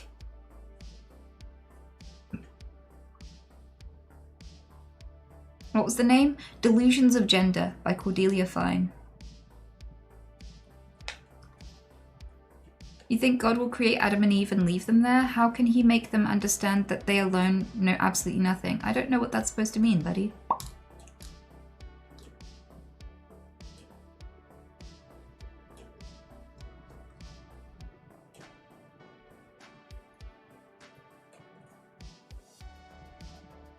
So you're claiming that males and females have the same thought processes that are undistinguishable, yet males come to the conclusion that commit violent games? No, that males come to the conclusion to commit violent crimes.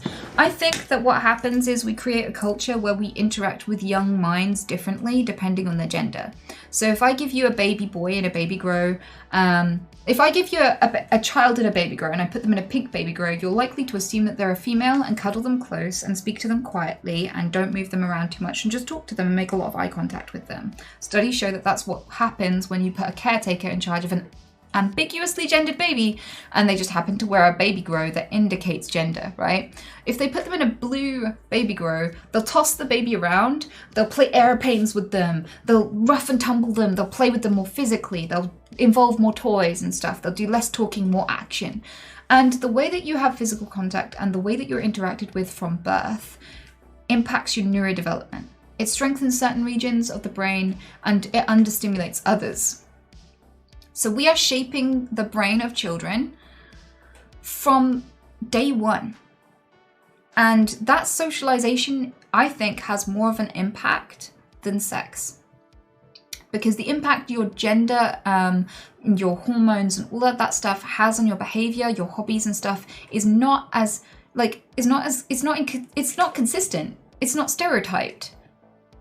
Like, whether or not you have a dad who's into football is more likely to influence whether you're into football than whether or not you're male or female. Which says to me that a lot of the things we attribute to masculine interest or feminine interest is actually just upbringing.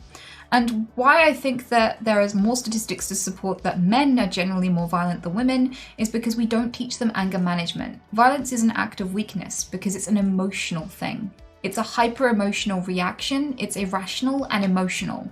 Like the guy who punches the wall instead of crying because he feels like people will think he's weak if he cries. These sorts of things are conditioned. I don't think that just because you have a dick, you'll punch a wall. I think that we don't let men have healthy outlets for certain emotions because we stereotype and limit them in what they can and can't do. And this can lead to male suicide, so it's important to change.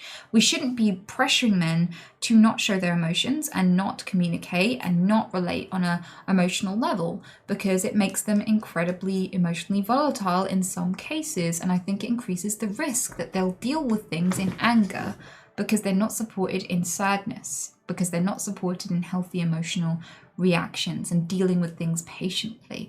And that's our failing as parents. It's not a male failing, it's a societal one. And so from that perspective, I think there genuinely is a solution. And I don't think the solution is banning computer games or blaming dicks. Because you can have a dick and be a decent person. You can have a dick and not kill someone over a computer game.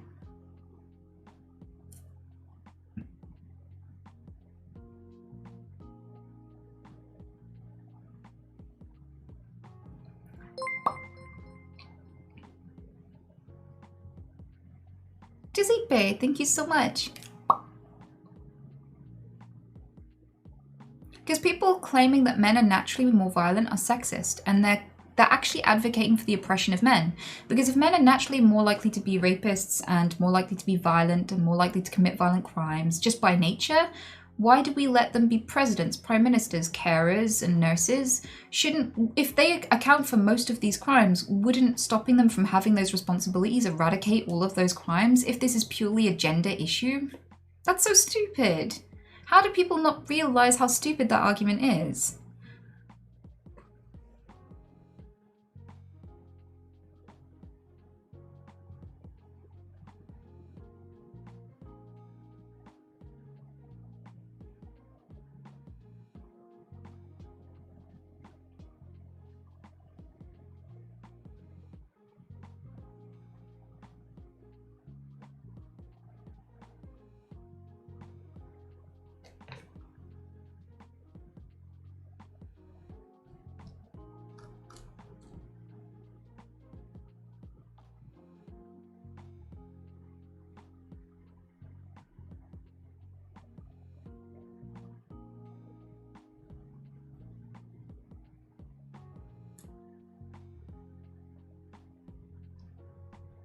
So yeah, I don't think that a kid stabbing his friend 27 times over a computer game is actually because of the computer game. I think if you're the kind of person who's easily pushed over the edge over nothing, that's an issue of mental health. That's not an issue of the computer game. Most of us play computer games without killing anyone. And incidentally, we don't make this argument about someone who killed their friend over a bowling argument. Like when it's two people argued over tennis and one killed the other, we don't think that tennis makes people kill.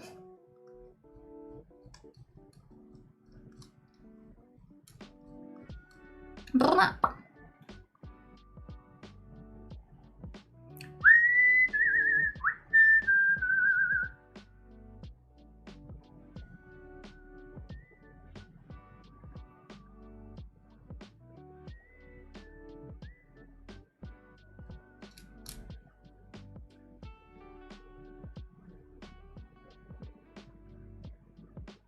Are there any other books on top of the Delusions of Gender book you would recommend to educate ourselves further on these topics? It's hard to pinpoint one thing because I learned a lot of this from studies and actual research, like peer-reviewed research that I just happened across in my daily life. Maybe, I don't know. I don't know how to share that more accurately. Like, my understanding of the world is eclectic. It comes from like a vast network of information across the internet.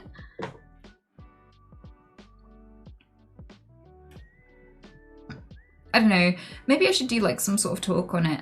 I don't know if I really want to though, because even if I could back it up with evidence, it creates quite an angry, visceral response from people who want to feel naturally superior to women, specifically.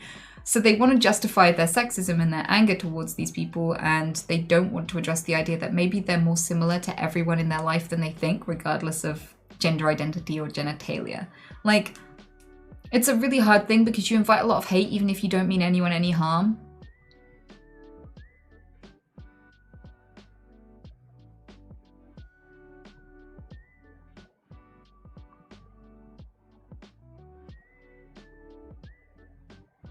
I actually started reading Delusions of Gender recently and it's interesting so far. That's awesome, Lady Ray.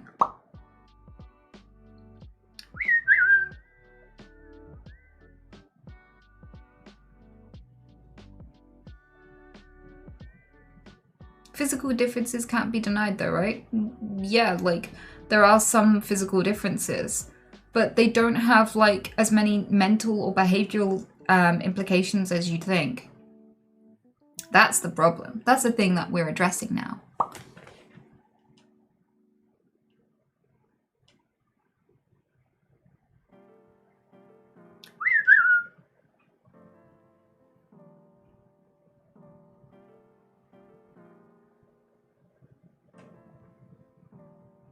There are some behavioral differences that's also ridiculous to deny. I'm saying those behavioral differences are purely socialized. I don't think that they're that we're mindless biological automatons that respond to nothing but neurochemicals that we inherited. I don't think that we have no choice and no identity. And I genuinely do not think that as many things as we attribute to gender are genuinely an issue of gender at all. And I think that's backed up by quite a lot of science. That's why I encourage people to read that book, because it's one of many sources of that information.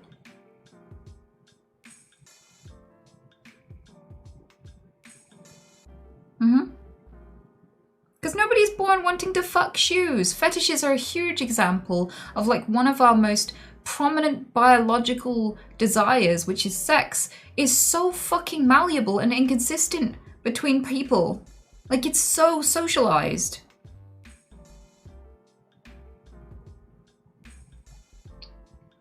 What's that title again? Delusions of Gender by Cordelia Fine.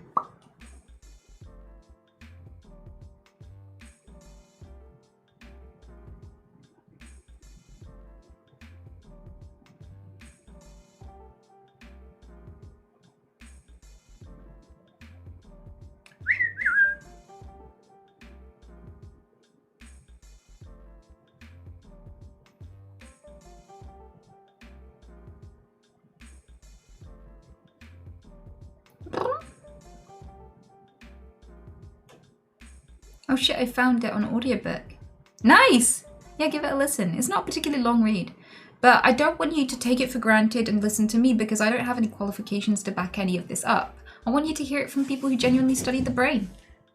I want you to hear it from neuroscientists. Also, I've just got to quickly get Peter because he's being a little shit.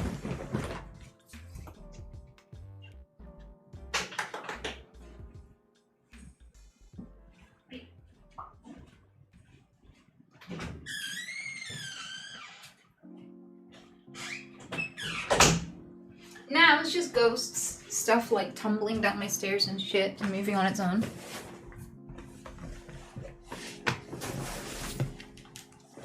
Yep, suck.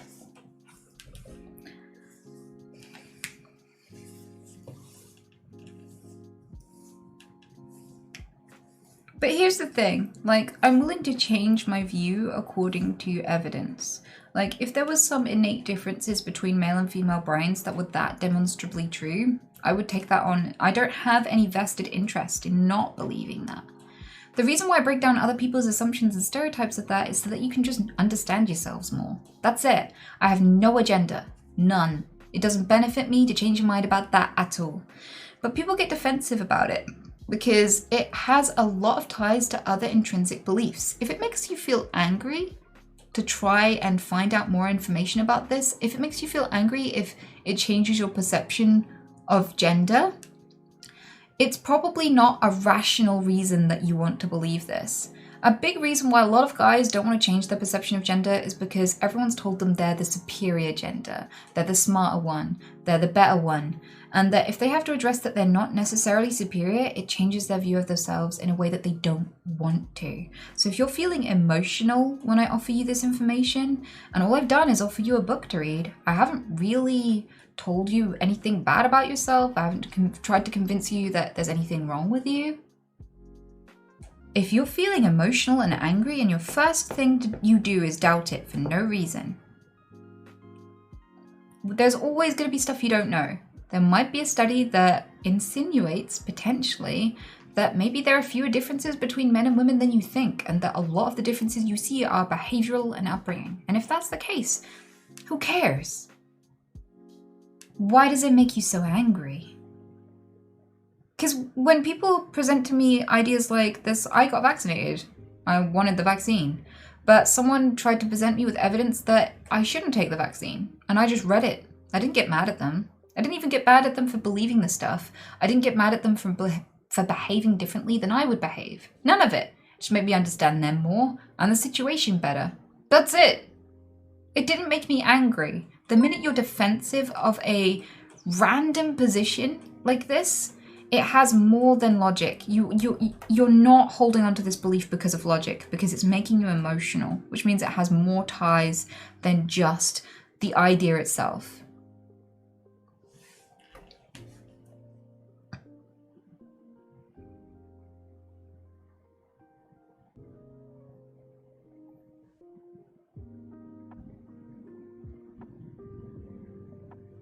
Like, people come in here, I'm not religious, and they say, God loves you. And I'm like, that's really sweet. Thank you.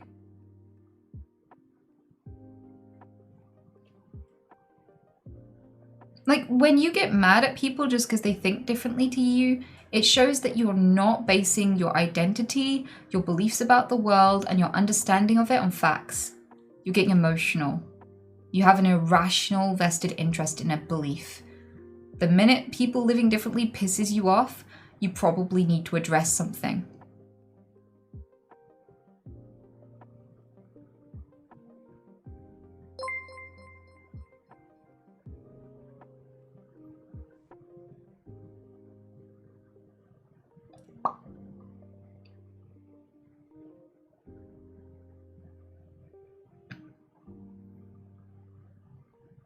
Thank you, that's uranium. Very much appreciated, sweetheart. Okay, let's clear those two donos. I better go. It's been cool talking to you about this.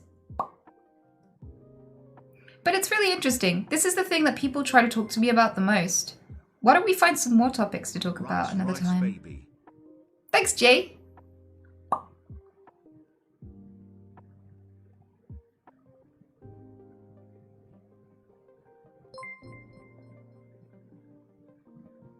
Have you heard the story about Adam and Lilith?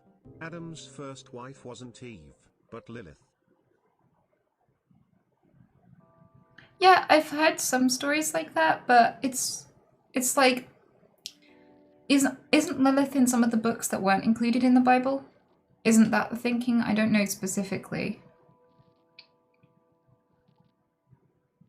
I mean, the overall view of Lilith that I was presented with was that Lilith was created first, but she had self-respect, so she was banished.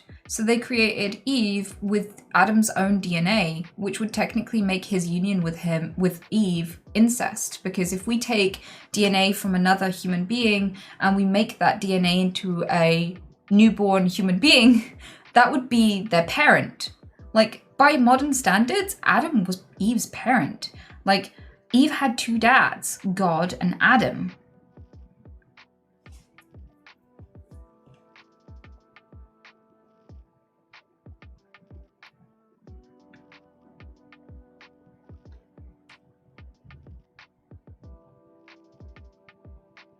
More like a clone? Well, a clone would be identical to the DNA donor, but Eve obviously wasn't because she was female, and she's always depicted as looking very different to Adam, even different hair color and everything.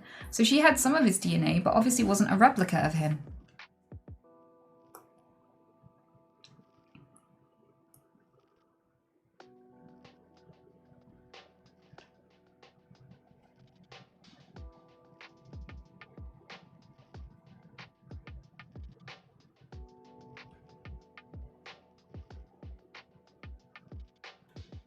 Then it's not incest? Well, saying that someone biologically related to you, it's not incest if they're not identical to you. It's like saying, well, this isn't my identical twin, so it's not incest. Like, we're not identical to our parents either, but it would still be incest.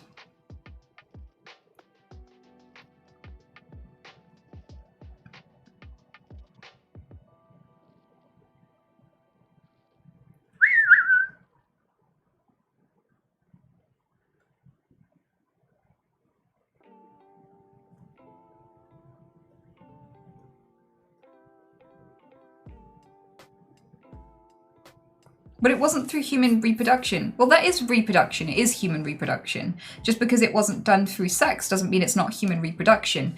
Adam reproduced. He used some of his DNA to make a one-day-old being. There was a day when Eve was a newborn. Even if she wasn't a child, even if she was made as a complete adult female, she was 1 day old once, and he raised her. He was the one with God. They were the only two other people there, so she learned everything from them. She learned how to speak, how she was litter trained by them. She was trained everything. She learned everything from those two people. So they raised her. Two men made and raised her. And you can do that today. You can do that in science today, and we call those two men fathers.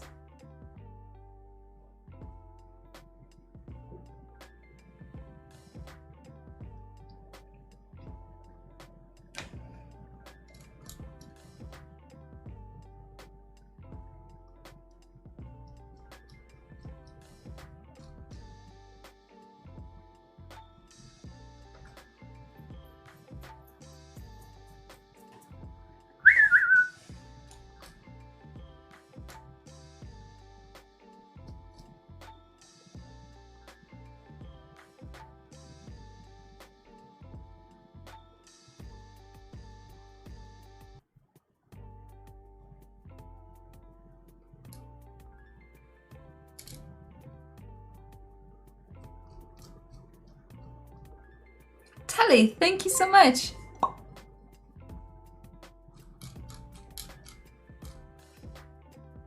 Eve would be a clone with the one exception that she'd have 2 chromosomes. There would not be any additional chromosome in Eve, which would be needed in order for her to be offspring. I don't know, I agree with that. That's not my perception of fatherhood and the contribution of genes. But if you want to see it that way, then that's cool. But the way I see it is the Bible said that Eve had 2 dads. So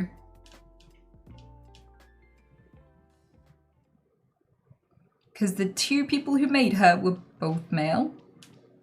The Holy Father and Adam.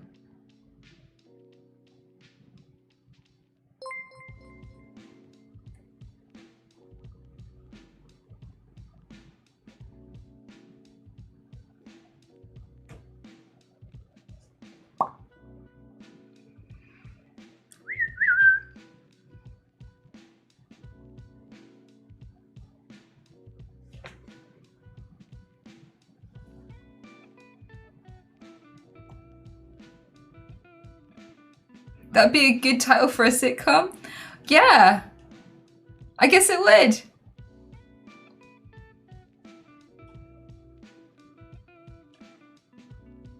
If I were to make this sitcom, I would be like, I'd make God first in the sitcom, and God would get bored in his paradise garden alone with all of his hinky animals, with, you know, all these cute and crazy animals he's made. He's like, I'm bored, I want some company. So he makes a man with genitalia, but he hasn't invented women yet. And that made me, That was like, why did you give this dude a dick? Why wasn't he just like a genderless creature? Why does he have sex organs when there are no women yet, and the only other person in the garden is you?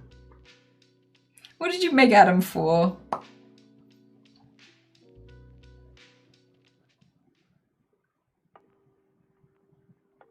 And then women were an afterthought because Adam couldn't manage the garden by himself. He was like, I'm a bit overworked here. Could you make another human? He's like, sure. And he made a human that could also make humans with pregnancy and stuff, you know, made a female as an afterthought, which is odd. So why make gender at all? Why give someone sex organs at all? There's no one to have sex with and procreate with in the beginning. He made angels first and they were genderless. Cool. That's very interesting. And that really does spark up the question, why did God give Adam a dick? What was Adam's dick for? Like, I would like to know that. I would like to talk to a biblical theologian about that, because if masturbation is a sin that God doesn't approve of, and there were no women, and angels are genderless, why did the first human have a dick? Why was he a man?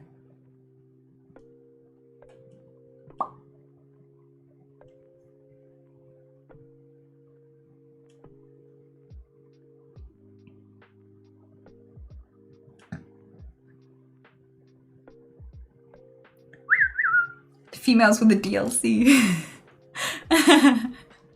Had to wait till finished development. Because the plan was always to make a second gender. Well then, surely he would have made Eve just out of the blue without any prompting. But instead, Eve was something that God made as an afterthought when Adam requested an additional friend. Adam was like, yo, I'm kind of alone here and kind of bored and I'd like another person. So then God made females. So if he had a plan to make females all along, why did he wait for Adam to ask?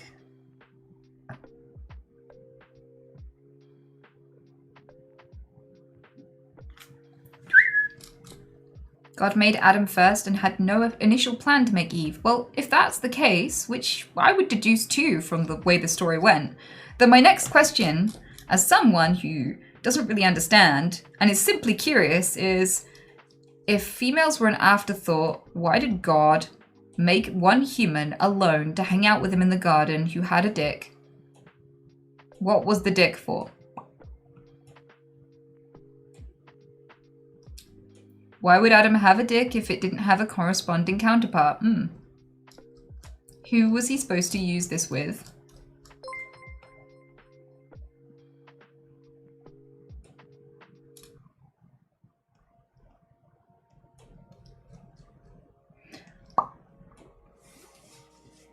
So he could pee? You don't need a dick to pee.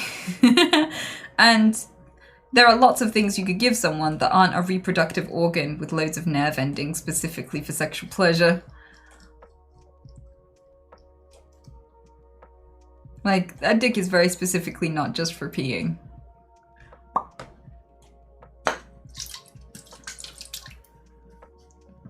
God just trying to fuck. I don't wanna blaspheme, but I do wonder what that was for. I do wonder why.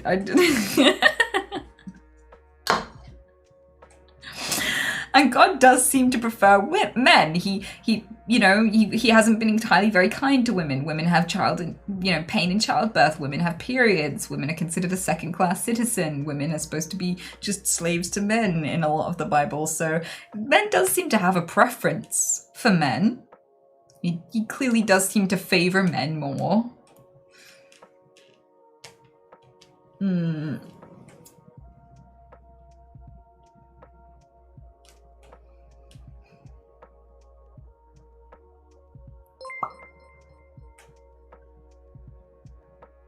So that I'm just curious about it all. Like, I want answers. Like, that whole beginning thing confuses me considerably.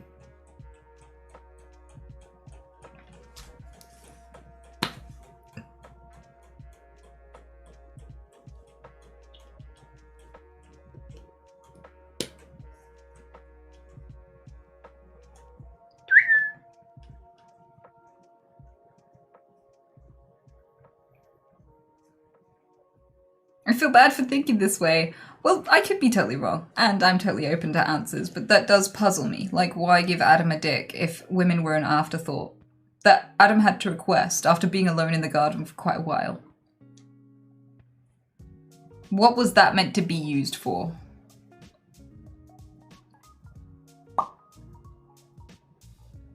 So God thought that Adam was looking submissive and breedable. Stop it, therapist!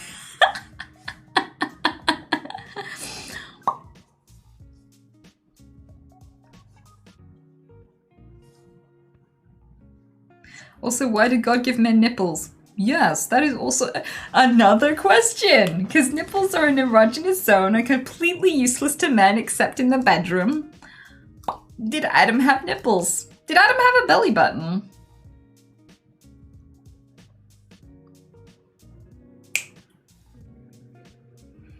Because the only reason I could think as a god I'd give a man, a lone man, with no women in sight. Women are an afterthought. I haven't considered making women yet. There is a man, I've given him a sex organ and nipples.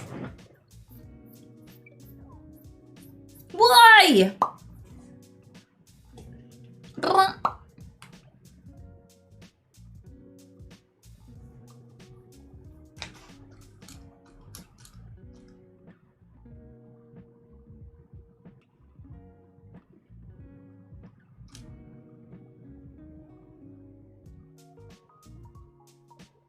Maybe Adam produced milk and they simply became vestigial over time due to how sinful we all are.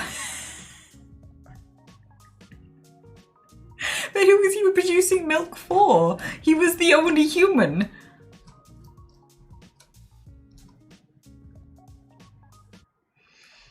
Like, did that even put, because what, who was nursing from him? A fucking unicorn? A goat? The fucking snake?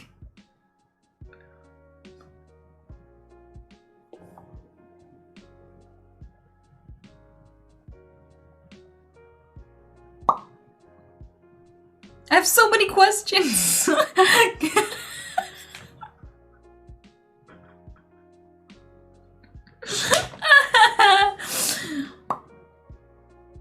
So did he have nipples or not?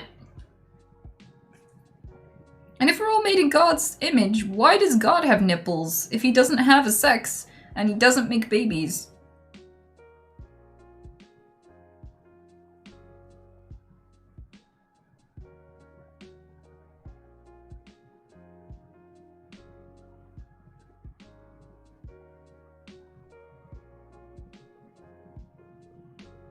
Just remember that God gave Adam a G-spot. Also true! Like, that's very... So why put a G-spot in the first man's prostate area? What is that for? Why is that there? He was made alone in the garden. Women were an afterthought. Adam had to specifically request in this story. He's like, I'm kind of struggling here. Can you make a woman? So basically, women are an afterthought. They haven't happened yet, but I've made someone with nipples he can't nurse with, a dick, and no other humans to use it with, and a G-spot. Why are all these here? For a lone man in the garden. And the only other sentient talking being it knows is me, God. Who is he supposed to use these with? Why are they there?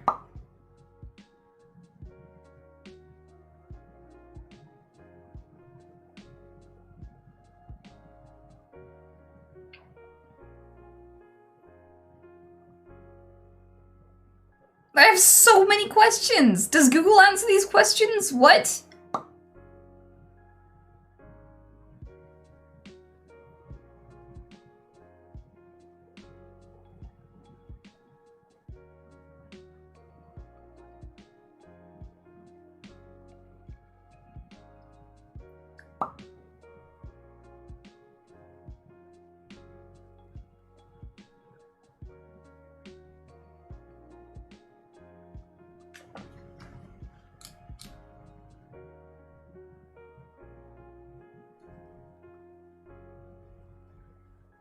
I would make such a fun sitcom. It basically, like, God made a male partner, but then he accidentally made Adam straight. And he was like, no! And then Adam was like, you know what? I need some company. I'm lonely. I don't want you. I'm not like that, but can I have some company? So he begrudgingly made Eve and was like, you know what? This relationship isn't working. I don't really want these flatmates anymore. This is awkward because it's like his love interest and he has to just watch his love interest just hang out with Eve all the time. So what he did is he made some really delicious, really attractive red fruit. And he was like, if anybody eats this, I banish them. And just made it like really irresistible. So he could evict them and blame them, even though he brought them into existence. He didn't want to act unreasonable. He didn't want to look unreasonable and emotional. So he just entrapped them into getting banished. Into them banishing themselves. And that's the sitcom I would write about that story.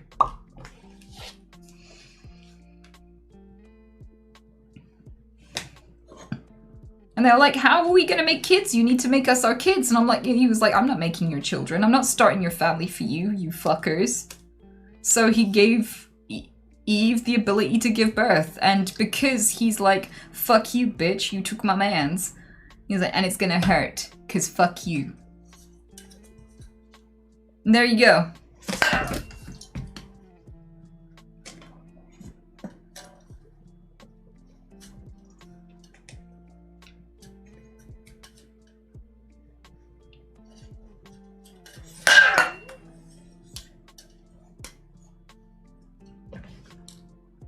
Well, that's not a cool god. Have you... I think he's done some considerably meaner things in the real version of the Bible, buddy.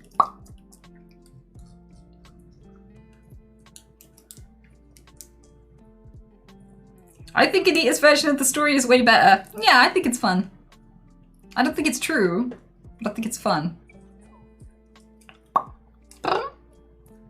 You have the approval of 2.3k people, you need this sitcom.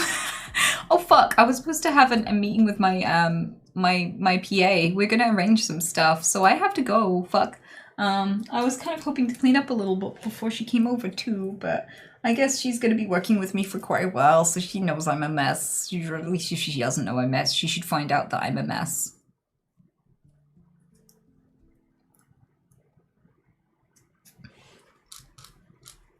Were you religious? No. I was not raised on any religion. But I think religions are cool. I'm cool with religious people. I think that religions can be excused to be incredibly kind-hearted, so I have no animosity towards religion whatsoever.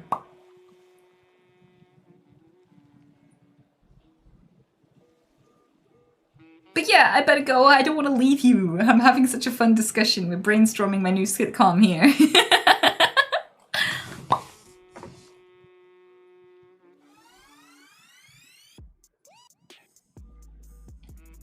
We'll pick this up tomorrow, okay? Thanks, Peaks. Are you blowing the chat? No, this is not what blowing someone looks like. I can tell you're very inexperienced, but there are other websites that could probably show you a lot more about what that genuinely does look like. I would say Google it, but not if you're using your parents' computer and not if you're under the age of 18. But anyway, good luck with that. Sounds like you've got a lot of beautiful things to find out about the world. And I will see you guys tomorrow. Thanks for hanging out. Prepare your ears. This is gonna be loud, okay? Be good. Be nice. I love you. Be good. Be nice. I love you. Where the fuck is the end screen?